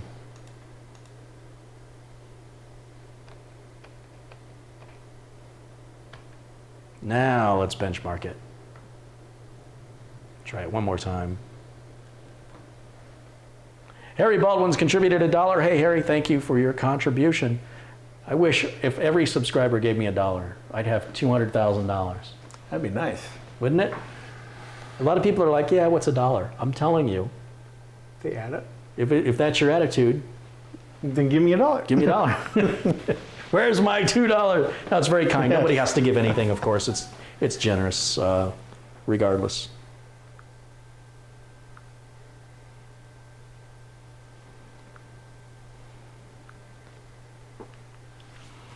All right. You can build your own. It's not that hard.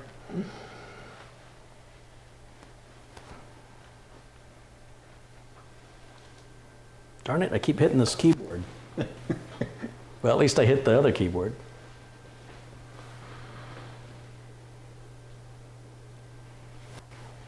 Give me just a minute. I will be right back. Okay.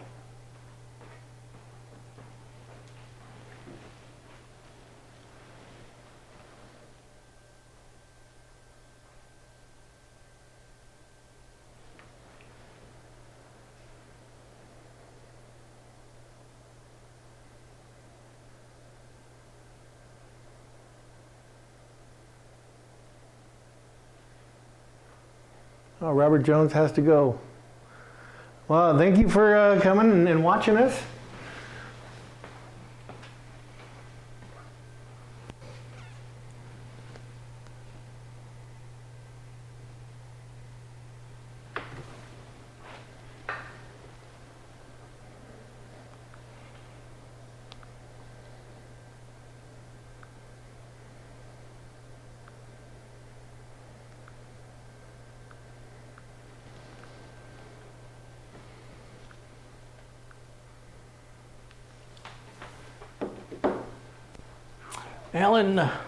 Alec, who was it? Alec Freighter has contributed 10 pounds. Here's a start for 200,000. Yeah, well, 10 pounds is like 15 US dollars, I think, 13 US dollars. Thank you, Alec.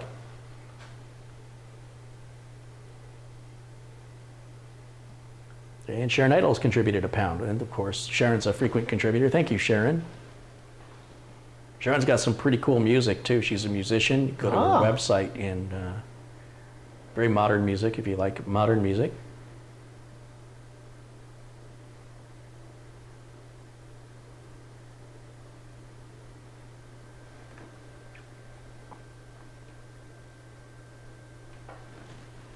And again, the system's really quiet. And of course, it'll only get quieter once we put the panels on it. Right. Not much quieter, but a little bit. I mean, it's not a soundproof case or anything, but what do you think? Are you happy with it? I am. You think you're going to be building another one? I don't know. Years for a while?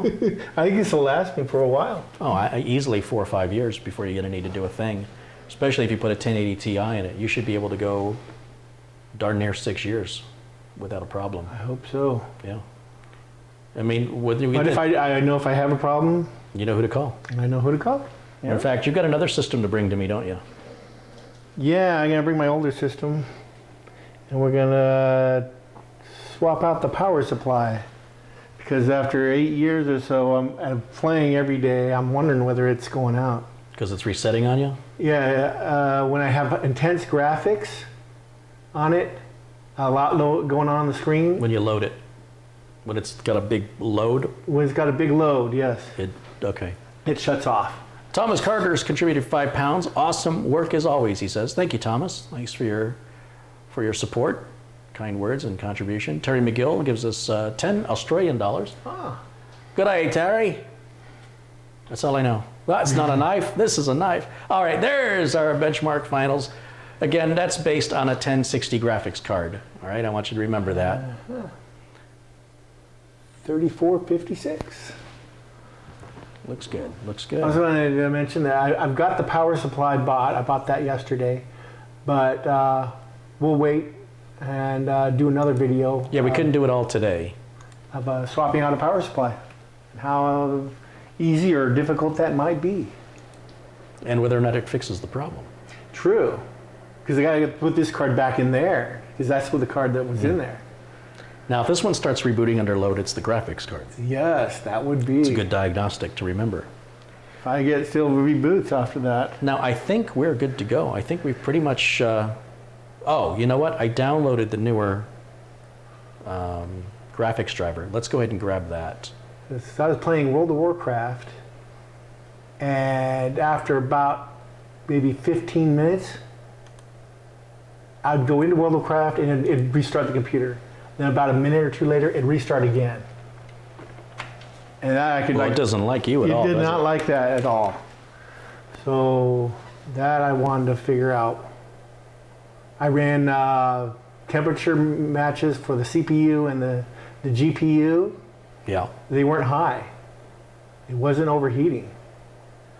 So the only thing I think is the power supply might not be able to handle it at high It's load. possible. I mean, a system that reboots randomly, especially when it's under load, I would say it's a power supply, or it's a heat-related issue, one or the other. But I would start with the power supply because it's fast, it's inexpensive to replace it. Nice. Don't even waste $70 for a new power supply. Yeah, don't waste your time with a power supply tester because they're not accurate. They don't. The power supply tester only tests voltage; it doesn't test the load. Steve Devine's contributed $2. Thank you, Steve. Thanks for your contribution as well. All right, so I just copied the newest NVIDIA driver onto the flash drive and deleted the old one. So now we can pull the flash drive from the streamer and plug it back into your rig, and we'll update that NVIDIA driver right now. I don't think you're going to see any performance difference. I'm sure that it's for a AAA title that just came out. That's usually why they do that, for added performance or compatibility with the latest whatever title. Video game. I'm sure if I would have read the description, it would have told me what the driver did. But we'll go ahead and grab that driver now. I mean, we're still 4.17. It's just a minor update, whatever it is, but we'll get it. And then what we're going to do after we wrap the feed up here is we'll get your product code and activate. What about the hard drive? Are we going to plug that in or do Oh that yeah, off? we can. You know what? We can do that live so everybody can see how to do that as well. Thank you for reminding me. We'll do that here in just a moment. So we are going to be wrapping this up here in the next 20 minutes. If you have any questions, this will be the time to ask. Speak now or forever hold your peace. William McKinney joins us. Hi, William. Good to see you.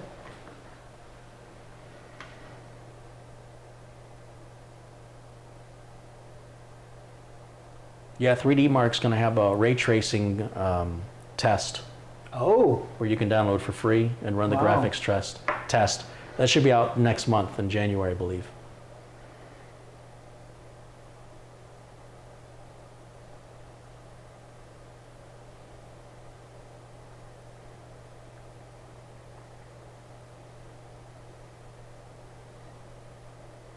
Best power supply tester. Huh. Is another working power supply. Yeah, it's the best power supply tester you can buy. And they often are cheaper than a power supply tester. Testing voltage is a waste of time. You can test a car battery's voltage all day long. It'll register 12 volts, but may not have enough juice to turn the engine over. The radio will come on, the dome light will come on, but it isn't cranking the engine over. But you're still going to get 12.8 volts. It's that sound. So you can't measure voltage on a power supply. It's not enough. You have to measure a load on the power supply. And a load tester on a power supply runs several $100s. Whereas, well, yeah, because you've got to have dials to adjust the load. You can't throw an 800 watt load on a 500 watt power supply. It ain't going to work. So a power supply tester is a fancy, expensive, specialized piece of equipment. Whereas you can buy a cheap power supply for $30, a good one too, like EVGA makes a 500 watt power supply for $30. That should be your power supply tester. Definitely. Easy. Because if you plug something in that's got lights and it says, oh yeah, your power supply, it's only measuring voltage. And it's a waste of time because that information is useless. All right, we're getting the driver installed. It seems like they've been putting out drivers about every 2 weeks. Yeah, it's been crazy. But, I mean, it's better than being abandoned. True. Better that they support it. Yeah.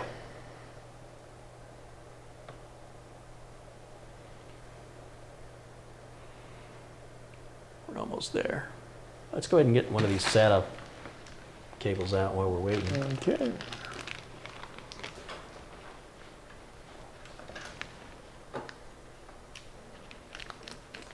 Seth Harris has contributed $1.99. Thank you, Seth.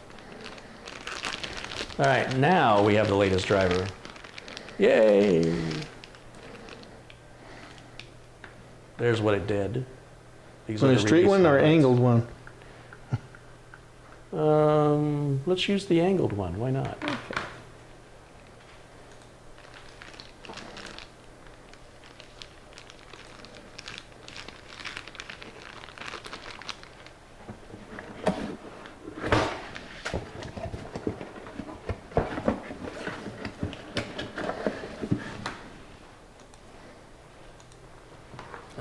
so we can I haven't eject seen one this like that flash before. drive. Well, Yeah, it's got usually an the angle. motherboards come with one SATA cable that's got a little angle on it. That's usually the one I plug into the back of a DVD drive, but we can also use it on the back here where the hard drive is, just to keep the cable management nice and clean. Let me shut the machine down. Now this we can do with the power off. We don't have to unplug because we're not dealing with any motherboard plugs. We're just dealing with SATA plug, which technically is on the motherboard, but don't get technical with me. I'm turning the power off. You're doing it anyway. All right, that's Just PC. So we'll come around here. Come step over here because the audience cannot see you. And go ahead and plug the part that goes down. Yeah, right in the back. Perfect. And then I try and keep this as straight as possible. And we're going to bring it in. Oh, I don't know which port's 1 and which one's 6. Do they start at the top or the bottom? We got to look at the motherboard manual. It will probably work equally in any of them, but my OCD insists that I put the hard drive in port 0. It'll be right up at the front of the manual. Oh, yeah, that'd be. Here, let me see this real quick. Because I'm too impatient. That's the RAM. Here we go. So SATA 1 Is at the top top. left. So, but I'm only going to plug it into the bottom. So, SATA 1 is used by the NVMe, or is it SATA? that's used. One of the SATA ports may be used if you use the other M.2, the one at the top. Oh. According to the motherboard manual, the one at the top shares it. All right, let's try this now that we've got that plugged in. And then I will show you guys how you format and partition a drive the old school way. Winders. This is what you would do for a D drive or an E drive. And this is for a drive that's brand new, obviously, because if it wasn't brand new, it would already be partitioned. Right. And I already have a video showing how to reset a hard drive if you want to completely erase all the partitions and wipe everything off the drive like it was new. And you're not going to get your data back if you do this. I have a video that shows you how to do that. So if you find an old hard drive, You can wipe it. you can wipe it clean. So what we're going to do is we're going to go It's a to, nice I'm going to spot. type in the word partition, P-A-R-T. Yeah, that's good enough. It says create and format. Hit enter. It should automatically detect the drive, which it did, and it wants you to initialize the disk. All we have to do is click OK. And it says right here, it's 1800 gigs, which is 2 terabytes. 2 terabytes, yep. Right click on it, new simple volume. Click next, click next, click next. We can give it a name. We can call it 2TB, so you know what it is. Sounds good to me. Make sure you perform a quick format or you're going to be here a long time. Hit next, hit finish. Watch how Boom. fast. Boom, it's done.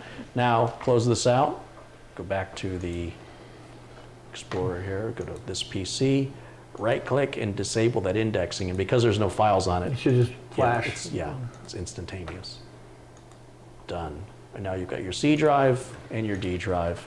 You are ready to rock and roll. Awesome. Now let's go ahead and shut it back down. And we'll flip back over to the main camera and we will say our goodbyes to everybody. So I want to thank everybody for joining us for today's build. We were on for just over 4 hours, start to finish. And that's taking a couple of breaks, answering questions, and having a good time. Not a competition. We weren't trying to build in a hurry.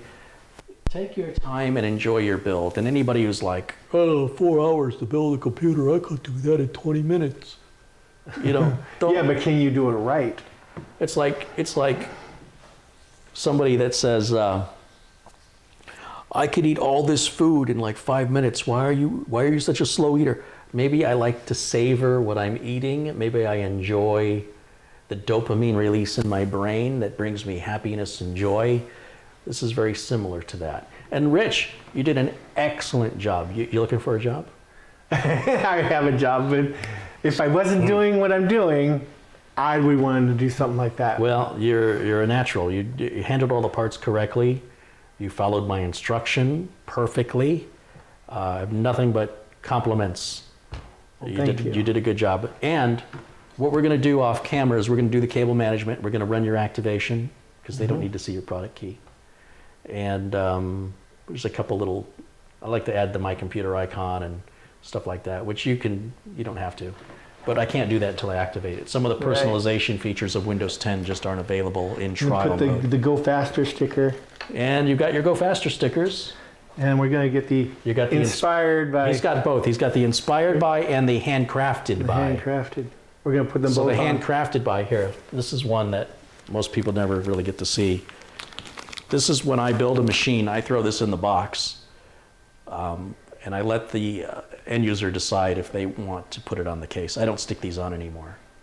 But you can't buy those. The only way you get one of these is if I build your machine or you come build it with me. So you're special. Ah. See? Your mother wasn't lying. Nope, I guess she wasn't. So for everybody who's joined us, I'll give a quick shout out to Samuel Ramos, Shane Schellenberger, Brandon Looney, John Rice, Seth Harris, Scotty Wendy, Thomas Carter, Termites Are Good, Mark Baggett, Catherine Anna Hauserman, Steve Devine, Wes Walkthroughs, Perry Dubs, Shan R., Gabriel Granados, David Williams, Gustavo Daniel, Lurchicus, Bradley Morris, Edgar Sands, Sharon Idle, William McKinney, Colin Hilton, and let's see, Jagsta. Special shout out as well to Stephen Berenstein, who's contributed as well. And let's see, Terry McGill. Oh, there's Stephen Bernstein. There he is.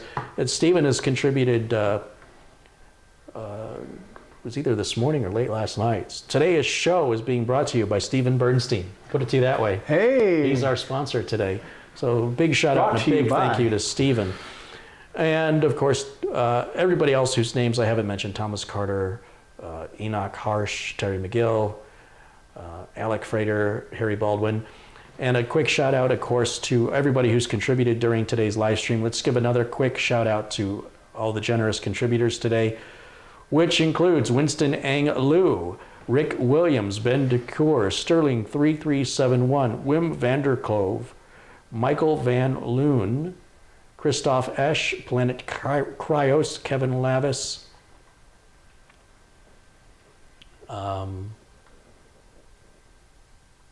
wow, that just jumped on me, sorry. Michael Barra, Frederick Lundholm, who contributed a lot today, Paul Eddie, Russell Franzen, Rudy Martin, R. Tech, who contributed 100 Swedish kroner, thank you. He says, hello, Kerry. We all here to support you, and we enjoy every live streaming content. A big thank you for your mods for making this live stream fun to watch. That's awesome, Artec. Thank you. Brendan Looney, Planet Cryos, has contributed a number of times today. Ricky Saunders, he says, if we didn't make mistakes, we wouldn't have anything to learn from. This is true. He says, keep up the good work. Tony Wello had a generous contribution today, and he said, like your vids and have a Coke. More again from Frederick Lundholm. Bill Ottinger has contributed $5. Ben DeCure, $4.99. He said, great build and a great stream. Good job, Rich and Carrie. More from Frederick Lundholm. Wes Walkthroughs, Paul Eddy, Brian Loss, Harry Baldwin, Alec Frater, Sharon Idle, Thomas Carter, Terry McGill, Steve Devine, and Seth Harris. Thank you guys. You guys make this possible for me to do higher quality videos more often with your contributions. Everything goes back into the channel. Thank you so much. I wish I could say more than that, but I don't know how else to convey. We'll keep bringing great content. So we're doing what we can, and again, appreciate you guys watching and supporting. If you enjoy the video, as I mentioned, hit the thumbs up button, give that a clicky, and then if you want to be aware of when new videos are posted or the next time a live stream starts, hit the subscribe button and also hit the bell icon. You won't see the bell icon unless you subscribe. And you won't get the notifications by subscribing unless you hit that bell icon and tell YouTube you want the notifications. So if you're getting like notifications from YouTube and it's driving you crazy, go back and unsubscribe or turn off the notifications on the bell. So remember, if you want to be aware when new content is posted immediately, you've got to subscribe and you've got to hit the bell icon to enable those notifications. So for all of your support, thank you so much. For all of your kindness, not only to myself, but to the community, thank you so much. This is what I'm trying to do here, is You two need to get a room. We will. And that's going to wrap it up for today. I hope to see you all again very, very soon. And until then, How do you put Say it? bye, Till Rich. next time. Till next time. When I do it again, who knows? Thank you very much. bye for now.